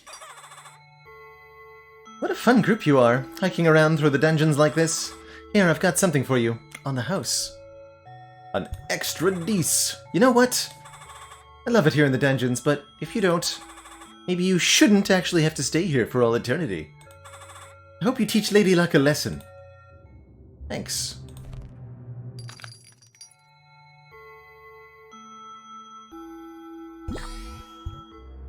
Top up the fireman.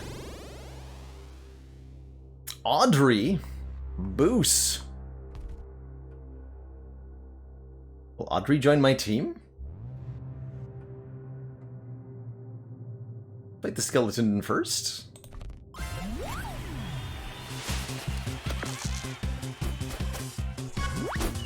This is the full-on murder skeleton. 3 6s, beautiful.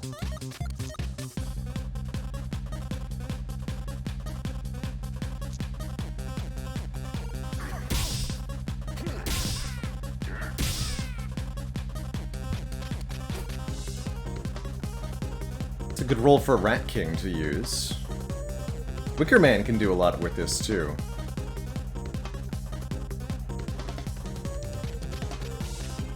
Send in the Wicker Man.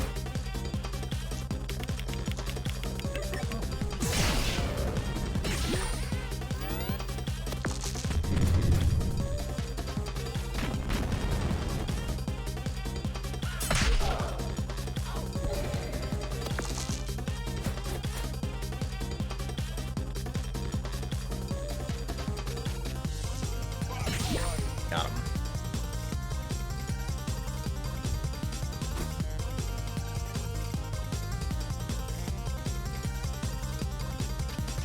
Fireman can't really do anything. Vacuum is decent here. Switch is affected by curse. Yes. Yes. Or we just dodge it entirely. Easy game. Also, ow.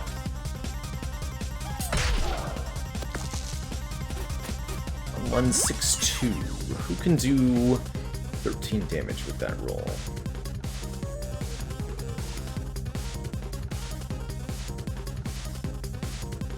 Thief should be able to do that with the 6. Right?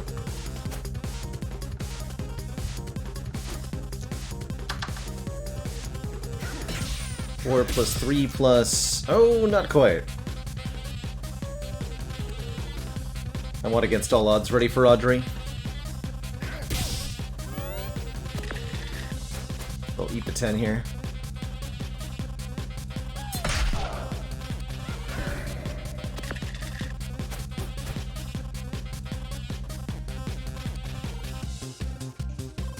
Played the 6 with vacuum, it was enough?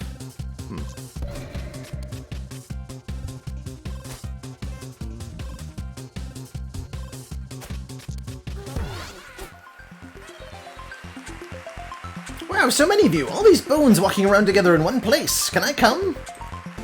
I know some of you have flesh as well, but I'll look past it for the sake of the bones! The bones, chat. Think of the bones.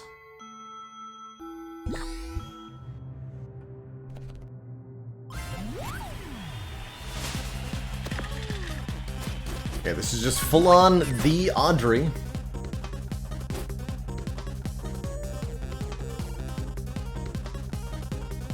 The bones, chat. Think of the bones.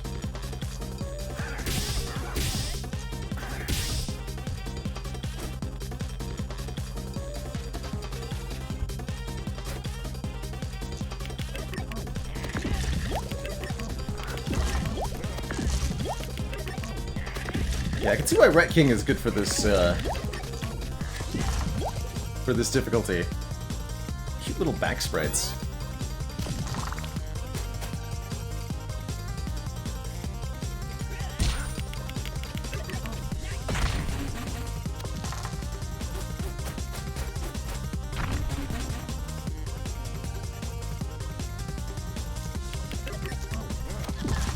Well, that was a sad roll.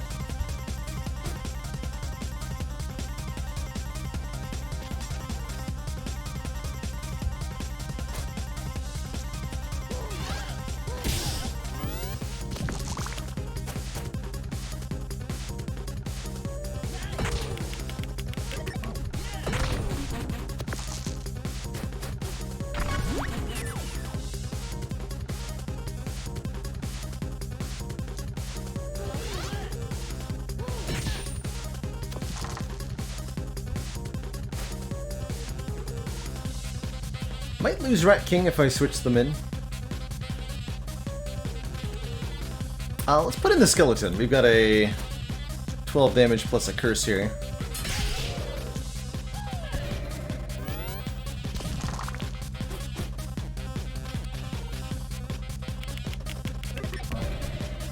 Easy.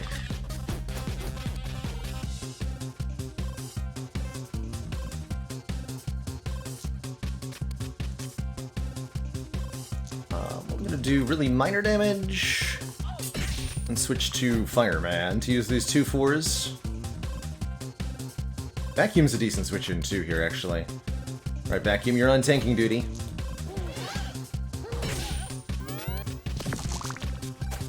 Rip Vacuum.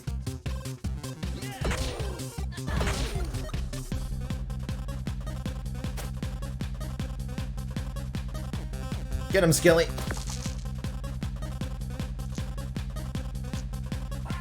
It's okay, that party member sucks anyway. Audrey joins our party. Welcome, Audrey. How many hit points does actually Audrey have? Only 22 in the party version. Sad times.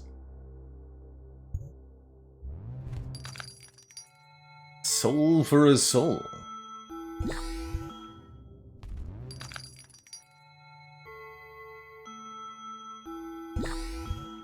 Alright, we're in pretty good shape. We have 7 fighters going into the final floor here.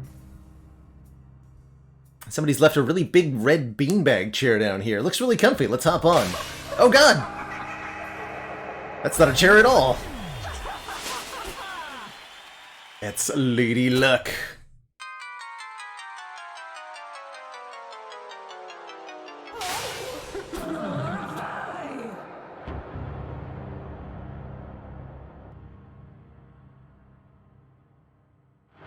Well, I thought I'd trap you here for eternity, but I see you've been running around the dungeons yet again.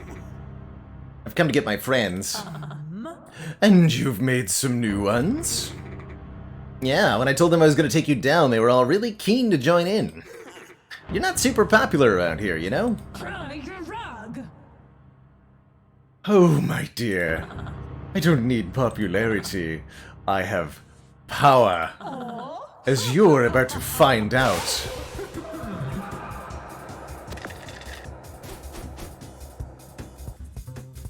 So, Lady Luck changes equipment every turn. Do 3 damage. Green things take only 1 damage. Green things. The thief is a green thing.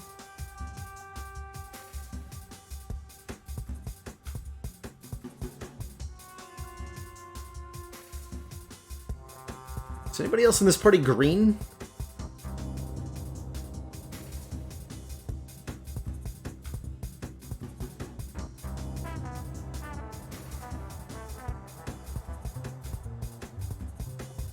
Frog was green.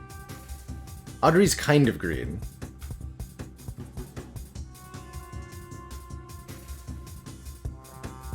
Alright, we'll stay in.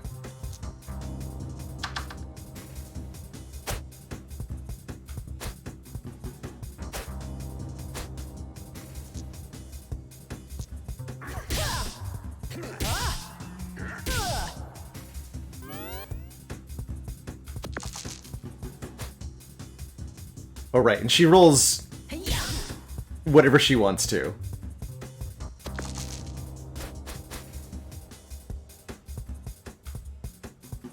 Got this turn. Poison things take only 1. If enemy has any shield, miss. Can't have both of those, unfortunately.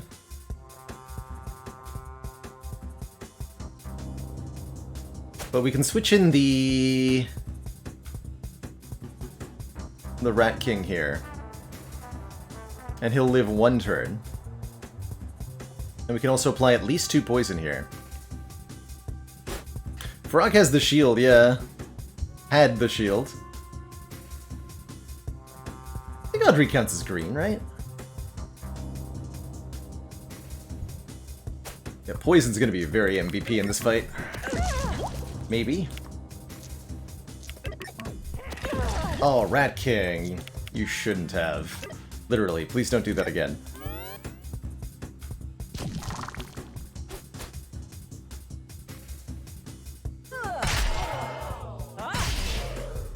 Oh, Rat King is not a poison thing, apparently. I guess.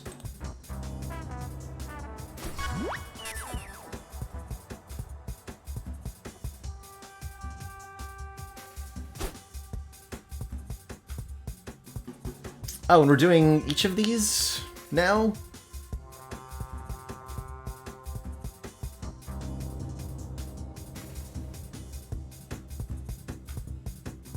Hmm.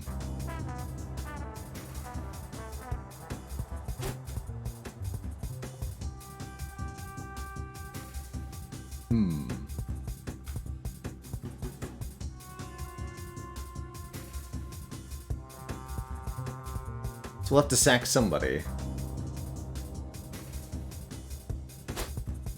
Curse could save me, maybe, yeah.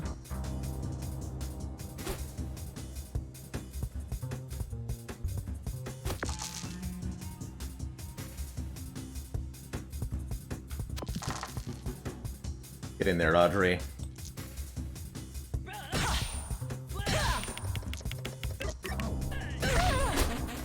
What that does, weakened. Alright, you're in, Fireman.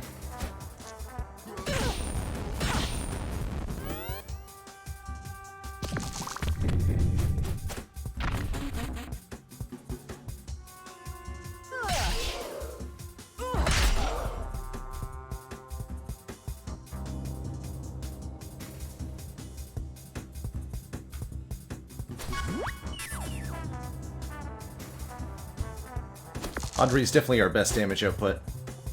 Issue commandments. Wonder what that does, weakened.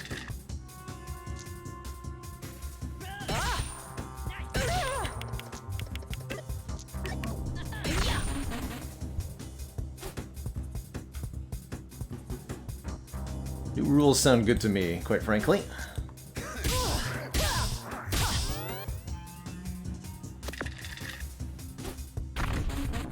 Curse yourself. Nice. You don't like my rules? Well, bad luck, because it's time for some more. More rules for everyone!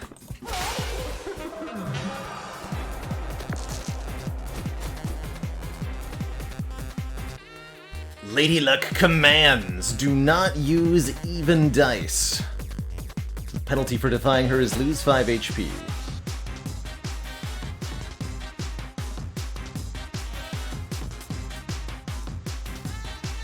Divine Sword, so only doing 6 damage here.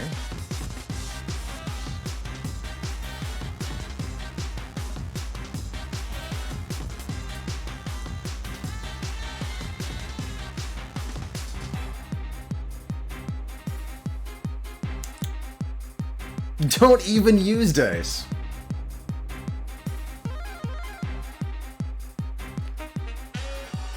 Well, if I split this 4 into 3, I'll lose a few HP. Although we're currently actually not at full HP.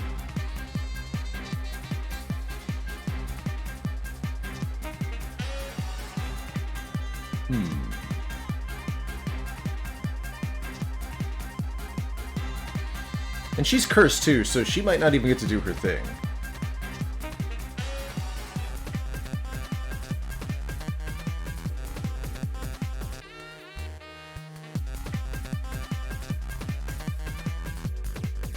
Oh, she's not cursed. That curse yourself debuff didn't actually apply here. That makes sense. 16 HP.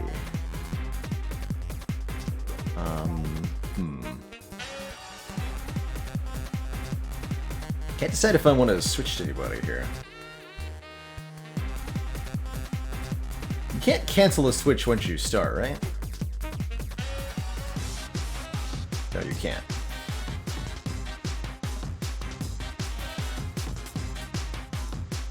Should have just stayed in.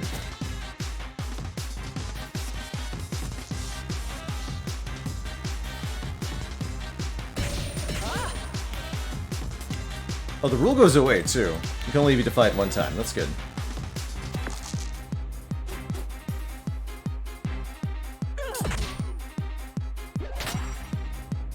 Just by 2. Don't reduce any countdowns. What do you do in this turn? 12 damage and shock all equipment. Okay.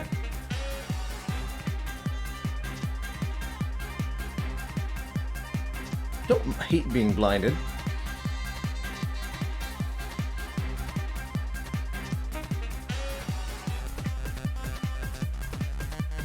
How is she rolling also? Yeah, she's Lady Luck. She can roll whatever she wants to.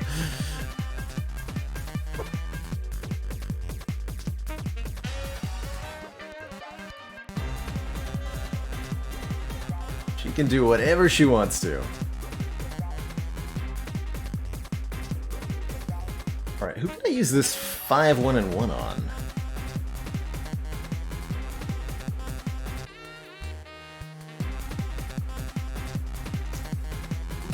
Take the 2 HP back.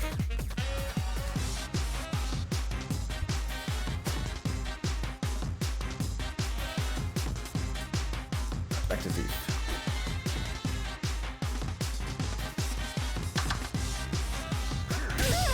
Doesn't do any damage though.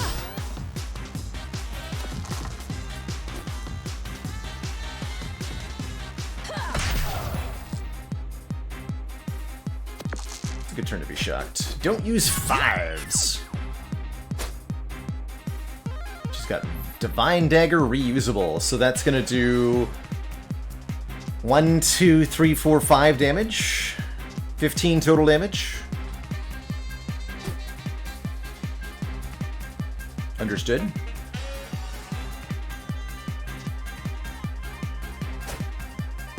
We're gonna switch in Audrey, that's for sure.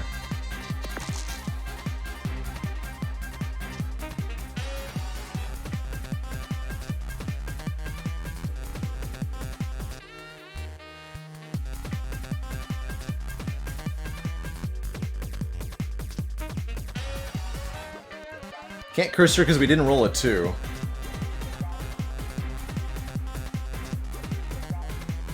Although I could hacksaw it too, maybe, into existence. I think I'd rather switch in Audrey regardless.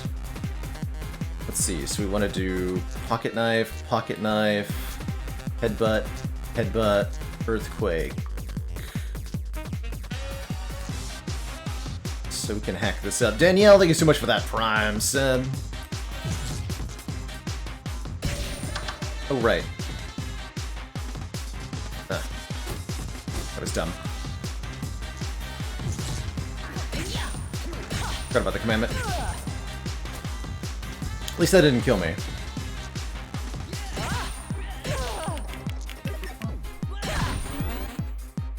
That actually charged our against all odds, so that might have even been a good thing. Oh, 3 uses. Nice. That was a good weekend. Raw. Don't reduce any countdowns, so no earthquake. This is only 6 damage.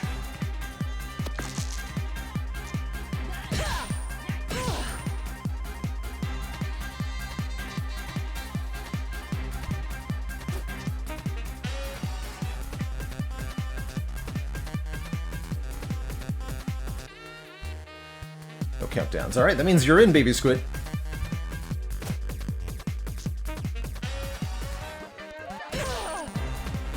Blind her! She won't know what you rolled.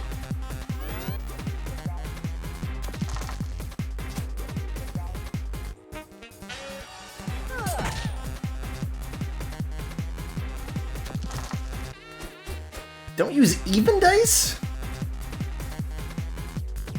Excuse me?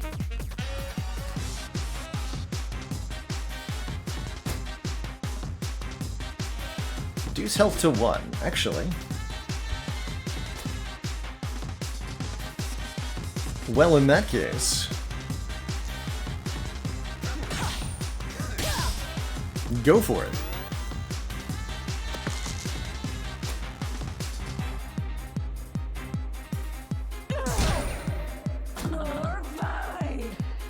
Well, look at that. You're just about still alive.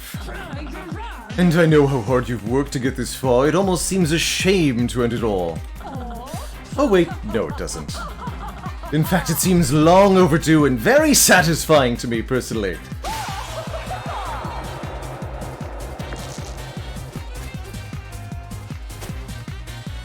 Meteor! 20 damage and burn all dice, huh?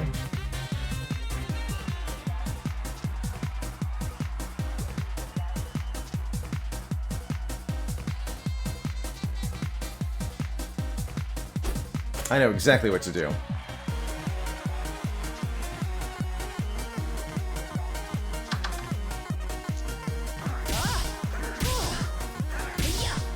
Get in there, Skelly. Curse her!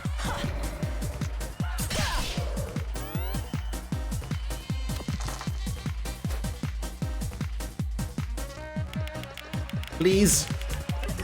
Yes! Good job, skeleton.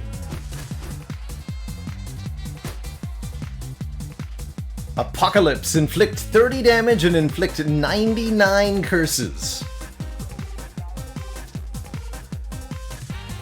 That's a lot of curses. Wonder what that does weakened. Wonder if Audrey can tank it.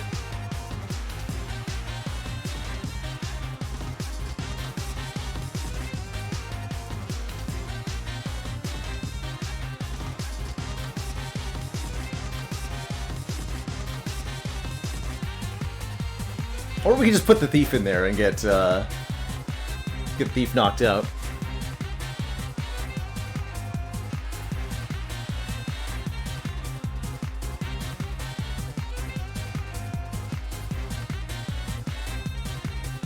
Oh, it's game over if thief dies. Okay, so let's not do that. It actually does not say that anywhere, for the record.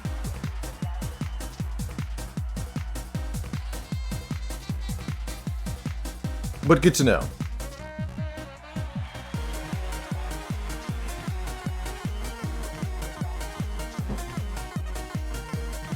Alright, fine. You should know better than to argue with chat.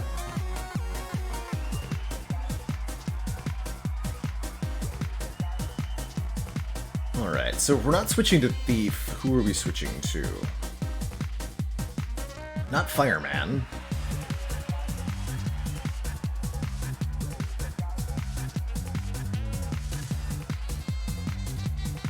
I guess it will have to be Audrey.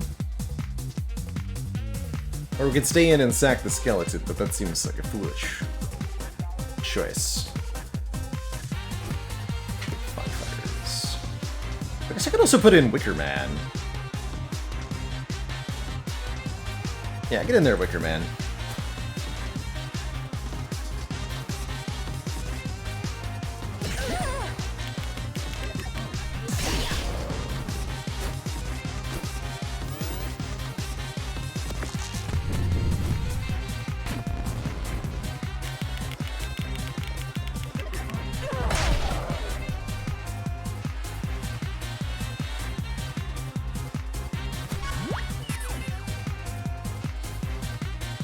Audrey, go!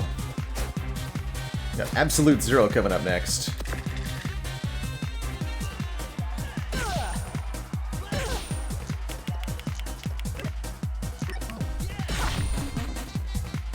Back to the skelly.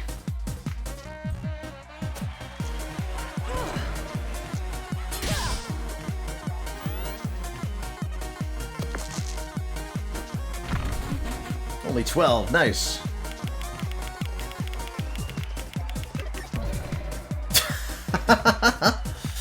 Got her.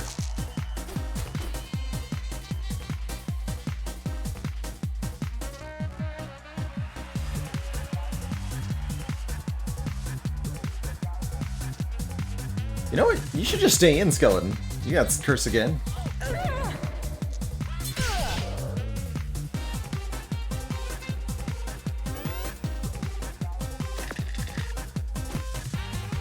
Mega Storm.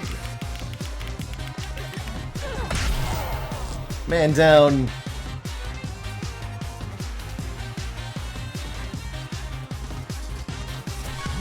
Oh, there's only one hero we can count on now. Baby Squid, get her!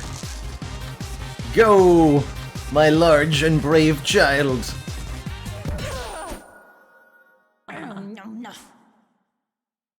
No! Impossible! Bonk.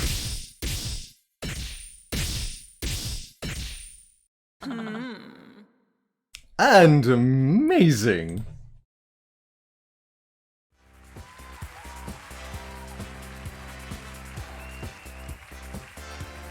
You found us!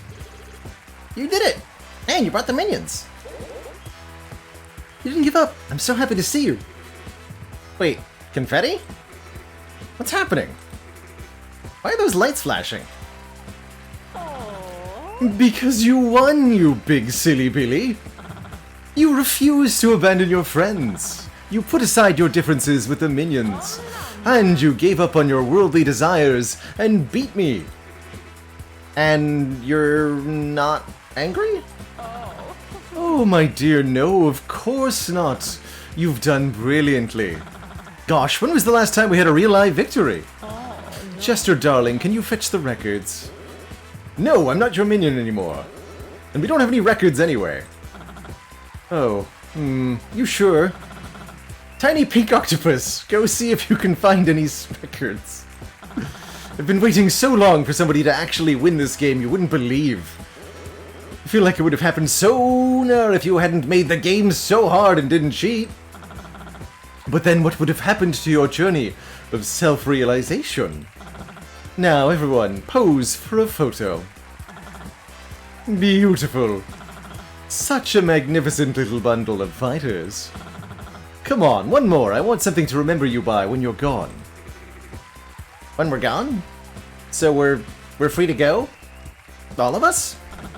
Of course! But don't I get to be super strong? No. And I don't get my followers? No. Your prize is self-knowledge, darling. I thought we'd covered that. Also, I can't help but notice that I'm still a giant walking dice? Yes. And? Is there some kind of problem? Now, one more big smile. Say cheese, everyone.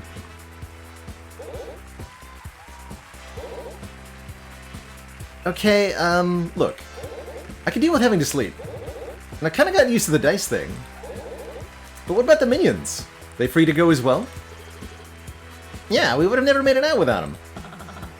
Honestly, my loves, they're all very settled here. They might grumble a little, but they have families and vegetable gardens and everything. That's not the point, they fought with us. And they won. Oh, I suppose you're right, they were very brave, especially the tiny pink octopus. I'll tell you what, they can leave if they really want to. And if they don't, then I'll see if that employee suggestion box opens. I might increase everyone's holiday leave to 2 days per century. What holiday leave? From nothing, my dear. I'll increase it from nothing. My goodness, can't you just enjoy your confetti? Okay, I guess it's pretty good confetti. Let's all give one last big smile and think about the lessons we learned as we fought so valiantly in these dungeons. In some cases we fought side by side, and maybe in other cases we fought in vicious opposition, but the important thing is that we did it together. Ah, my precious little dice keeters, my real live winners. It's been such a delight having you here. Please, please do drop by anytime. I absolutely promise I'll let you leave again. Now, did we ever make any ending credits? Oh, look at that, we did! Turns out the real car was the friends we made along the way. And what a beautiful car it was. GG, everybody. Such a joy to conquer this game for a second time. I think the final mission is such a special treat, especially. A really well done boss battle against Lady Luck with some jammin' special too. What is happening here? Don't do that.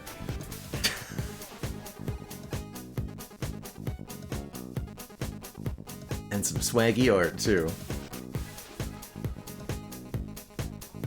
Getting into the back door with the help of Keymaster.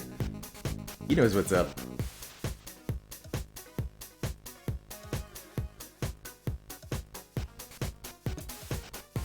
Jamming out with the Robobot.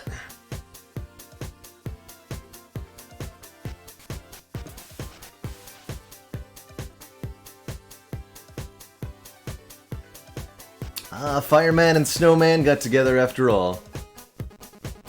So happy to hear it. Do it again with no losses. How about yikes?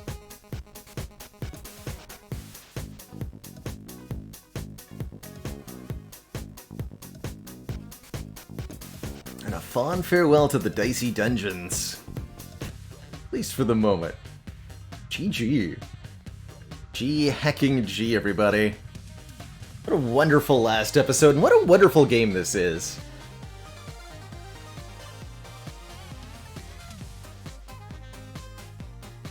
GG. So what do we unlock now? You're allowed to continue playing on in hard mode if you want. And I guess you can do the final episode again if you want to as well.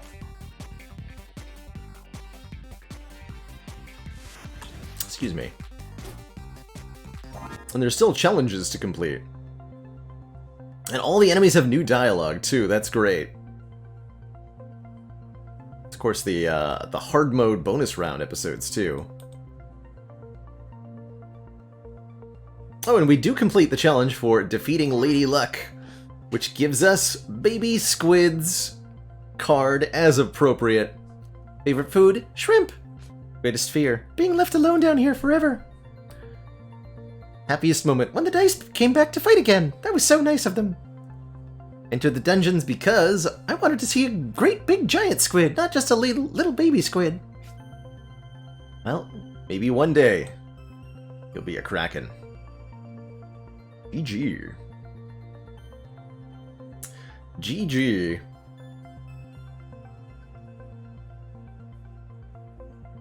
Kind of amusing. There's actually a couple of enemies that we never encountered in our playthrough here. Including one of the bosses, Beatrice. We never fought her. Not even one time in 36 episodes.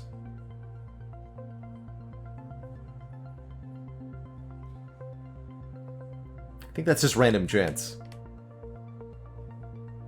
I think we will be back to this game again sometime. There are, as I hear, some pretty good mods that add new episodes for each character. And a few more challenges to complete, so we'll probably be back to Dicey Dungeons again in the future. For now, though, I'm going to call that an excellent, excellent session of Dicey Dungeons. And we're going to switch it on over to some Dragon's Tooth. Switch it on over to Subnautica Below Zero for the second half of stream. Since that just had the 1.0 full release, and we've got a mostly complete playthrough to dive into. That's what I'm planning on doing for the second half of stream here. Before we dive on into any Subnautica, though, I am going to take a quick break, refill my legs, stretch my water. So glad you enjoyed the Dicey, Balthamos. It's been a true joy to revisit, and a delightful pleasure to see not only the incredible interest in these streams, but how many folks have enjoyed these, the Dicey runs alongside. Definitely enjoy the soundtrack more than I remember doing, even. So I'm so happy to be back in this game. The spire sleeps, but so shall I. GG. See you later, Tropies of Light. And anybody else who might be headed out. Let's update the title.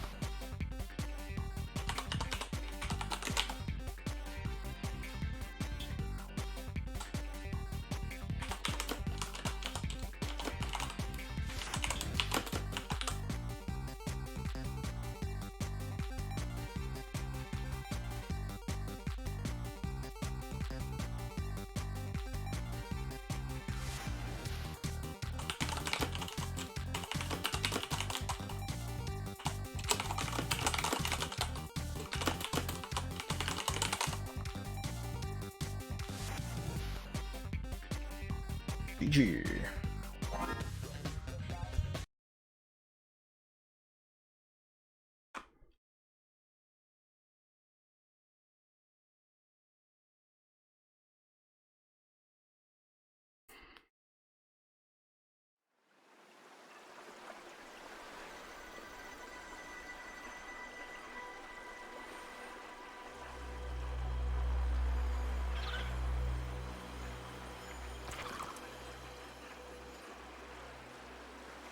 Alright, sweet. Title updated. Game switched over. Before I jump on into our Subnautica save file and go for some more underwater adventures here, I am, as I said, going to take a quick break, refill my legs, switch my water. When I return, we'll go diving into the depths of Subnautica. Be right back, everybody.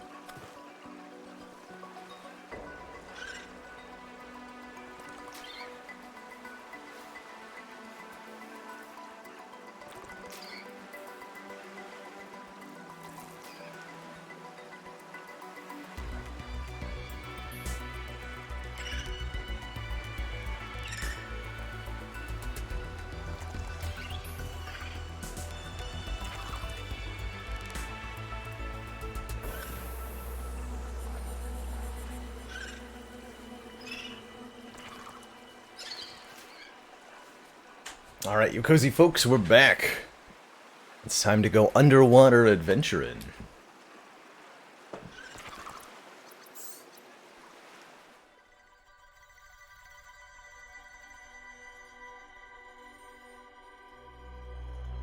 So, to briefly sum up the story so far, for anyone who might not have watched this game previously, we're playing the role of... don't remember the protagonist's name. We're looking for our sister, who is a colony worker on planet 4546b, a remote ocean planet that's being investigated by Altera Corporation for potential stuff. Why am I here?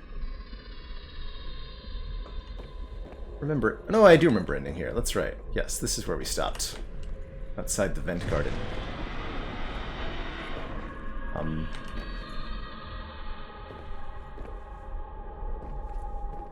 Angry noise? Yeah, there's a Chalice right up there. Angry boy!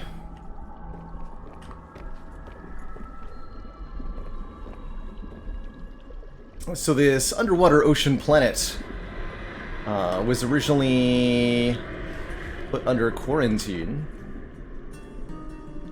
from an ancient race of aliens called the Architects. And one of those architects has merged with us, merged with our brain, called Alan. Alan has tasked us with finding the ingredients to build him a new body out of various components. And that is part of our goal here. Got the blueprints available for the architect organs, the architect skeleton, and the architect tissues. Need some polyaniline. Means I've got to go back to the base. Okay, I think what we want to do is head back to our main base here. And then I've got some ideas on where to go exploring.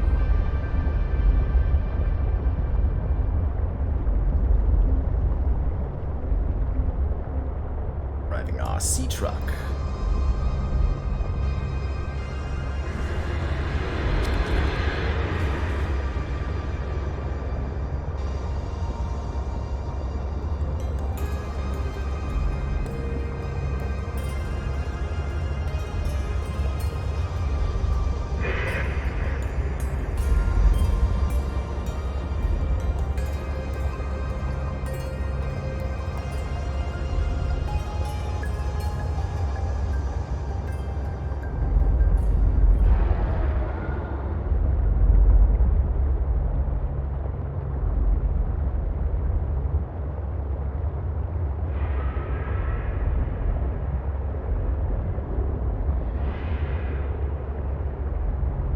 Big spooky roar noises.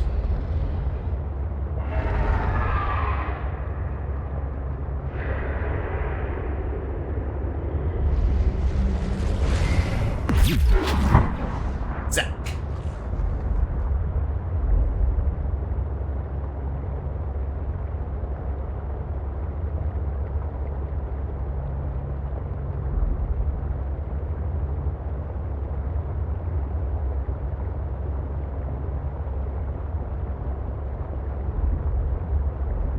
So here's our first base.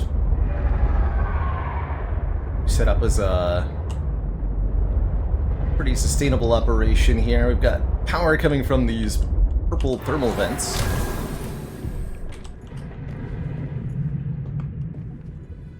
Spooky noises. How are we doing on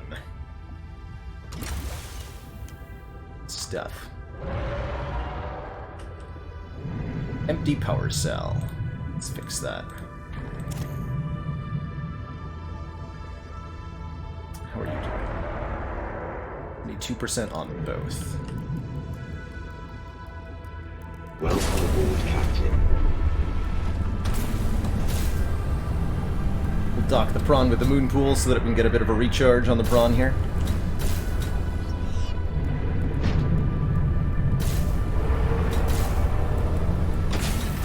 Welcome aboard, Captain. And then the plan is to stock up. So what's in the prawn suit currently? Titanium. We have a lot of titanium on hand, apparently. Let's condense some of that.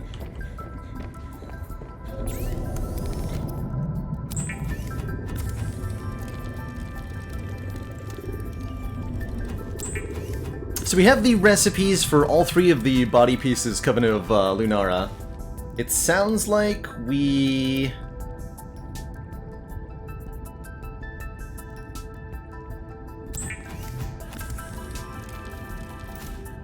Sounds like we can't craft them here at the fabricator. And we'll need to... We need to find a facility of some kind, which Alan told us was hidden deep somewhere. We don't actually know where it is.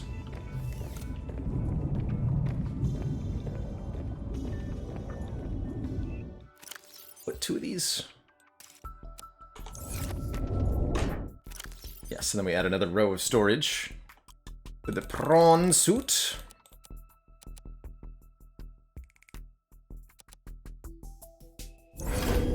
Good. Oh yeah, I also wanted to make the teleportation module. Plasteel ingot, advanced wiring kit, and 2 aerogel. Aerogel requiring gel sack and ruby. Easy enough to get.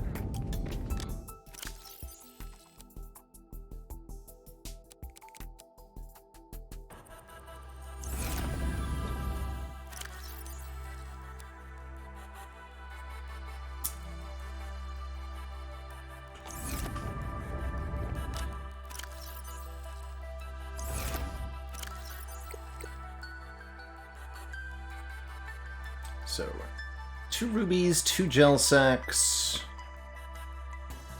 advanced wiring kit, plasteel ingots. Do I have enough lithium for an advanced... for a plasteel ingot? It's 2 lithium for a plasteel ingot, right? Something like that.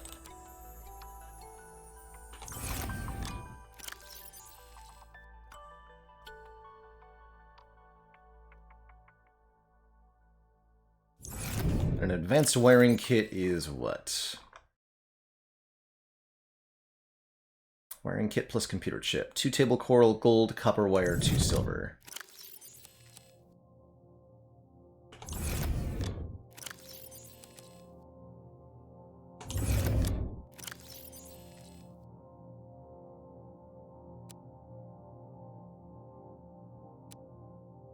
I've already got a computer chip too, but whatever.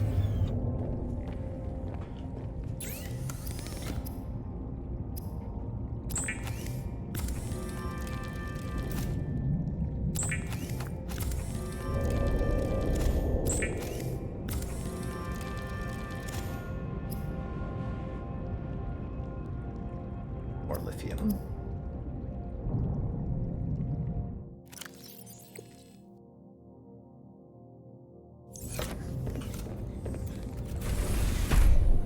Not using pinning. I find the pinning feature for the recipes to be an annoyance more than a help. So no. Definitely not.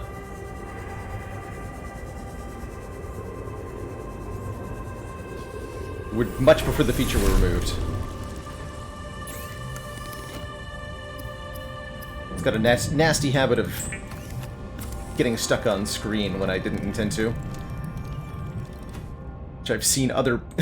Every time I've watched somebody else's stream, they've suffered the same problems.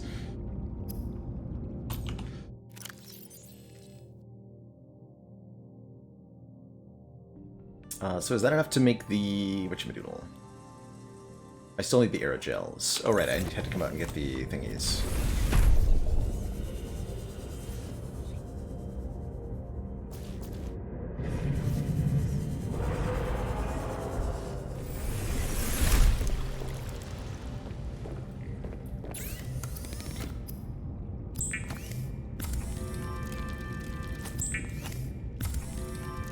Okay, that's enough to make the teleportation module.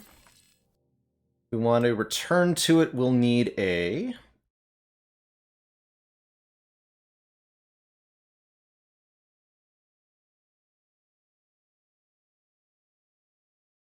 Or young continent enemy stuff. Bloody hell, where'd it go? The tether tool. 2 titanium, silicone rubber, and an ion cube. That's easy enough. Silicone rubber. Don't keep that on hand, but we have the stuff outside for that.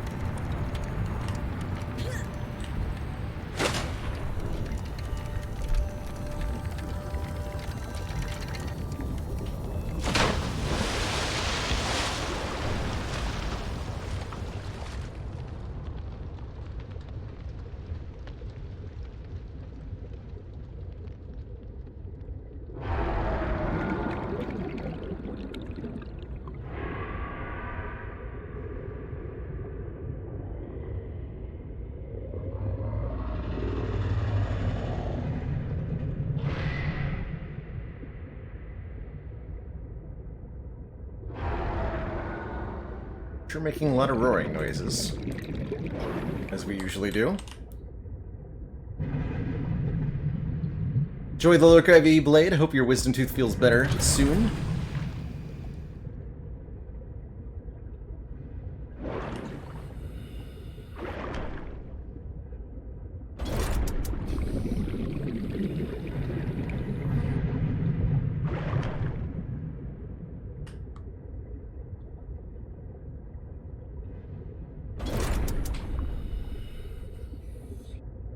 Big truck.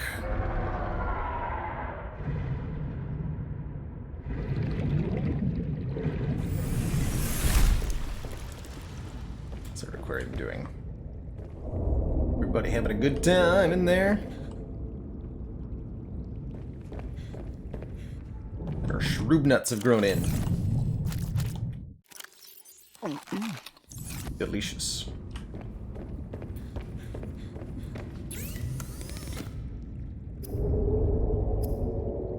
Still need the silicone rubber, that's right.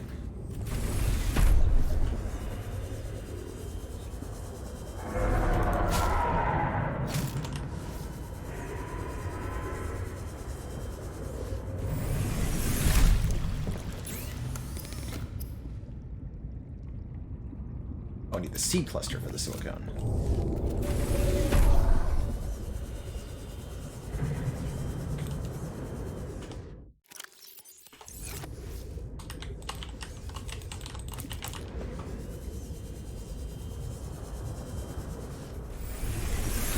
Yeah, a little bit mysterious SCQ. A couple similarities, I think, to No Man's.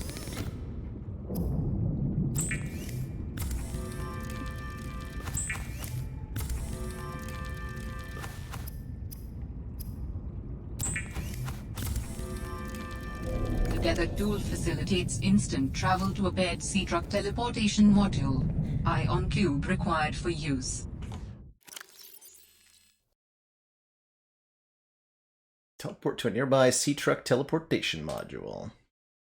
Let's verify that that works.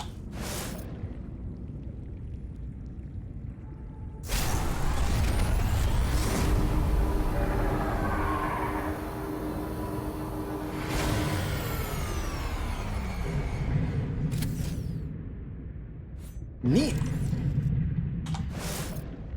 And it doesn't even use up the ion cube entirely. Cool.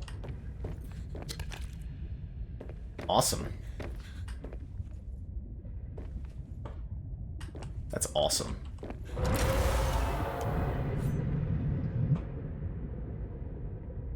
So the big scary noises are coming from these quadrupedal crocodile-like creatures They make very big, scary, loud, roaring noises, but they're not much of a threat themselves. So these guys are what are noisy.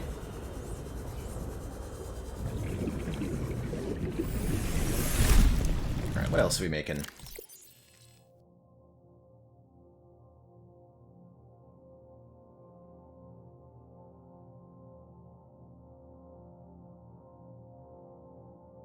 Make a prawn soup propulsion cannon.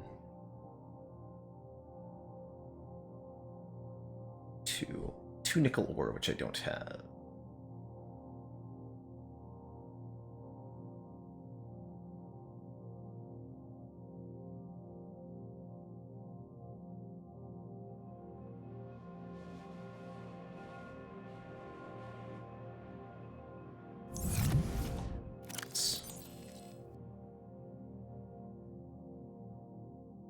Oh yeah, I wanted to make another...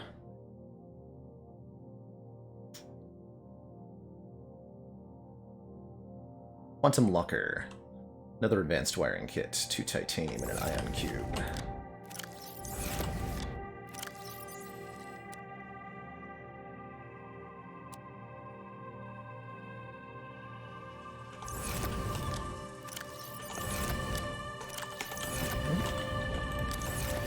Ooh.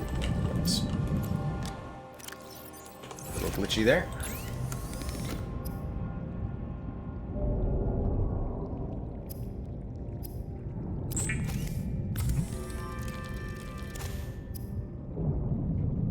So quantum lockers share their contents with everything else, basically.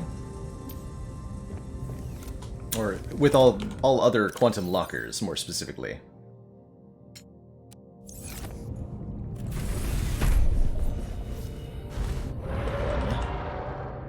Right here. Okay, it only has a 4x4 grid of stuff. We're gonna put the stuff for... that in there.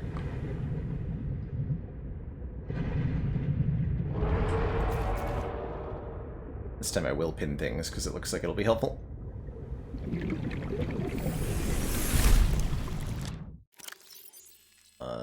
2 root pustules.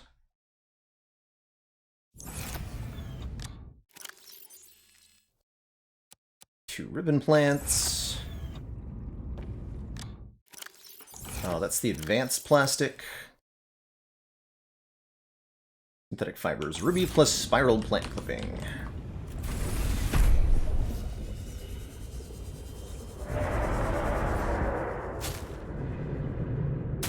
Yep.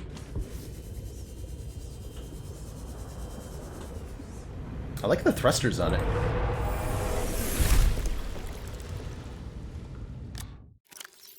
I have the ruby in my inventory anyway.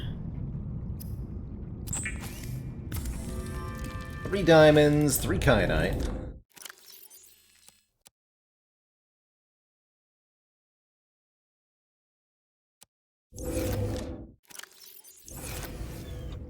Running out of room again.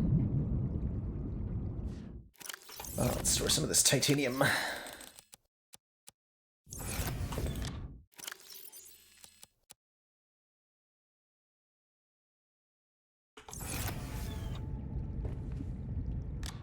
Is that a plasteel ingot? Must be a plasteel ingot, right?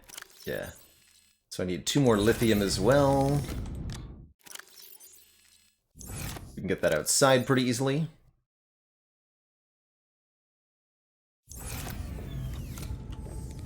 One more kyanite.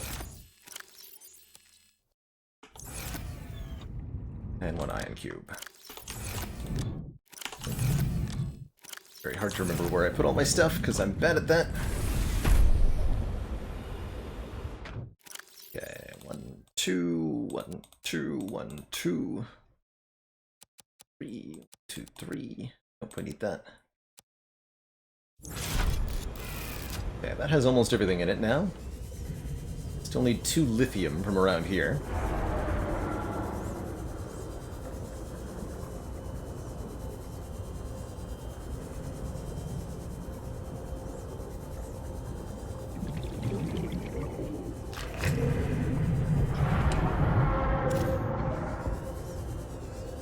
missed that crate originally.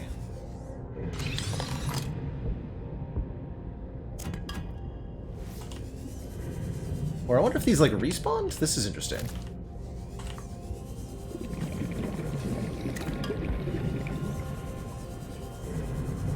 It's interesting that that was...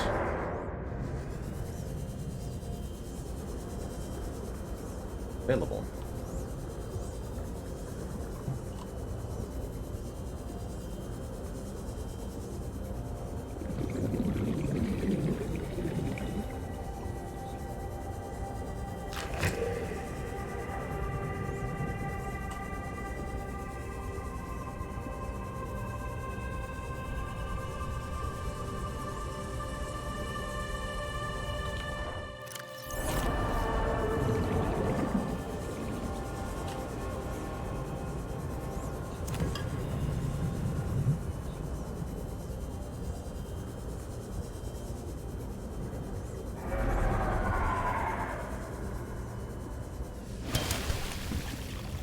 Welcome aboard, Captain.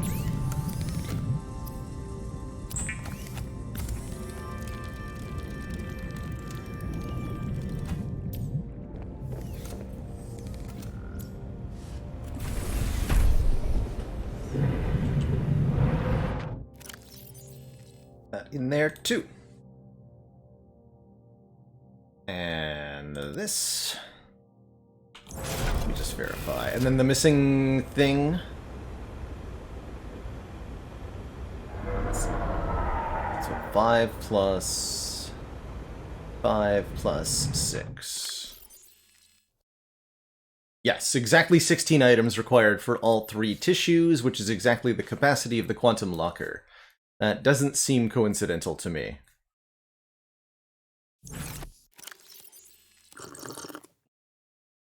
Alright, what we do need, however, is the ingredients for polyaniline, which we can get in the... an enemy cave. Over there.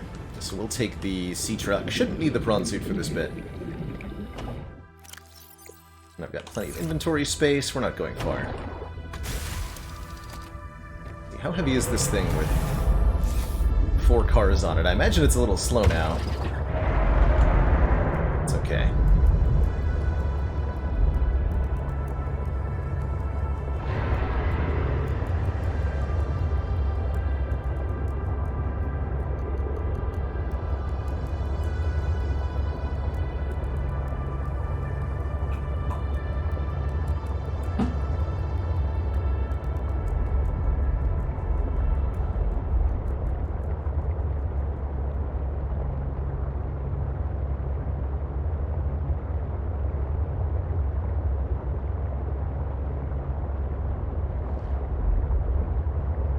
The lilies. Bonk. Oh. Hello, Mr. Whale. You seem like you're stuck. Oh god!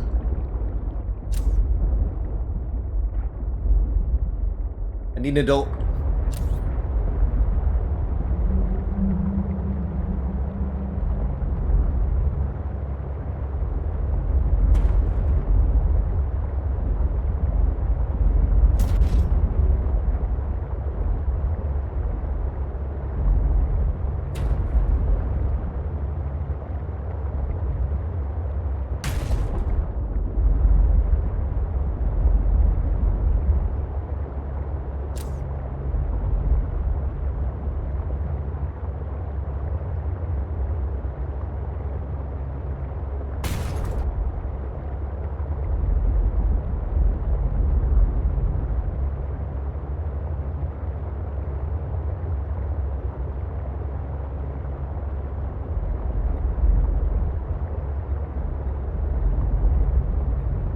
Oh yeah, no, the sea truck stuff didn't move, but what did move was my camera.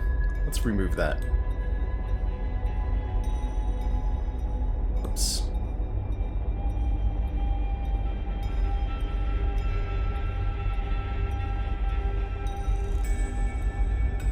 There. Thank you.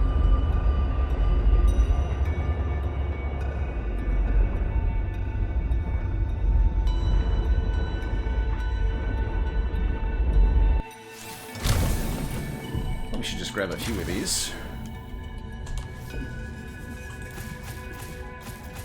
At least 6, so I can make one more polyaniline if I need to.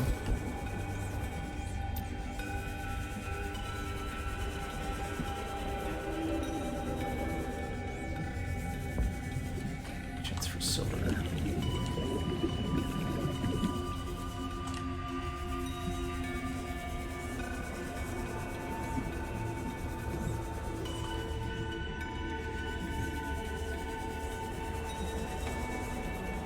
Serenite down here.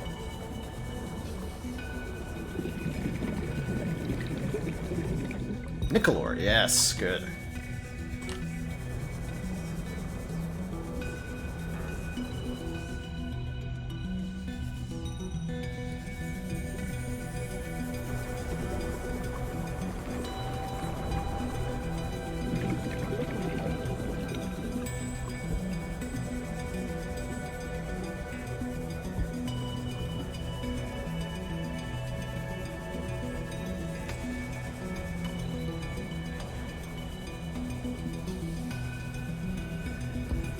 See if we can find one more nickel while we're down here.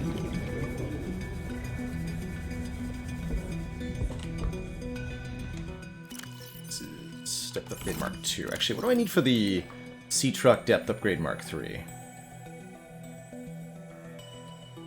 3 nickel ore, okay. Let's see if I can find 3.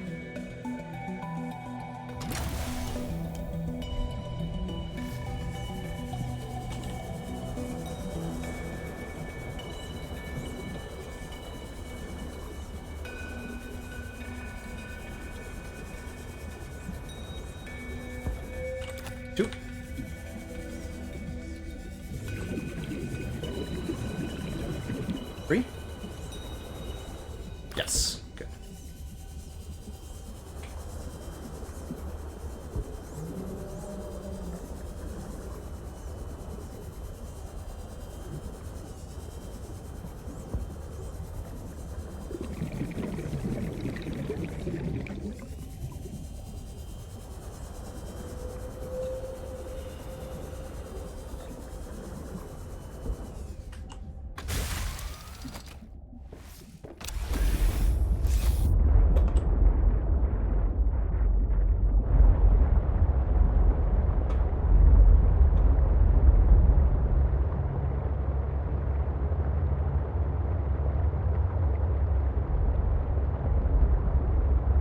Yeah, the truck getting slower is it's a sad time.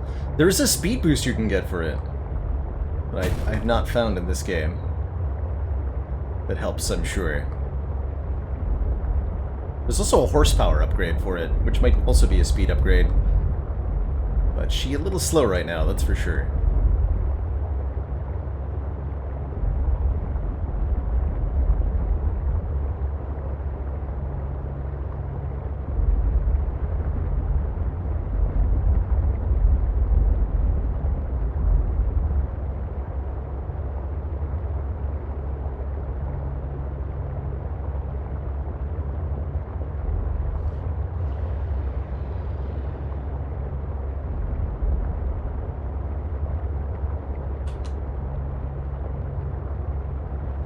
We did not find the grapple arm for the prawn either.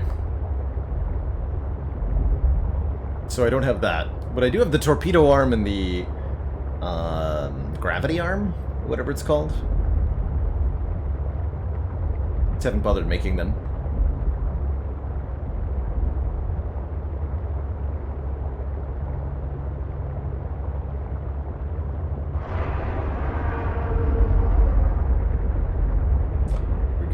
Wriggly.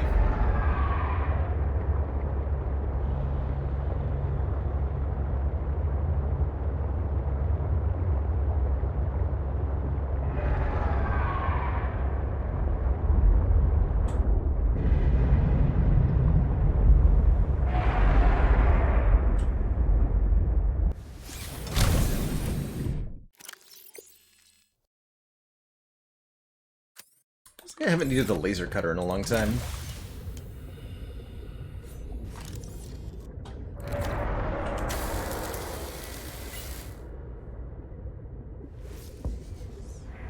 I needed more lithium, too. Did I play the first Subnautica? I did not play it myself, but I have watched full playthroughs of Subnautica the first. And I enjoyed it quite a bit. Part of the reason that I was wanting to experience this Subnautica blind for myself. Wait, they added explodey boys around here? I think that's new. Fabricator module? Hold on a minute. I think they added new blueprints. Sea Truck Fabricator module. 3 fragments for this. Yeah, they definitely added new stuff. Sulfur plant. Not scanned.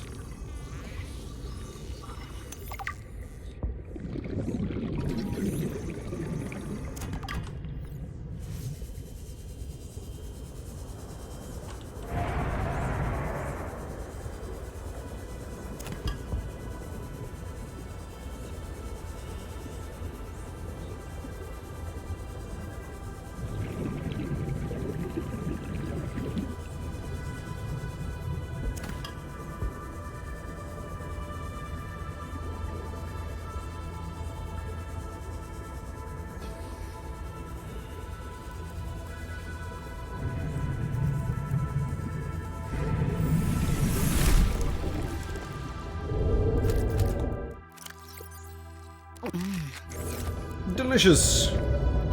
Alright, so... make a couple hydrochloric acids.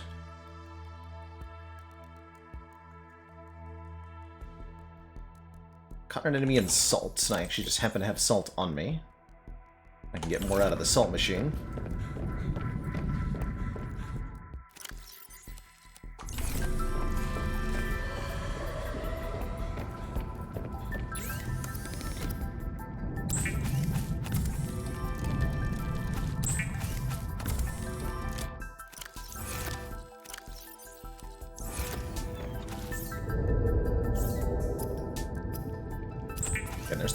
Okay, so that's everything we need to craft a body for Alan. We'll just stick that all in the chest.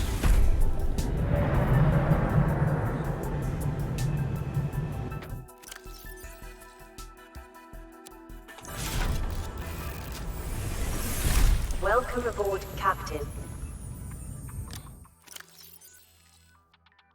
Okay, we also need a plasteel ingot.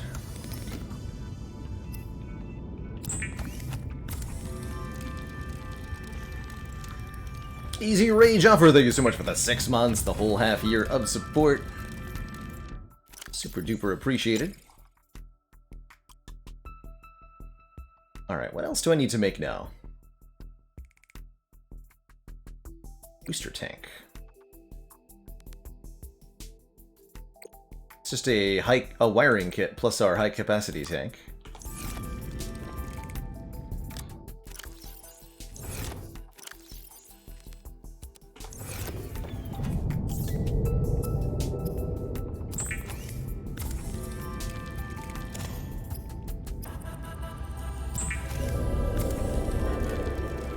Equipped with only a booster tank, Dr. Felicity Aman once escaped the underwater acid tentacle forest on planet Alpha 671. Underwater acid tentacle forest, huh? Spooky. Use oxygen to boost. Check that out. How do I turn it off? Oh my god.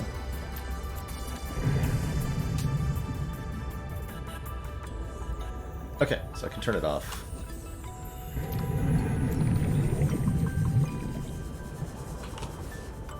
Oh, I turn it back on. Oh, I think it just ran out because it was... 30 seconds of oxygen remaining. It's only got 90 seconds. So once we're down to 45 seconds, that's just our regular reserve, right? Yeah, just like shoots you. Well, So there's no way to stop boosting? Oh no. That doesn't necessarily seem like the thing that I want. That seems like a nice backup tank to have, though. So we'll swap that for the one that the prawn suit has. Oh god. Yeah, you can't you can't stop boosting! Help! That's a weird oxygen tank.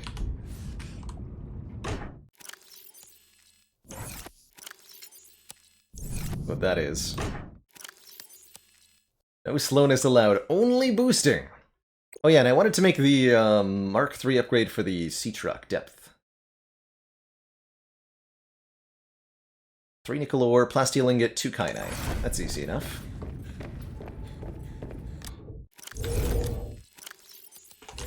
Somebody's got plenty of kyanite. And that someone is me!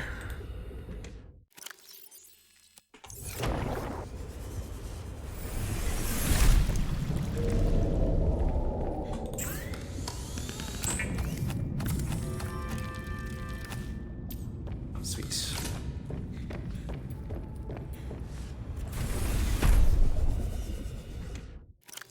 So that gives it a max crush depth of 1,000 meters. Should let it go most places that we need it to. Store some stuff I don't think I'm going to need. The Pathfinder tool, the laser cutter. Actually, let's keep the Pathfinder tool. You never know.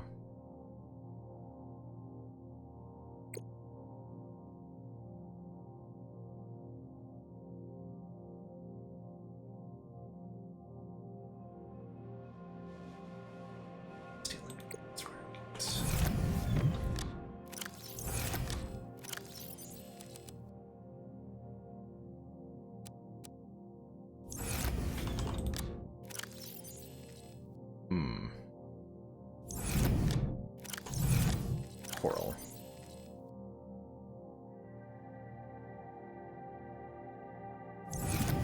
Unless I can deconstruct something with an advanced wiring kit. Lead, diamond, chip. No.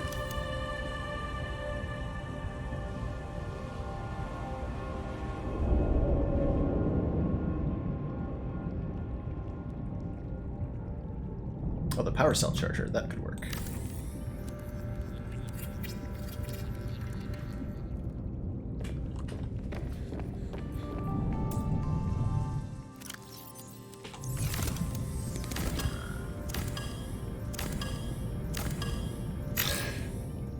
Perfect.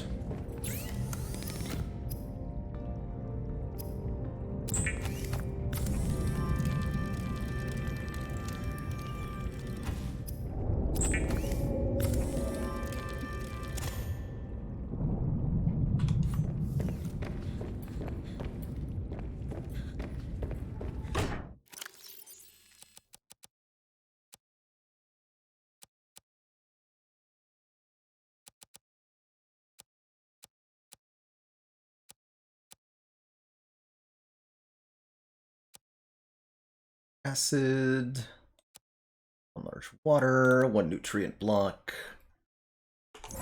Okay, let's be relatively efficient here.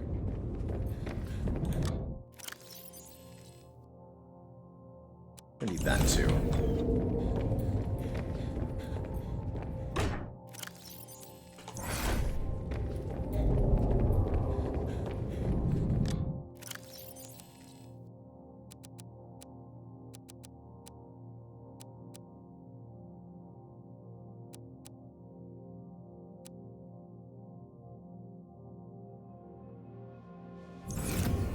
Better. Probably don't need this ruby either.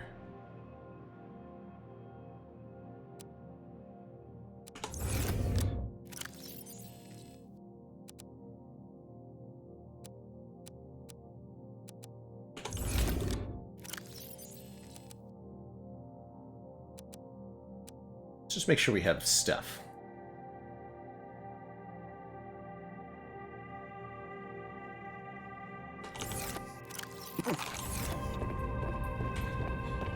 Gonna need a lot of stuff where we're going.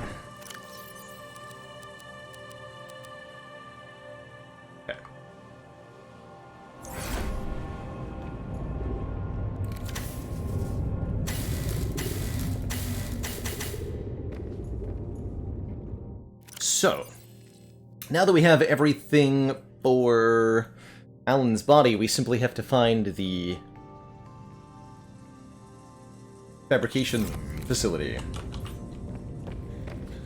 which he hinted was deep underwater somewhere. And we've explored most of the map and have not found this facility. But the deepest place we've been so far, and the place I think we should start looking again next, are the Crystalline Caves, where we originally found one of the tissue samples. This is the deepest place we've been so far.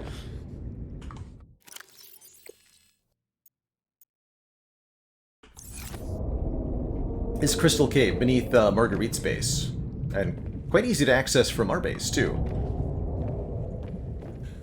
Anything else that I want to make before we get moving here? Beds? Don't think so.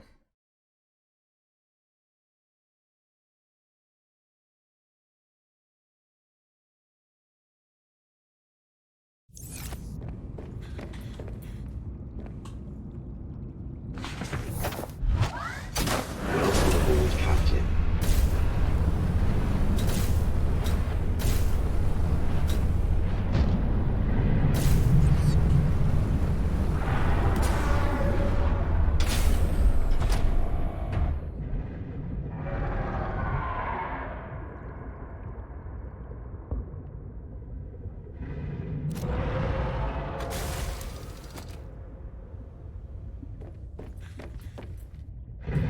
Our truck.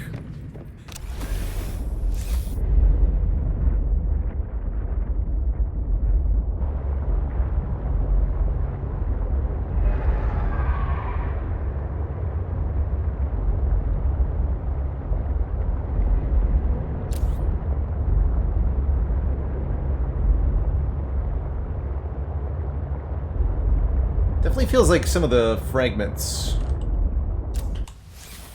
respawned.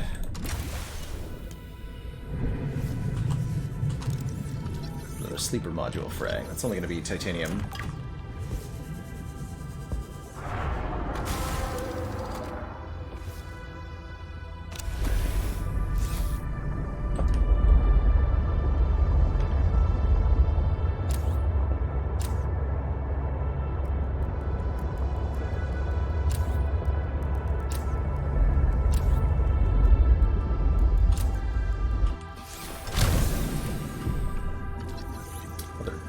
Fragment. More titanium.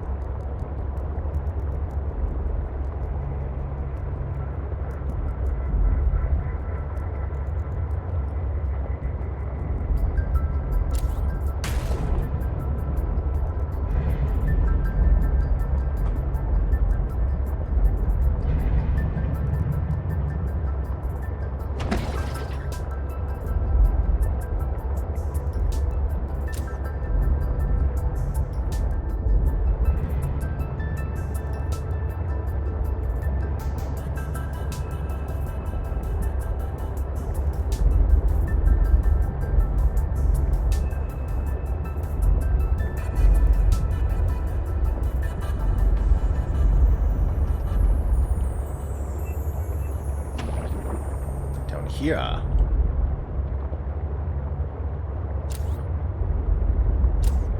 There's an awful lot of purple crystals.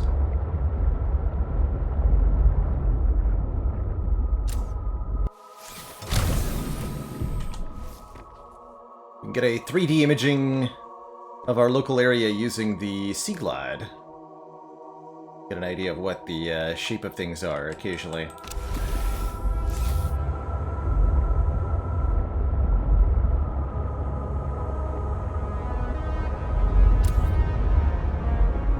Lots of kyanite down here, and even deeper there's more.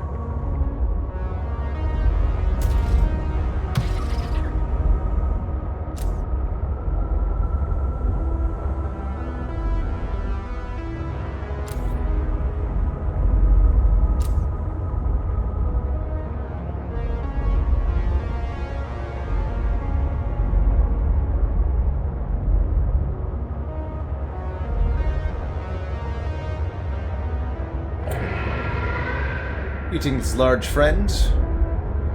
Hello.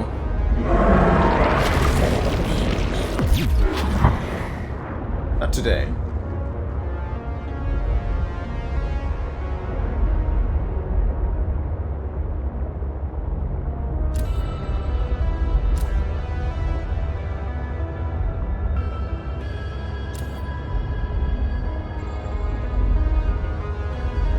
See that much.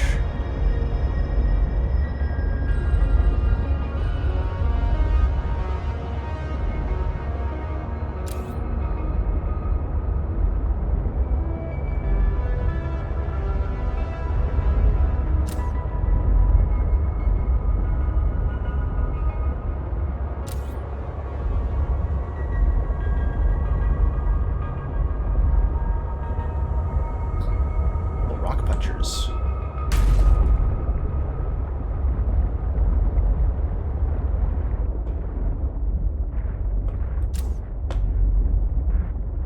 What's the local telemetry like? It is complicated. Seems to be sloping downwards. Is definitely the direction to go.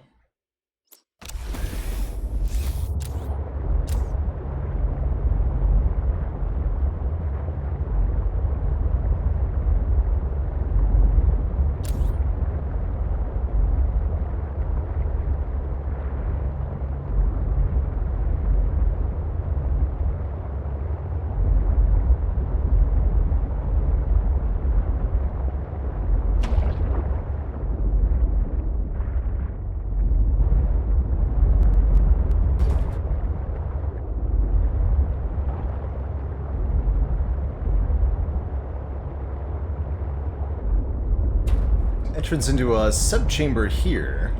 You can see large kyanite crystals down there. Oh.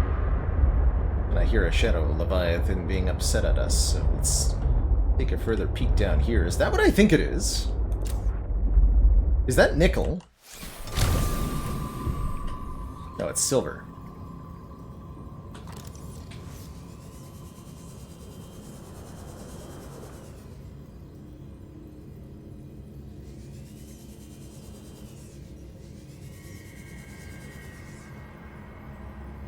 Okay, we can see that there are more caves that go even further deep down. If we go up. Up and around.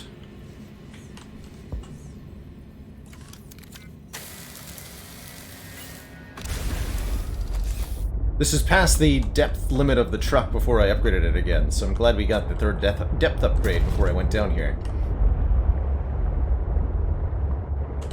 No, you must fit! My brave truck! Oh no. Yes, good. Oh god.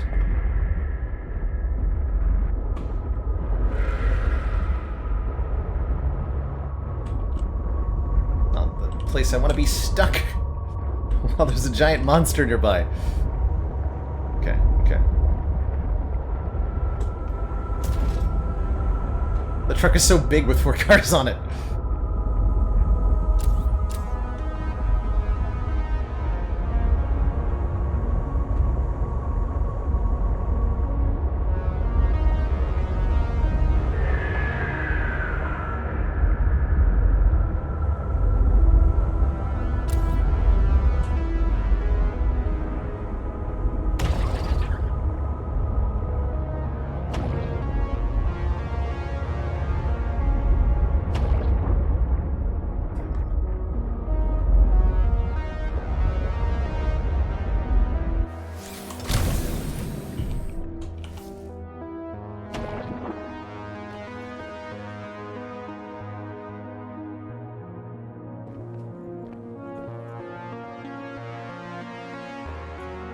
This way. Turn around.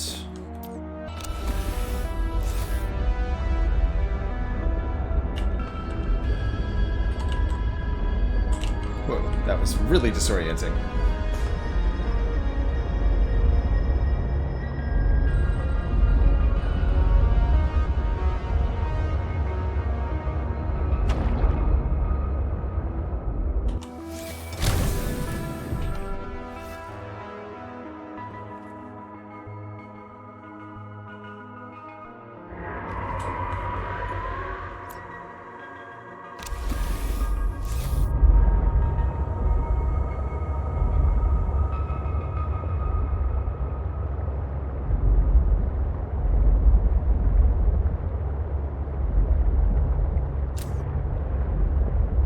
Oh, hello. See the big boy.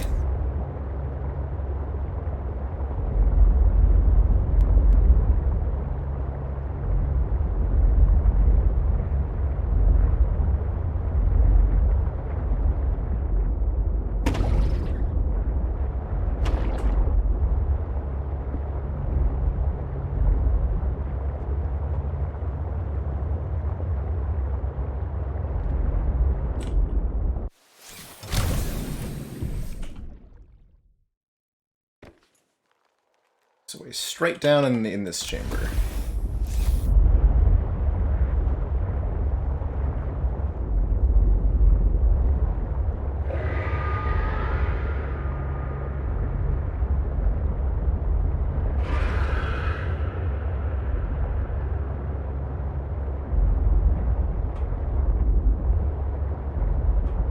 Might have been the way to the Architect Sanctuary. For the plot we did earlier. Verify.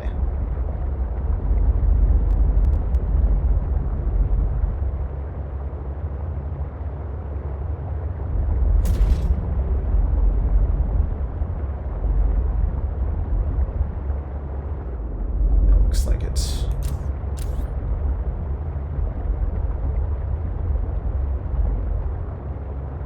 This is where we found Alan's tissues before, I believe.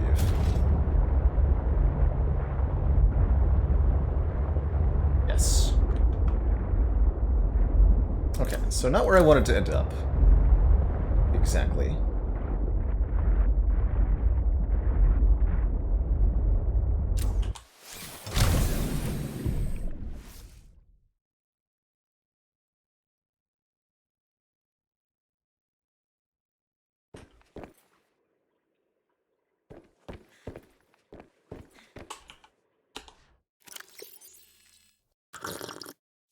Okay.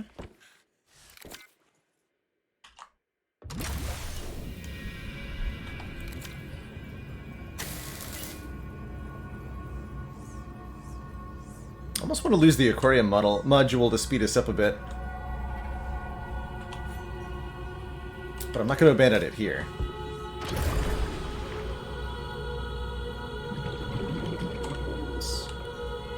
Just detach that.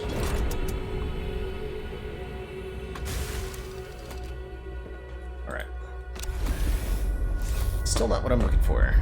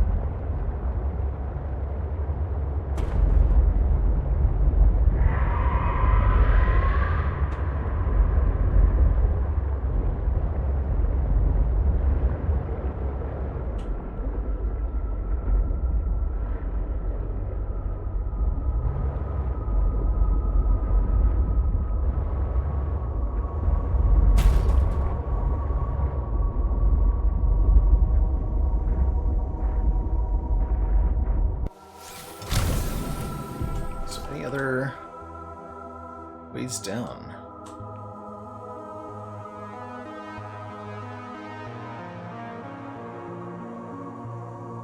Maybe that's what I detected earlier. So head into the left.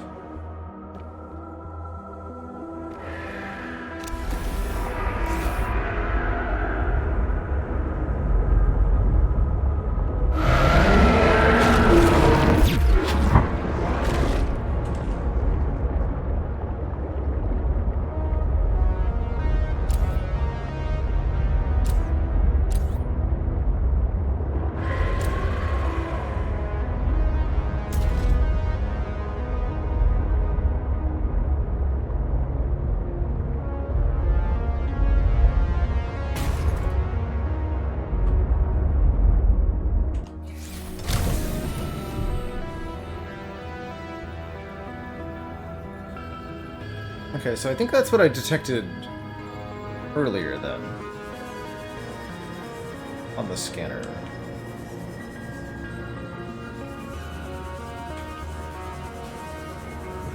That curving path downwards. Right?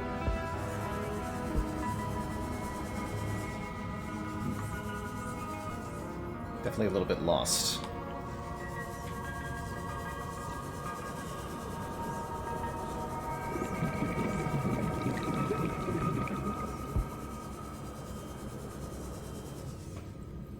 Gold, silver, and kyanite. Lots of resources down here. Still not anything different, though.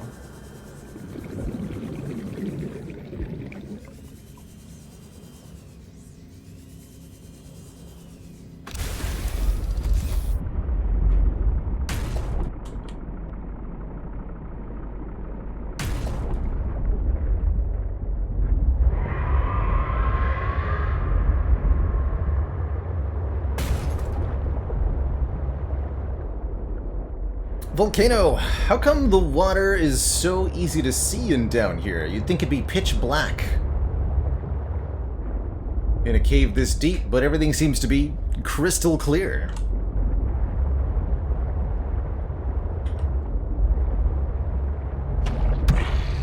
Squeesh.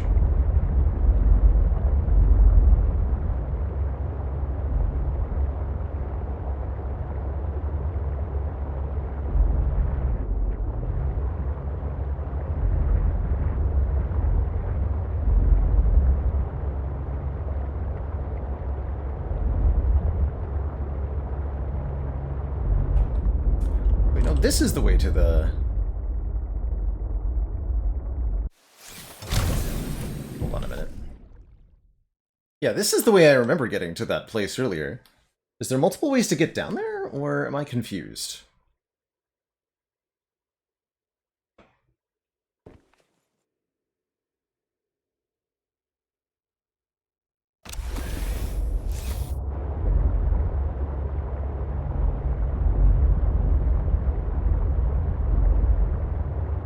Because this isn't the one I was in earlier. It's the same one? What? That's not the same one. At least it's not the same entrance to the same one. But I believe that it's the same area, ultimately. Let's see, scanners show... There's a couple other gaps that go down pretty deep here.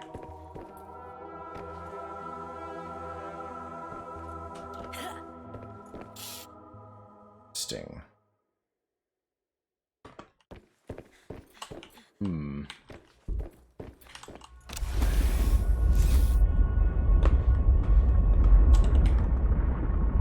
Definitely makes me want to ditch the the aquarium module.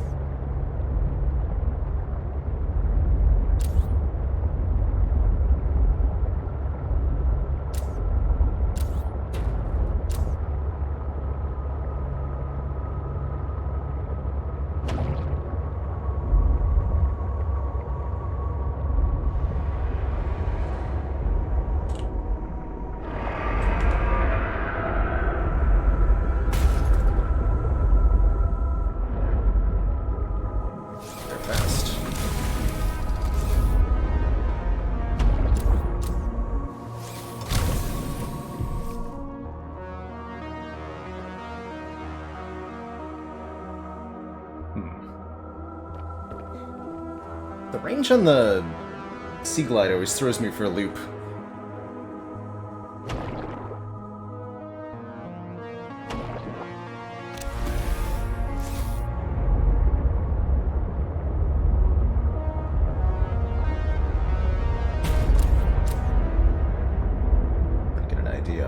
caves look like.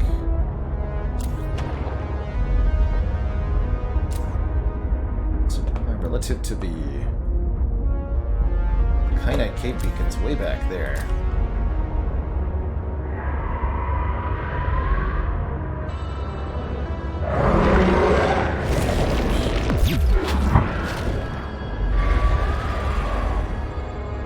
No soliciting, thank you.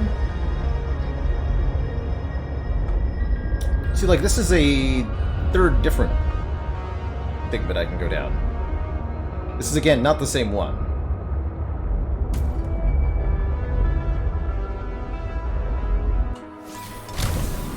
Unless I'm completely insane.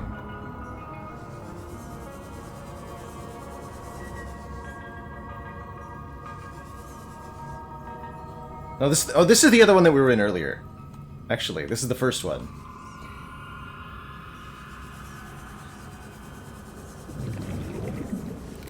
So there are two, as far as I can tell.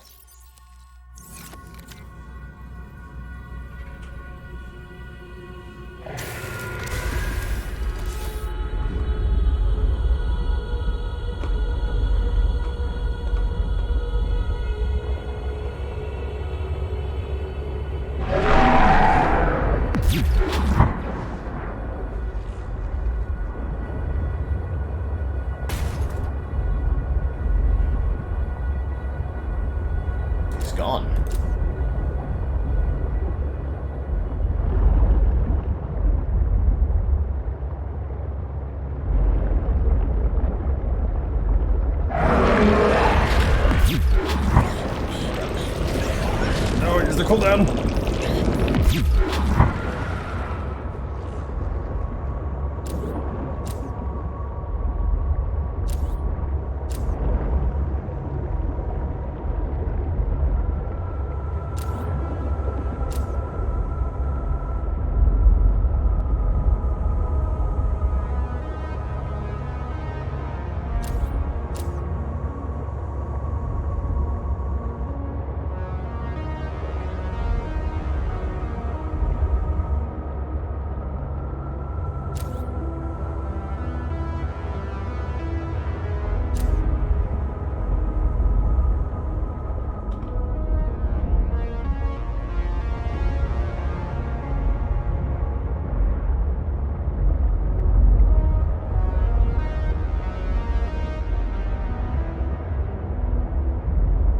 Different.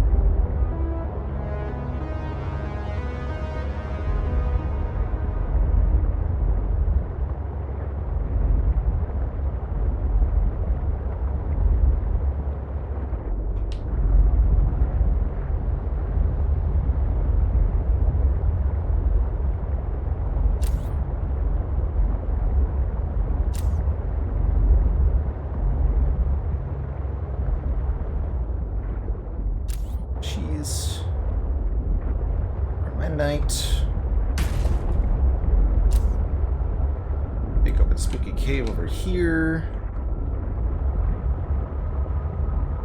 Red glowy stuff.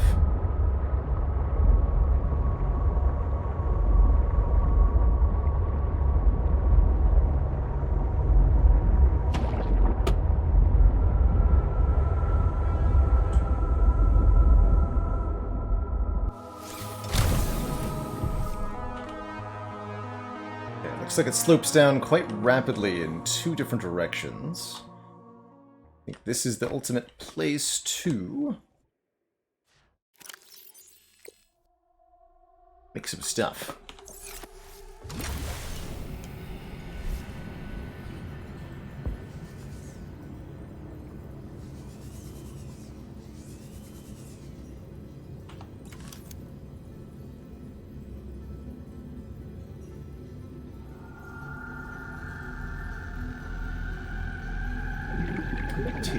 Let's make it.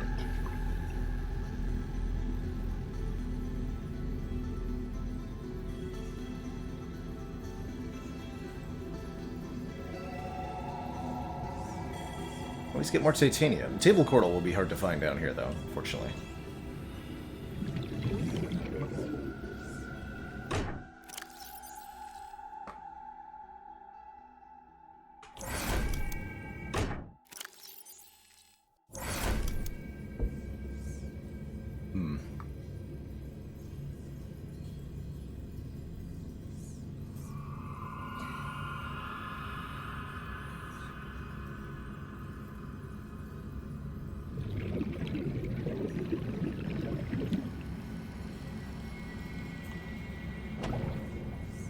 Advanced wiring kit and glass.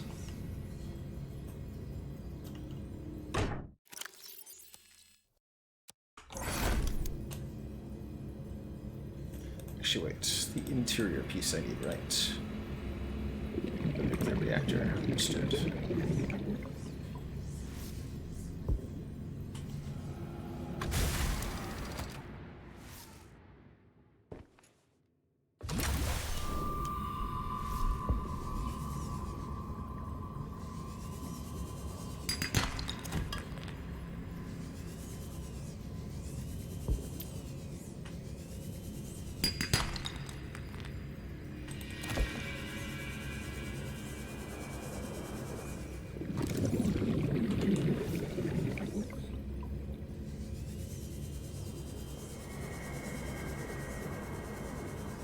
Silver.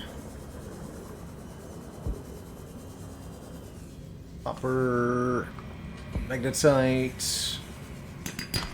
There's titanium. Some more nickel ore is good. Magnetite. Okay.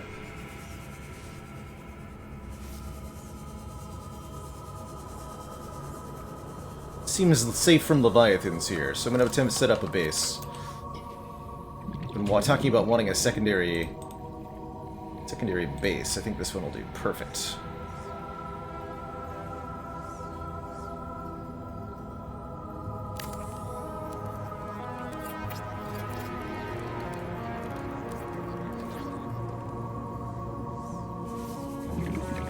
Let's come with a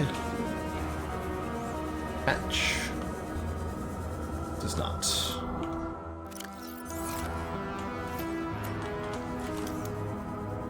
Quartz and titanium. Oh god, I have neither of those things.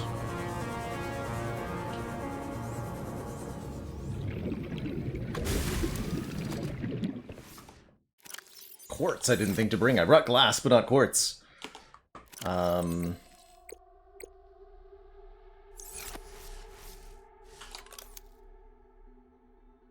make a window.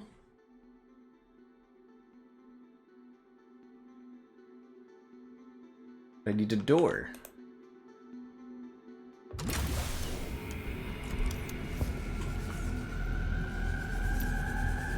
I'm gonna guess there's not gonna be any quartz around here. My understanding of the Sea Truck teleporter module is that there is not a maximum range. That it will work from any range.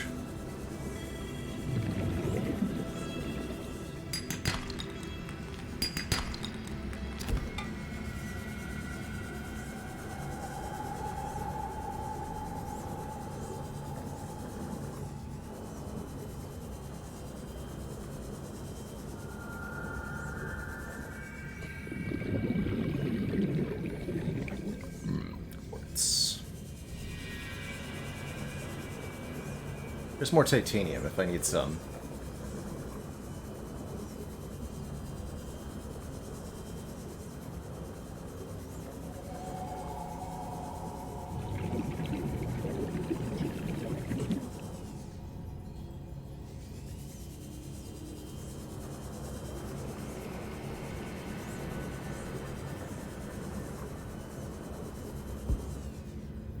Welcome aboard, Captain.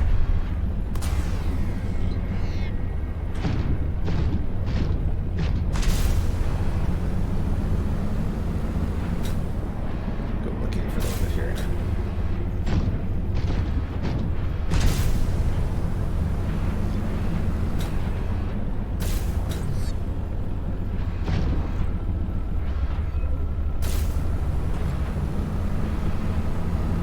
Seems like a place that quartz doesn't spawn in, so I'm probably out of luck here.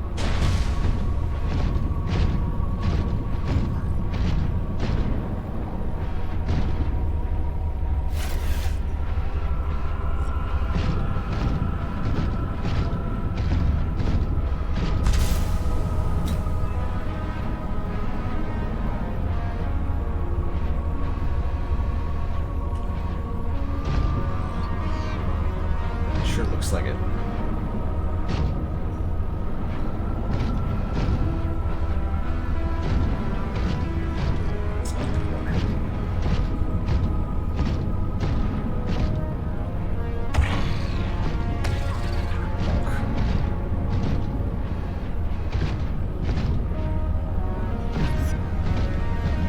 That is unfortunate.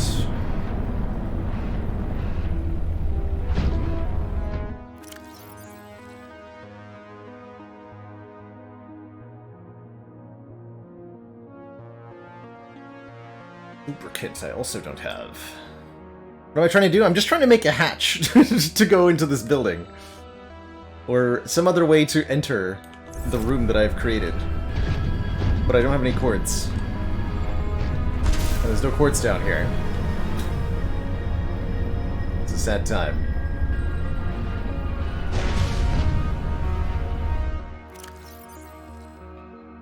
I'm just trying to figure out if there's other alternate door-type things that you can make that don't involve one quartz that I can't get.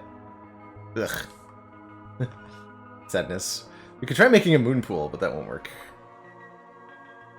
I think I have no other way to get in. Dang it. Alright, well I'm going to push forward a bit then. But I will leave a beacon here.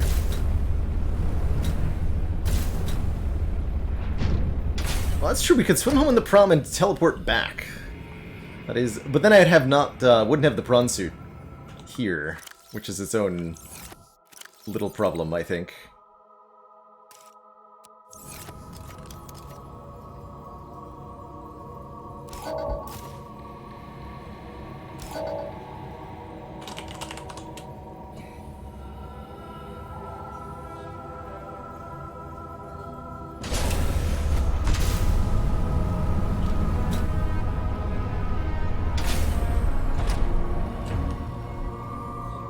Can leave the aquarium module here.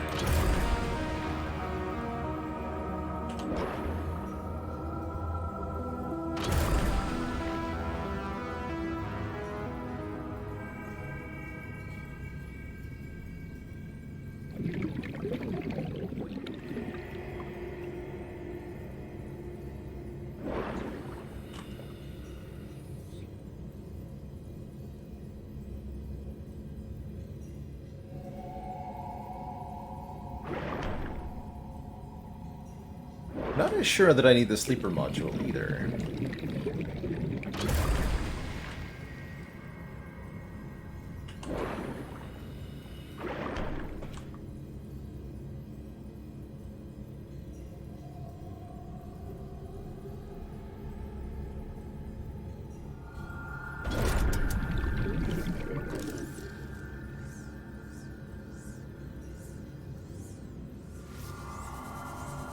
Yeah, we can also just leave the teleport module somewhere.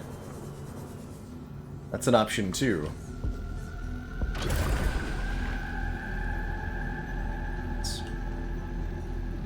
That's correct.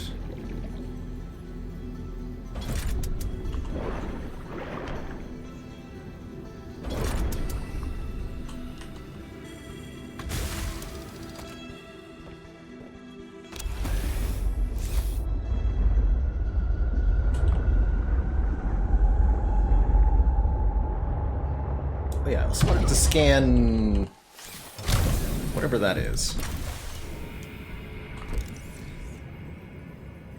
Eclipse plant.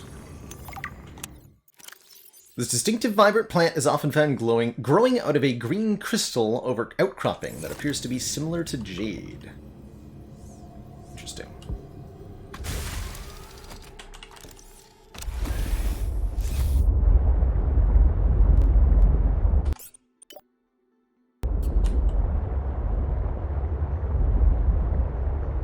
We just gotta keep our eye out for quartz. Yeah, we're definitely way faster now. Oh, wait, that's quartz! Hold on. Problem frickin' solved, everybody. There's quartz down here.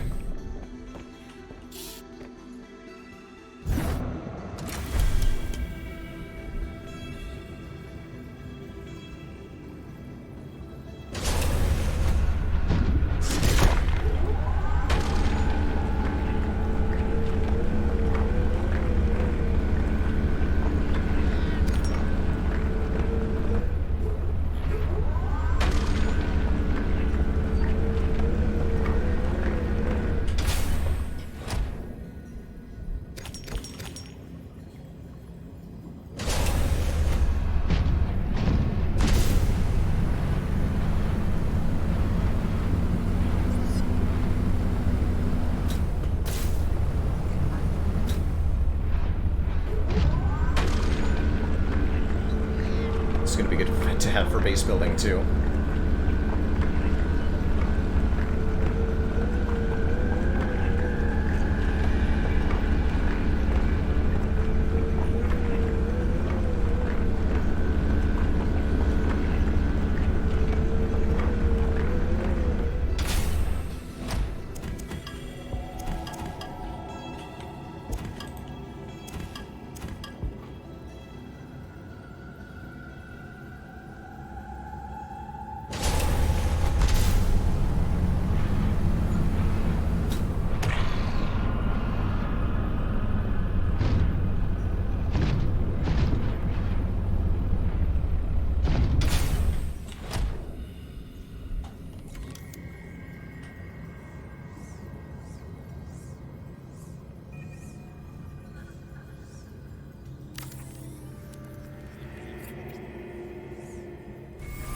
Warning, emergency power only.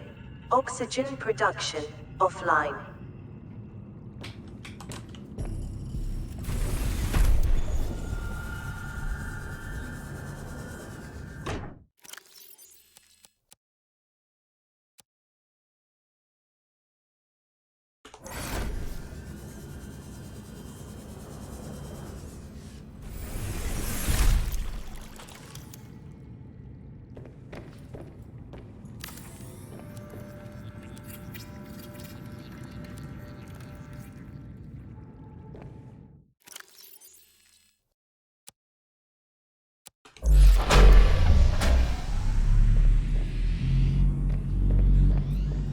Power restored. All primary systems online. Wow, I have 2,500 power. Nice.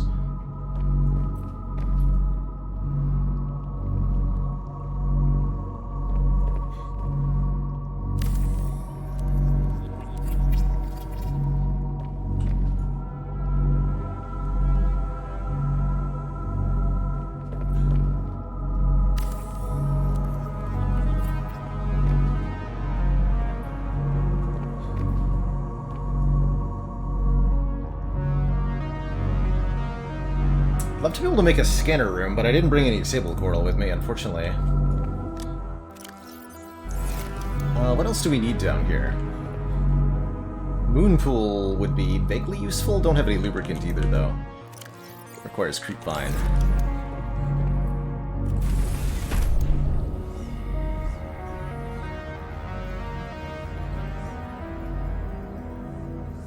Fabricator could make stuff for us. We could go get some, indeed. It's not that onerous to do, right? Next 2 floors.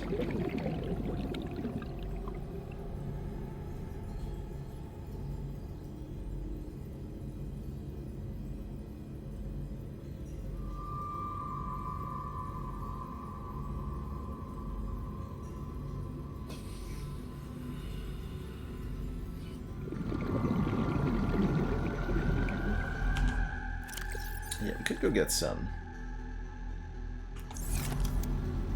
Honestly, okay. Welcome aboard, I'll Captain. allow it.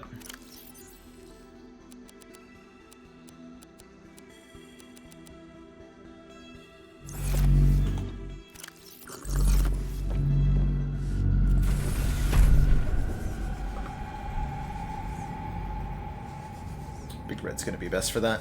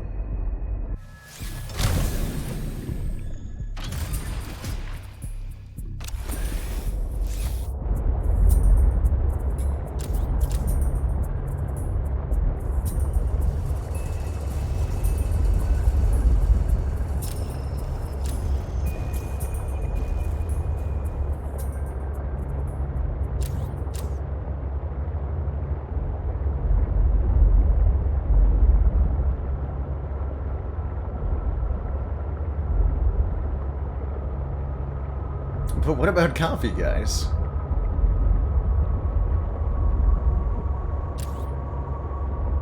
What about coffee?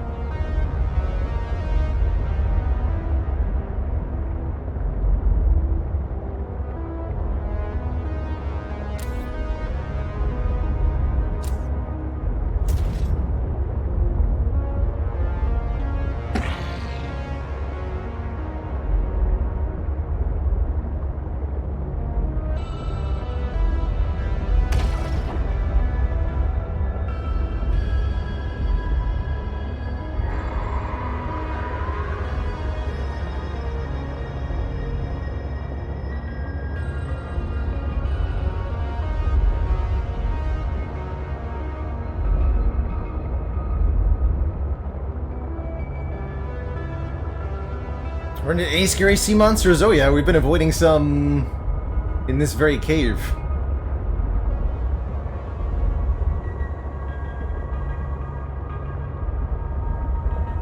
Back momentarily for more too.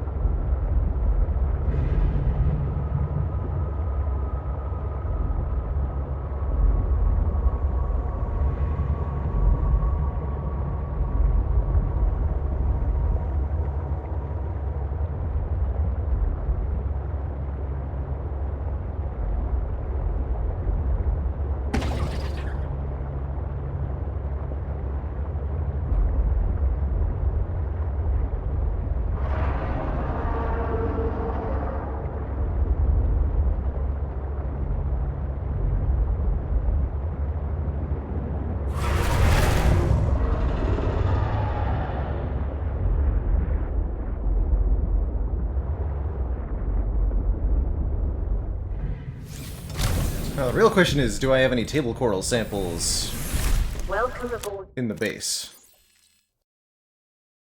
Captain. that I can use? We have lubricant for the moon pool, but I don't think we have any table coral here.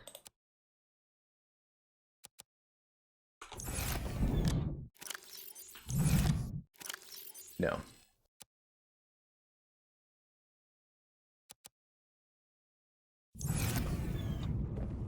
So we gotta go find some table coral. What else are we making? We're making a moon pool.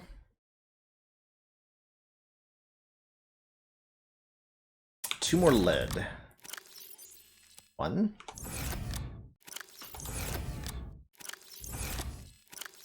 Also don't have enough lead for a moon pool.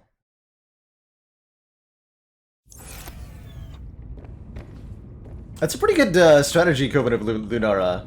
Labeled lockers for each item type. Don't hate that.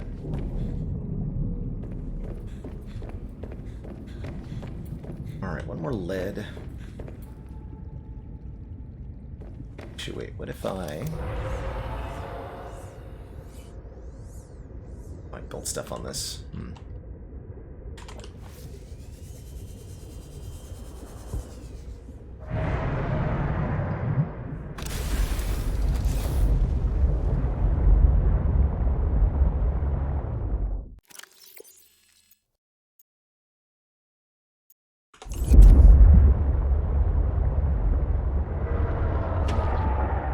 I can get both the things I need over here.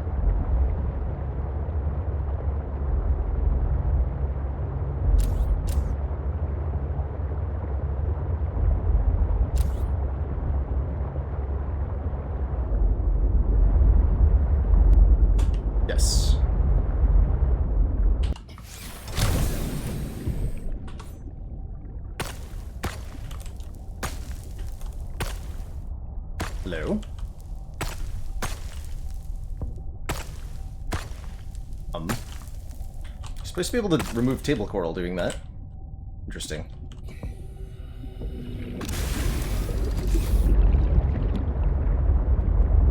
Let's see if there's more. There's another one.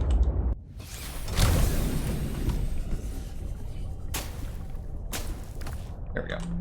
So I technically only needed one, but I should probably grab a few more.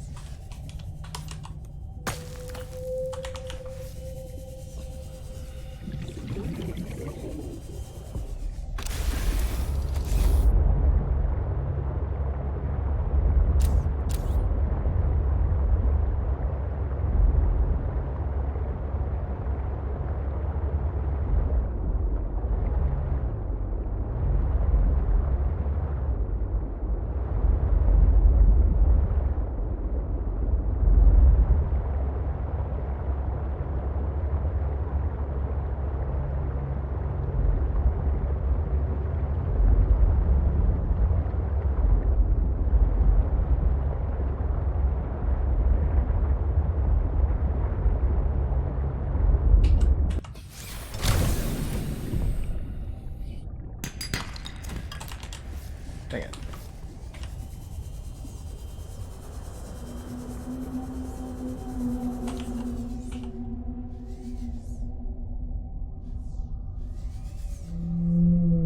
Big whales.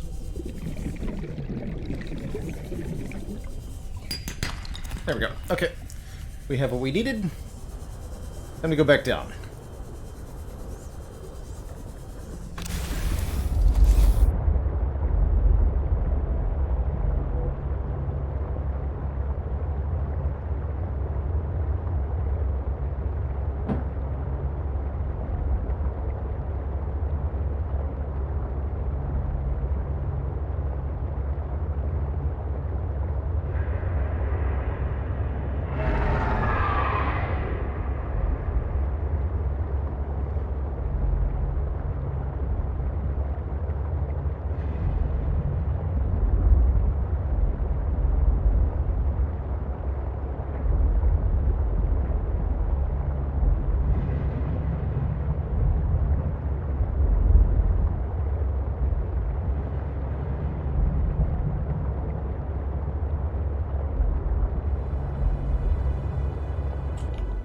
Actually, let me make sure I have what I needed.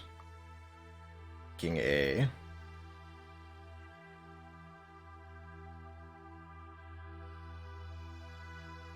Scanaroo.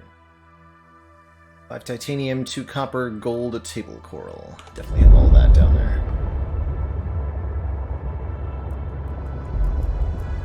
Could have grabbed more titanium, but we know there's large deposits to be mined. Shouldn't be a problem.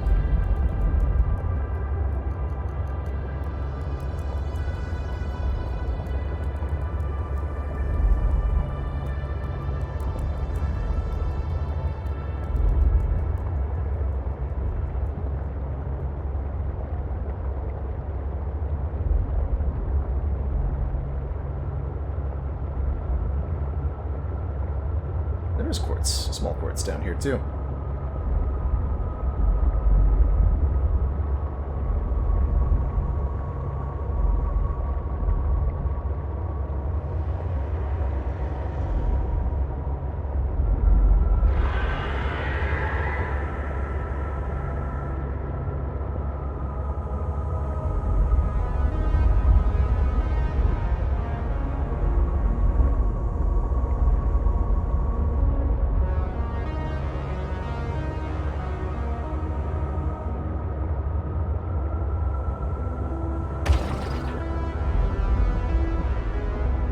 There's lead down here?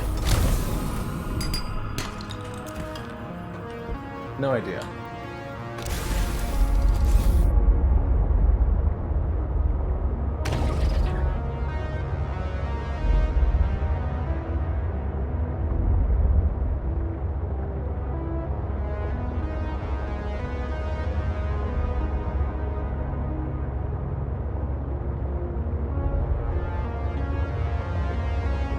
This cave is huge. 500 meters across? Maybe more.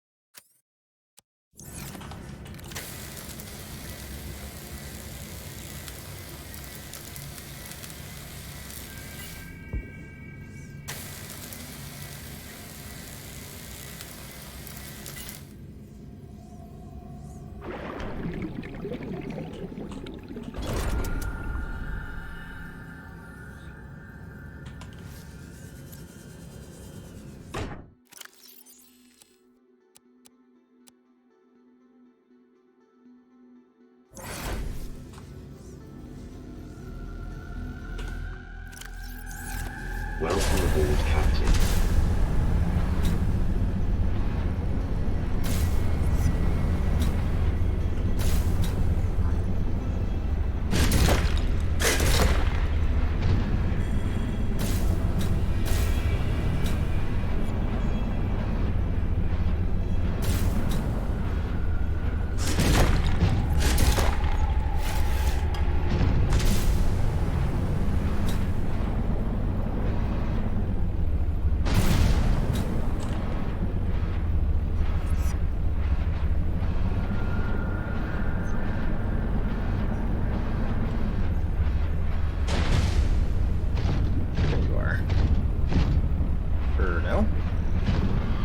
That titanium deposit I was mining earlier.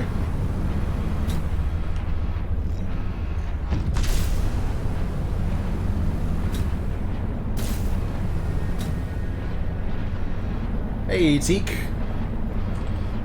Under the sea.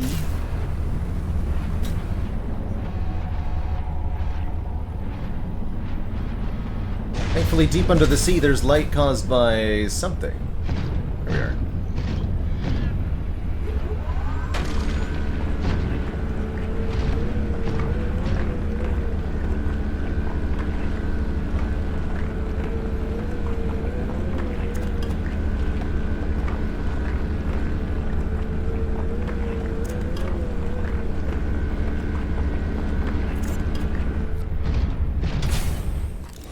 Large crystal formation. Red beryl. Red beryl is an extremely rare mineral. These crystal formations are abnormally large and suggest a very specific geochemical environment. In order for such crystals to form, the surrounding water must be rich with beryllium. The environment must be very hot, between 300 and 650 degrees Celsius, and there must be surface fractures or cavities for the distinct formations to emerge. So they're red beryllium caves. Currently temperature is only 1 degree, so I assume they must have formed long ago, before current conditions arrived.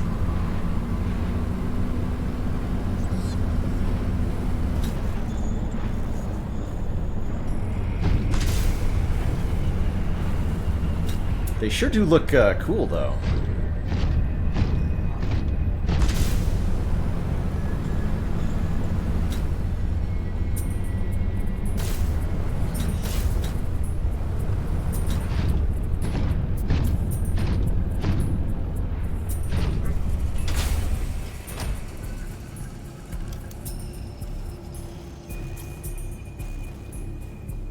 Sure, if you were unprotected volcano, I imagine we've got a protective wetsuit of some kind. There might be more to it than that. Oh, titanium's just in here. Not that one.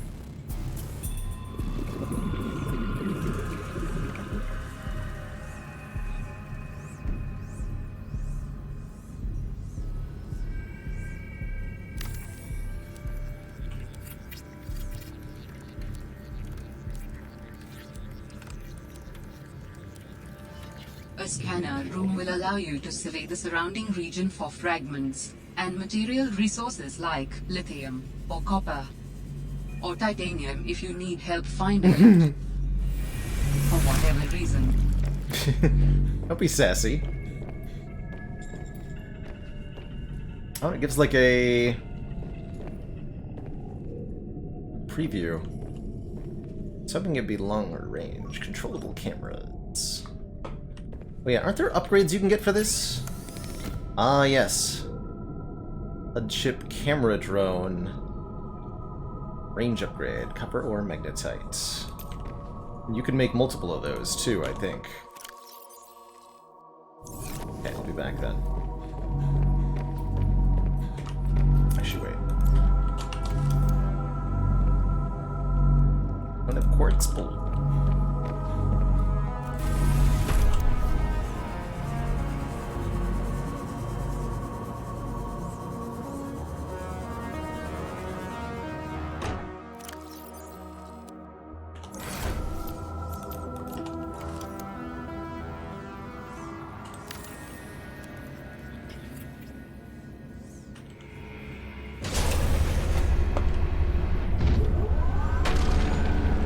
It's really handy that these resource deposits are like right here.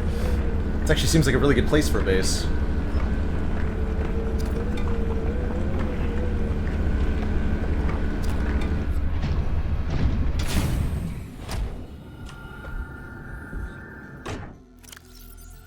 Any more magnetite that I might have?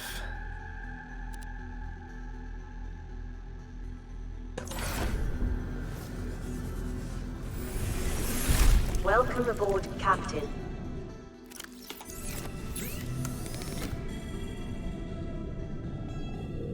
Data from scanner rooms to the HUD. Interesting.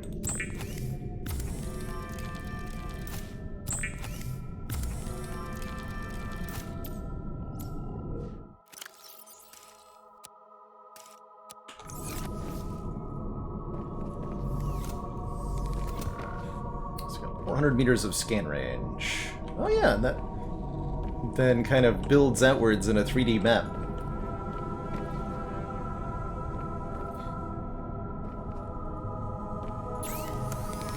Camera drone. I just need glass, and I know that I have that. Let's make a camera drone.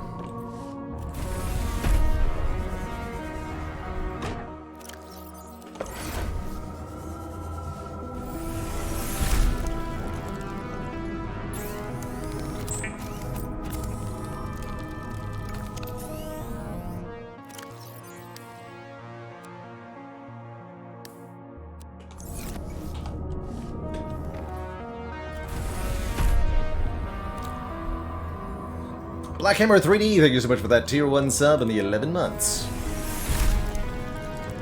Close to that full year.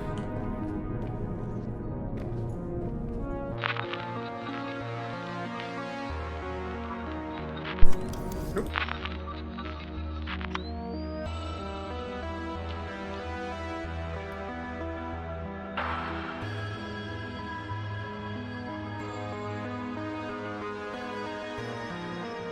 It's cool that you can do this. Kind of like go exploring without risking yourself here.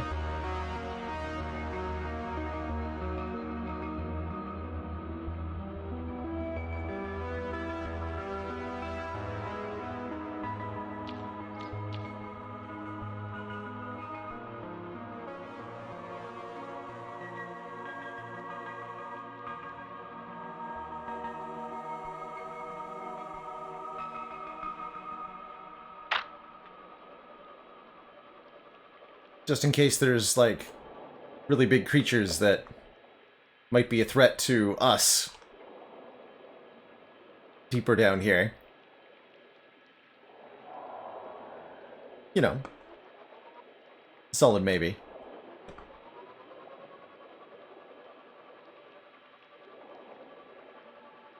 I think we're limited to 400 meters of range.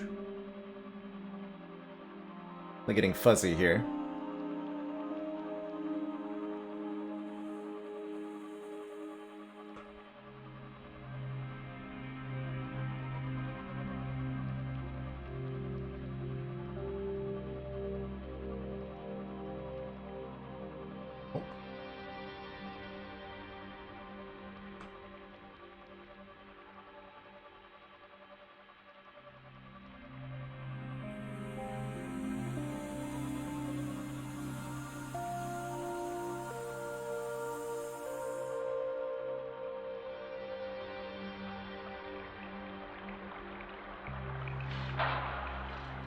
Bonk.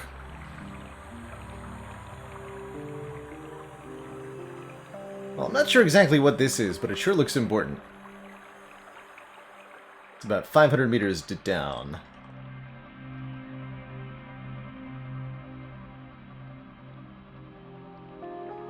Cool.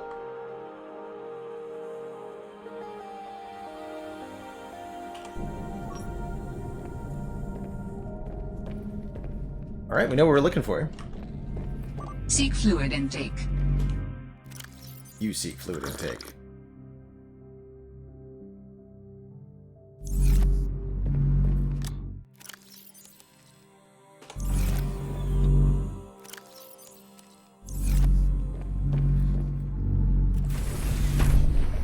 The camera have a waypoint on it? Yes, it does! All the better.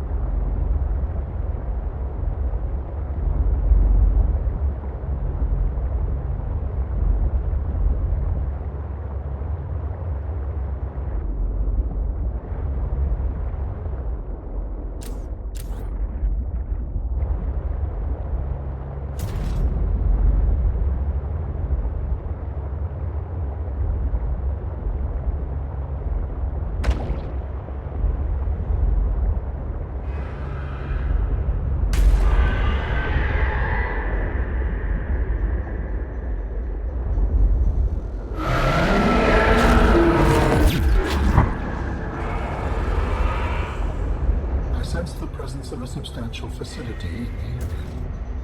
Unable to identify. Zippity zap. That's another one. Okay, there's two of them.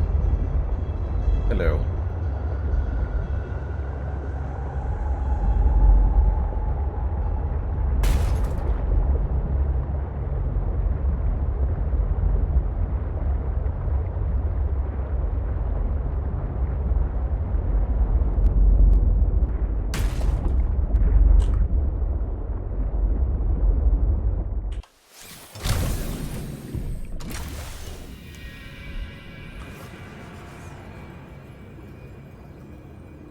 Verifying when we're not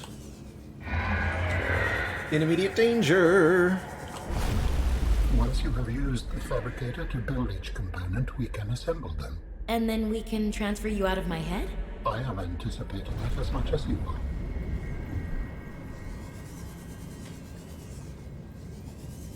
Just want this nickel. Thank you.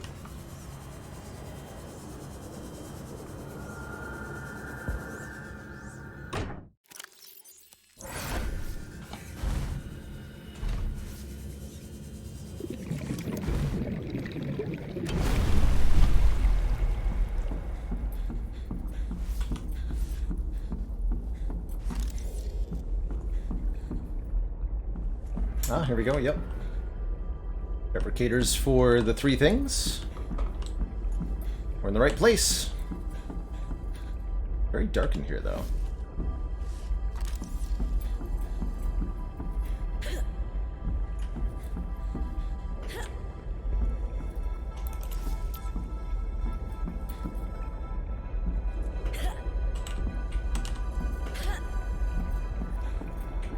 The process requires you to build each component before you can assemble the whole.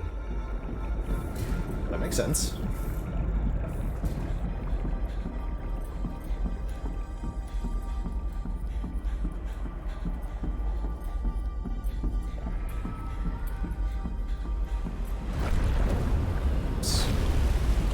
Just like... Nope. Has to be in the water.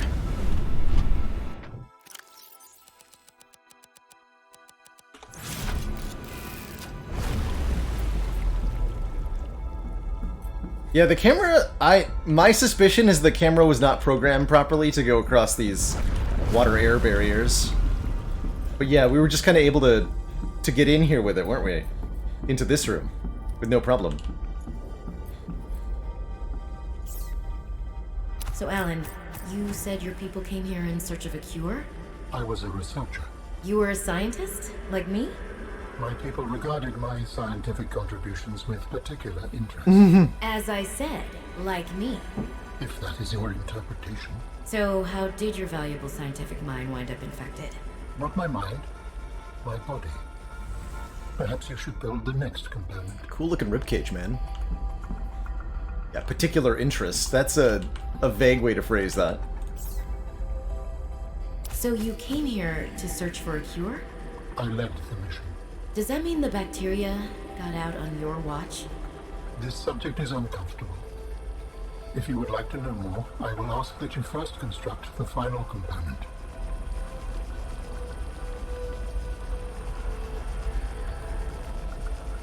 Tissues.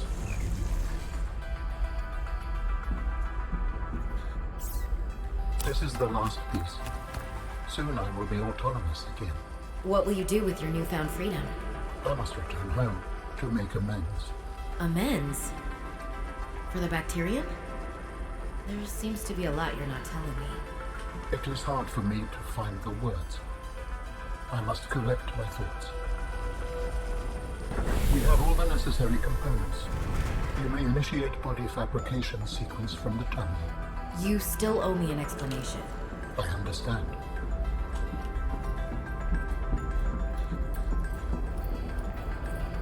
Commence storage medium fabrication. Commencing storage medium fabrication. The escape of the bacteria was an accident. I thought my solution was foolproof. I was wrong. Did you cause the accident? Yes. Oh, I do not wish to speak about it. we can come back to this.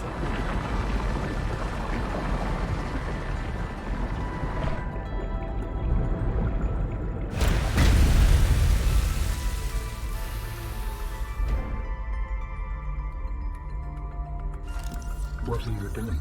Research. Tit for tat. You've probed my mind. I scan your body. Cool looking body, man. Not an appropriate place to get stuck. Oh no. Oh no. Oh, we're good, okay. Sheet transfer. You are tall, dude. Much taller than I expected. What does your body tell me?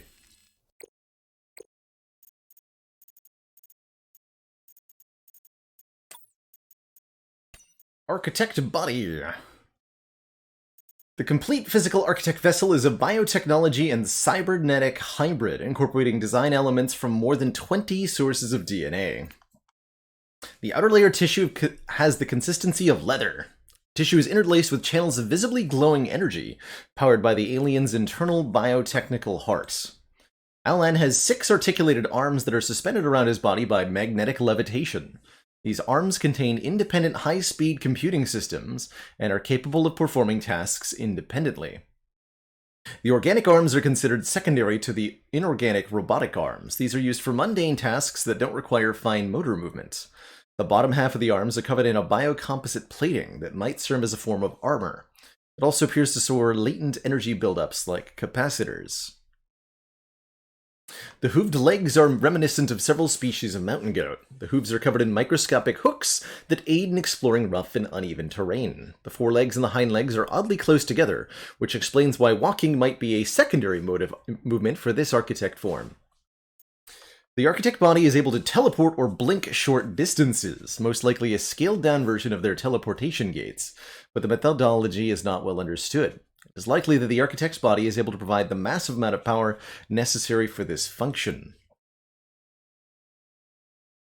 Matching DNA fragments are derived from the following sources. The chromium boar of Katwali Prime, an invasive species known for their extremely tough skin, making them hard to eradicate. The putty serpent of Apostakar, love these names.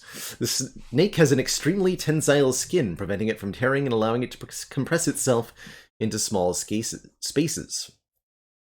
The electrode eel of Lithton generates an electrically charged slime across its length. The astral rays from the moons of Mardon 14. These rays have small organs that generate and store electricity. The shaggy goats of Olympian. These herbivorous creatures live on the rocky foothills of the mountain planet Olympian and are excellent climbers. And the giant geckos of Holt's asteroid? Oh, come on. You can't tell me that there are geckos that live on an asteroid. It's ridiculous. The markers of at least a dozen other biological species are present, but unrecognized at this time. Commencing Dicey Chapter.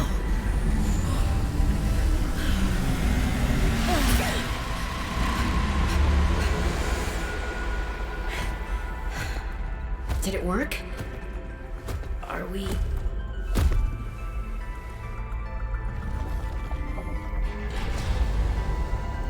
It has been some time since I last stretched out in so many dimensions.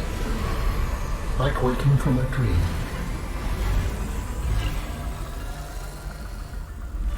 Whoa. Hey.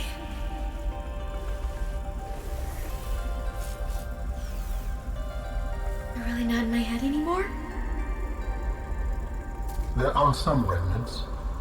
Would you like your memories of me removed as well? Are you kidding? No way. You still owe me the end of your story. I told you I must return home. To assess. Repair. Make amends. Tell me more. When the bacteria escaped, it was my fault. I disobeyed the directive from my network. So we wouldn't be here without him. Oh, no. Oh, you're fast. We noticed that a species of Leviathan young produced an enzyme that is efficient against the bacteria. I thought if we incubated sea dragon eggs, we might expedite their hatching. I was not wrong. But... It would appear that sea dragon parents are stronger and more motivated than our facility was rated to handle. And the bacteria got out, infecting everything. How many survived the outbreak back home? Are they still waiting for someone to bring back a cure? I do not know. Can I help? The fact that I withheld this information does not concern you. It was certainly manipulative. And I've also made my own share of mistakes. That's I'm real. still committed to helping. I accept your help. Find me at the gate when you are ready. In the meantime, I must prepare. Signal location uploaded to PDA. Phase Gate Facility.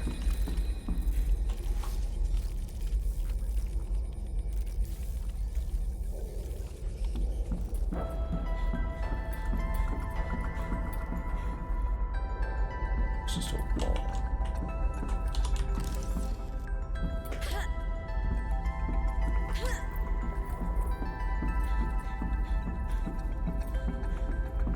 Okay, that's back up top.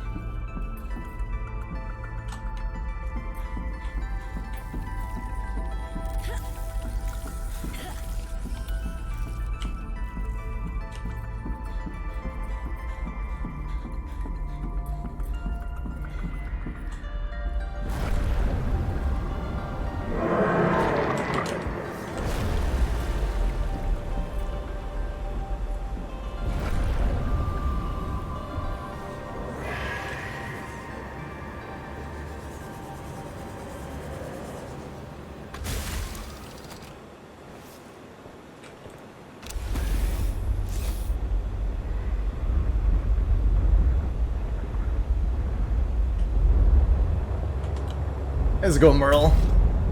Been enjoying the endgame quite a bit so far. Some spooky stuff down here.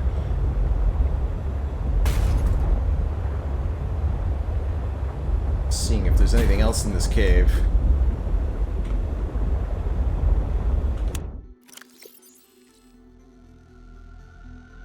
Sea out of water.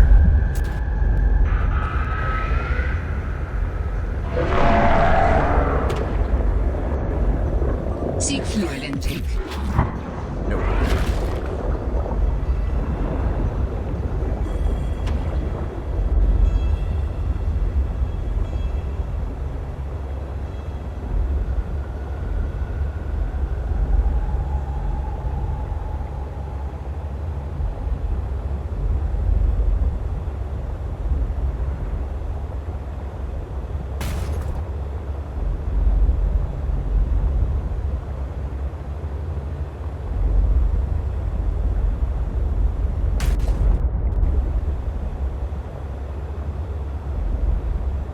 The map is not randomly generated, no, it's a handcrafted exploration experience, which does hurt the replayability of the game quite a bit, but makes for an incredible first playthrough.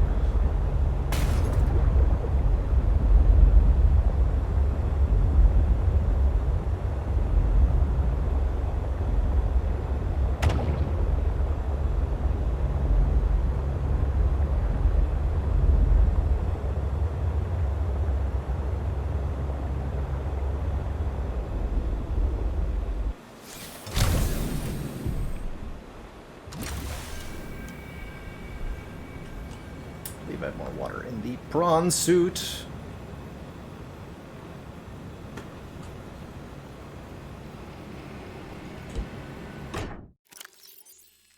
Yes. Vital signs stabilizing.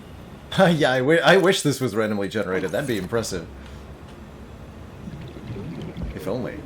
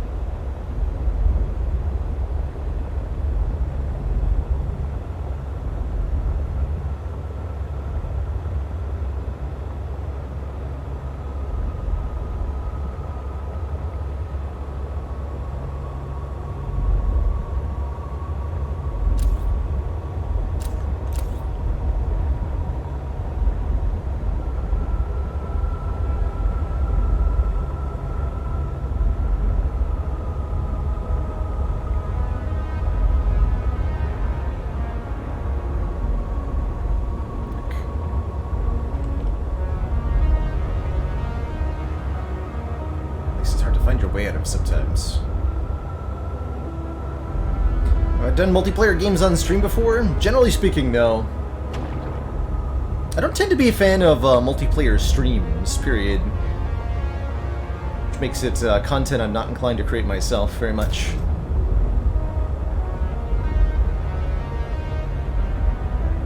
Find it too hectic. If there's like multiple people talking on one stream at the same time, I find that gets way too hectic for me.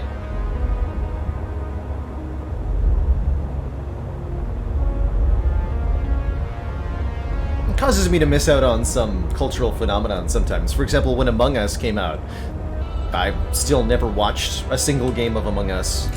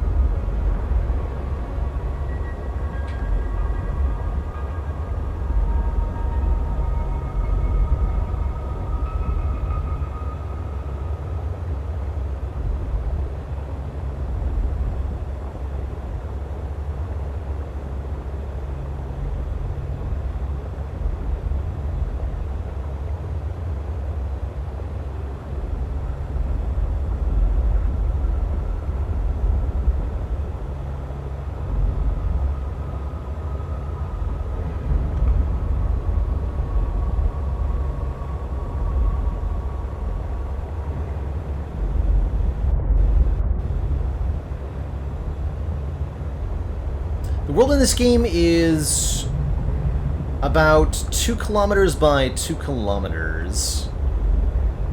But since it's... So in terms of square land area, it's not really that much.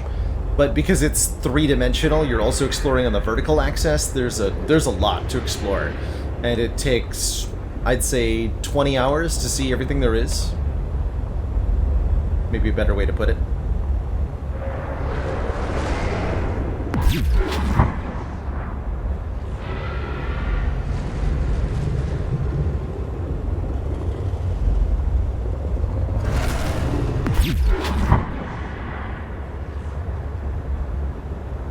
Give him the zip-zap.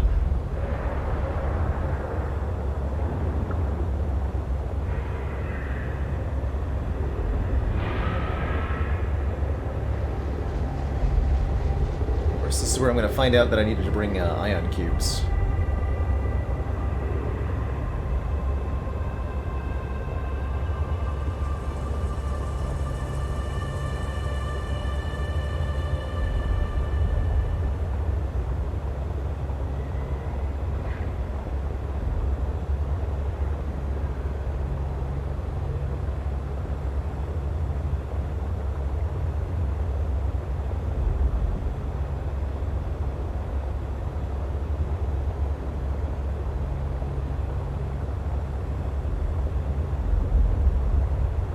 Oh yeah, these storage crates have also respawned.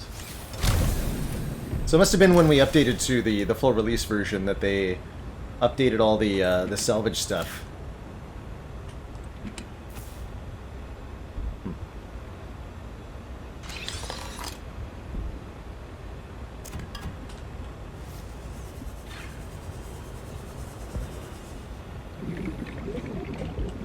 There's a PDA that I can't pick up.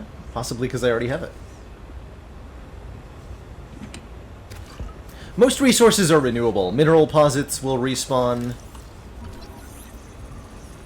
Plants will regrow. I think item fragments are non-renewable. But there's more than enough on the game. So yeah, all resources are going to be limitless. In some way or another. I don't think there's anything that's not. Same goes for wildlife. Wildlife will also respawn.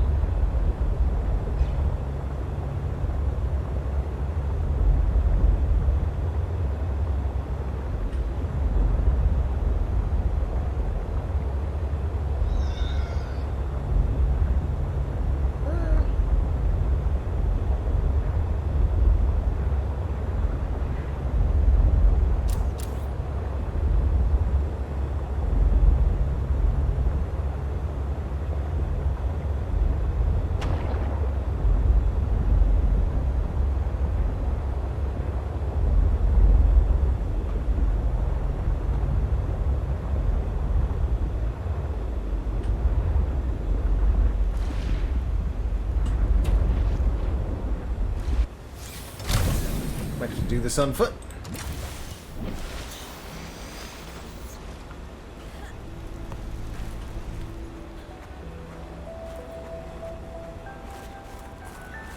Take a look-see here. So this is...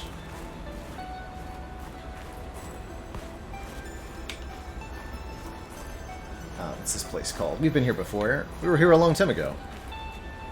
Oh yeah, and we actually found this phase gate facility. But we didn't know what to do with it. That's right.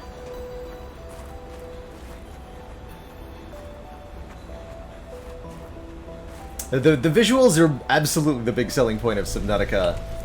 That and the spooky feeling it gives you doing underwater explorations. Nothing quite as thrilling as running from a Leviathan, that's for sure.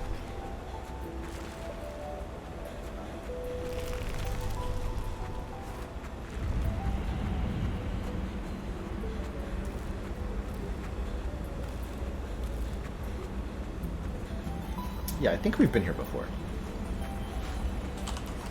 Some crazy glowing ice, man.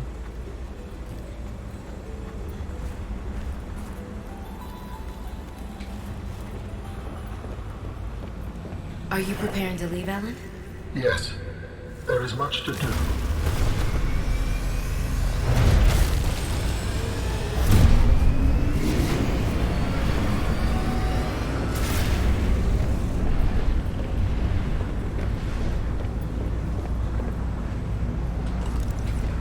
I want to scan this.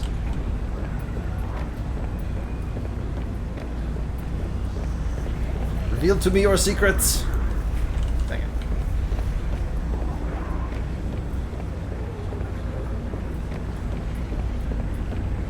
That's right. Yeah, our sister was briefly in that that habitat that we passed by on the way here. When she was here. Do you still wish to leave with me? Beyond this teleporter, there is no turning back. Are you kidding? I can't pass up a chance to see where Architect's coming from. Besides, I don't have another ride. I do not know what we will find there. The others may be sick or angry, if they live at all. Or you could find peace. Family. I hope you are right. Please complete any business you still have on this planet. Join me on the other side when you are ready to leave.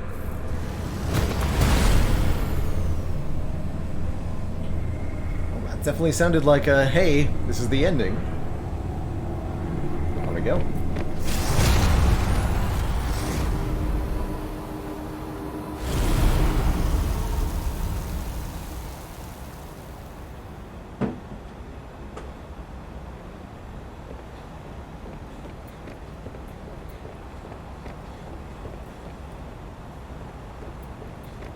Wow, look at that. Not a single ocean in sight. Robin, you're just in time. The phase gate is opening. You've been hiding a phase gate here this whole time. Only for the last millennium. It will lead us home. No wonder you hid yourself from Altera. It That's was a big imperative to keep the homeworld safe, in hopes that the others survived. Yeah.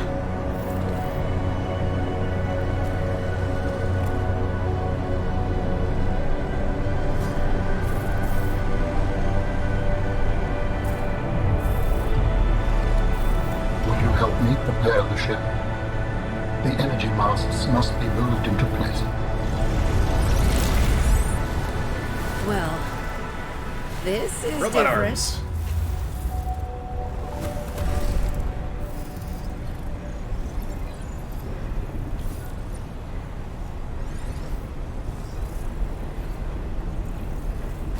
Just straight up gave me a pair of arms. That's cool, dude.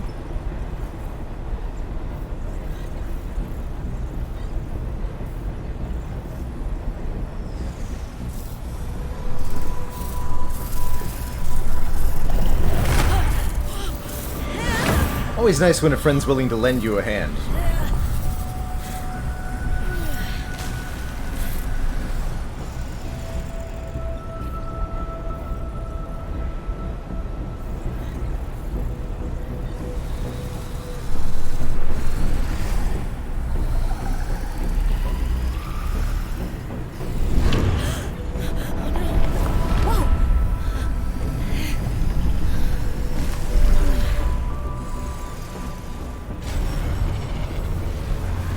Very good. Return to me and I will initiate ship assembly.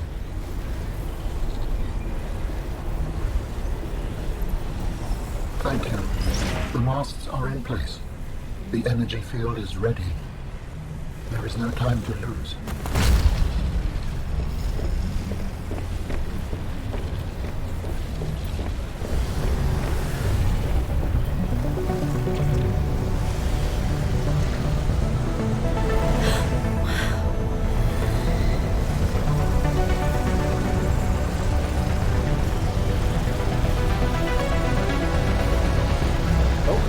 We're making ship.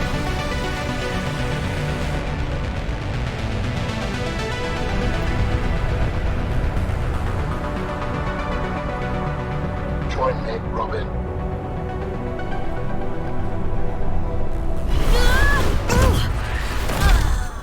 Ow. I apologize. The levitator was calibrated for heavier bodies. I would have helped you to your feet, but as you can see, I have been fully integrated with the ship. Oh, I see that. Is this permanent? Nothing is permanent. Are you ready to go? Yeah, you could say that. Ready to leave the past behind. Good.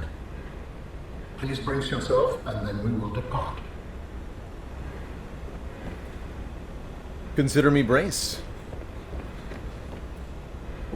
Oh, here's the bracing. And yeah, soundtrack, Merle, is by the legendary Ben Prenti of FTL Faster Than Light fame. Very, very well done. Launching in 3, 2, 1.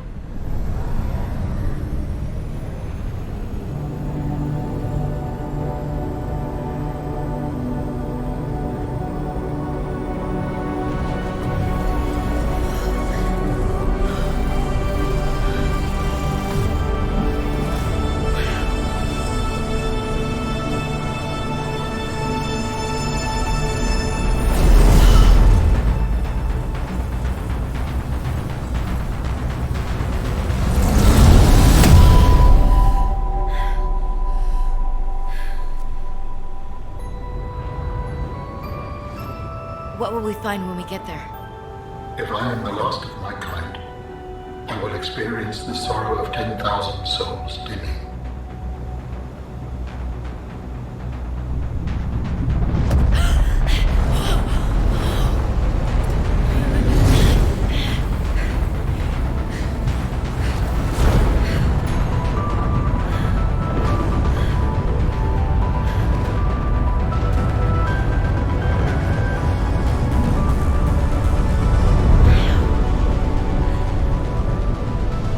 And if they survived? With you, I am ready to face whatever awaits.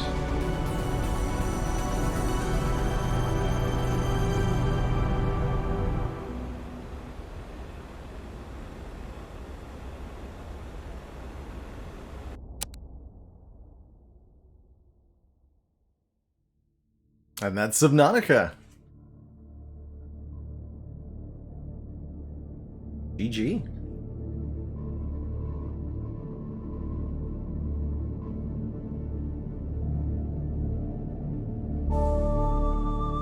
I gotta say, this was quite a joy to play through. Really wonderful soundtrack. Some really, really wonderful environments to explore, and some pretty dang cool moments.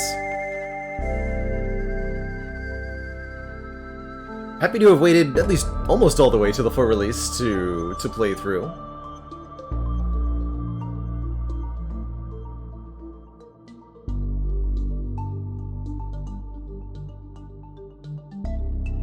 It's a good one.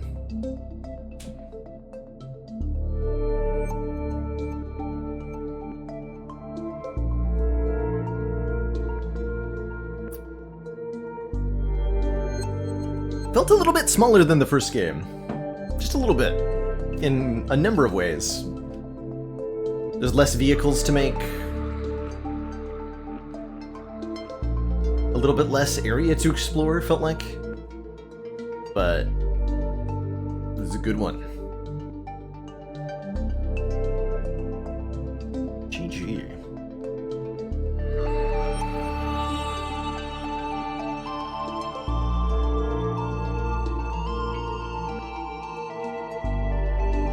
Yeah, less vehicles. In the first, you've got the sea moth, the prawn suit, and of course the big ol' Cyclops, which does not make a return in Below Zero, unfortunately. I think it was actually too big. And a lot of the environments in, I think, Below Zero wouldn't fit a Cyclops, especially not those crystal caves.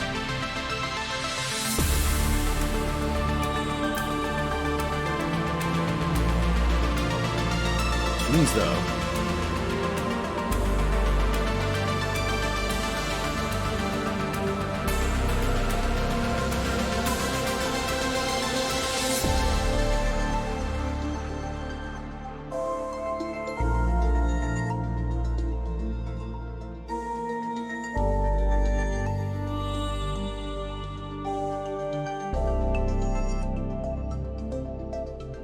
Special thanks to YouTubers and streamers everywhere.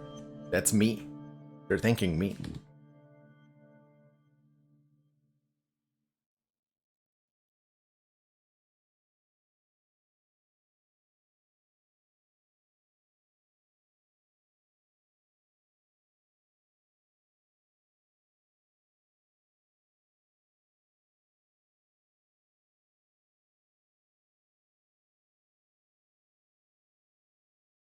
Hello? Oh.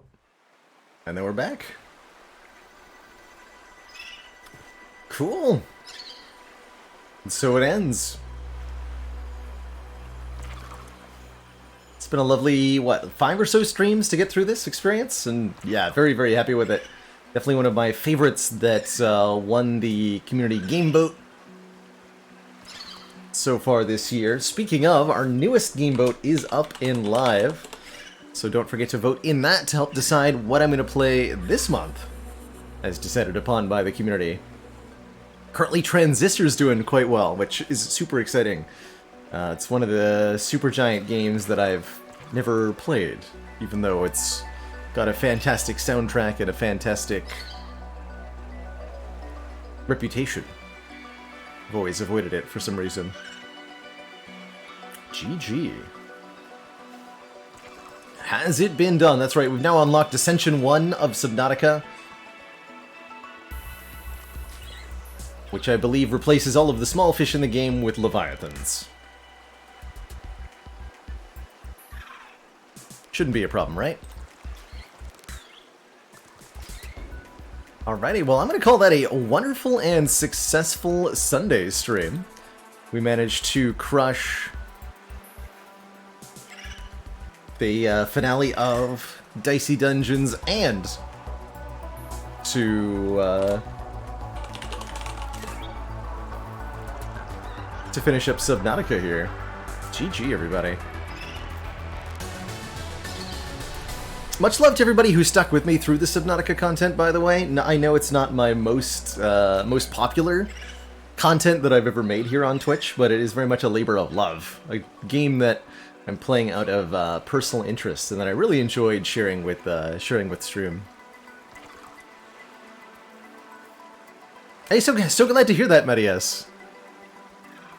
I really enjoyed that I got to play this game blind. Retrospectively, a little sad I didn't get to do so for the first game, but all good. All good. GG. Alrighty, everybody, that is going to do it for me today. We're going to be back tomorrow at our usual stream time with some more Slay the Spire. I've got a Prismatic Shard Ladder attempt in session that needs to be continued, so we'll be doing that tomorrow. Probably for the whole stream. I don't have any other plans. See you later, Omni, Coven of Lunara, Jay Garci, Dead Teddy. Oh, brutal. Sorry to hear about the breakup there, Mattias, but I'm glad you were able to enjoy the game regardless. Mr. Spokes, Merle, Shlu, and everybody else. Thank you so very much for watching and for joining me through the Subnautica content. See you all next time. Till then, ta-ta for now. Toodaloo, everybody.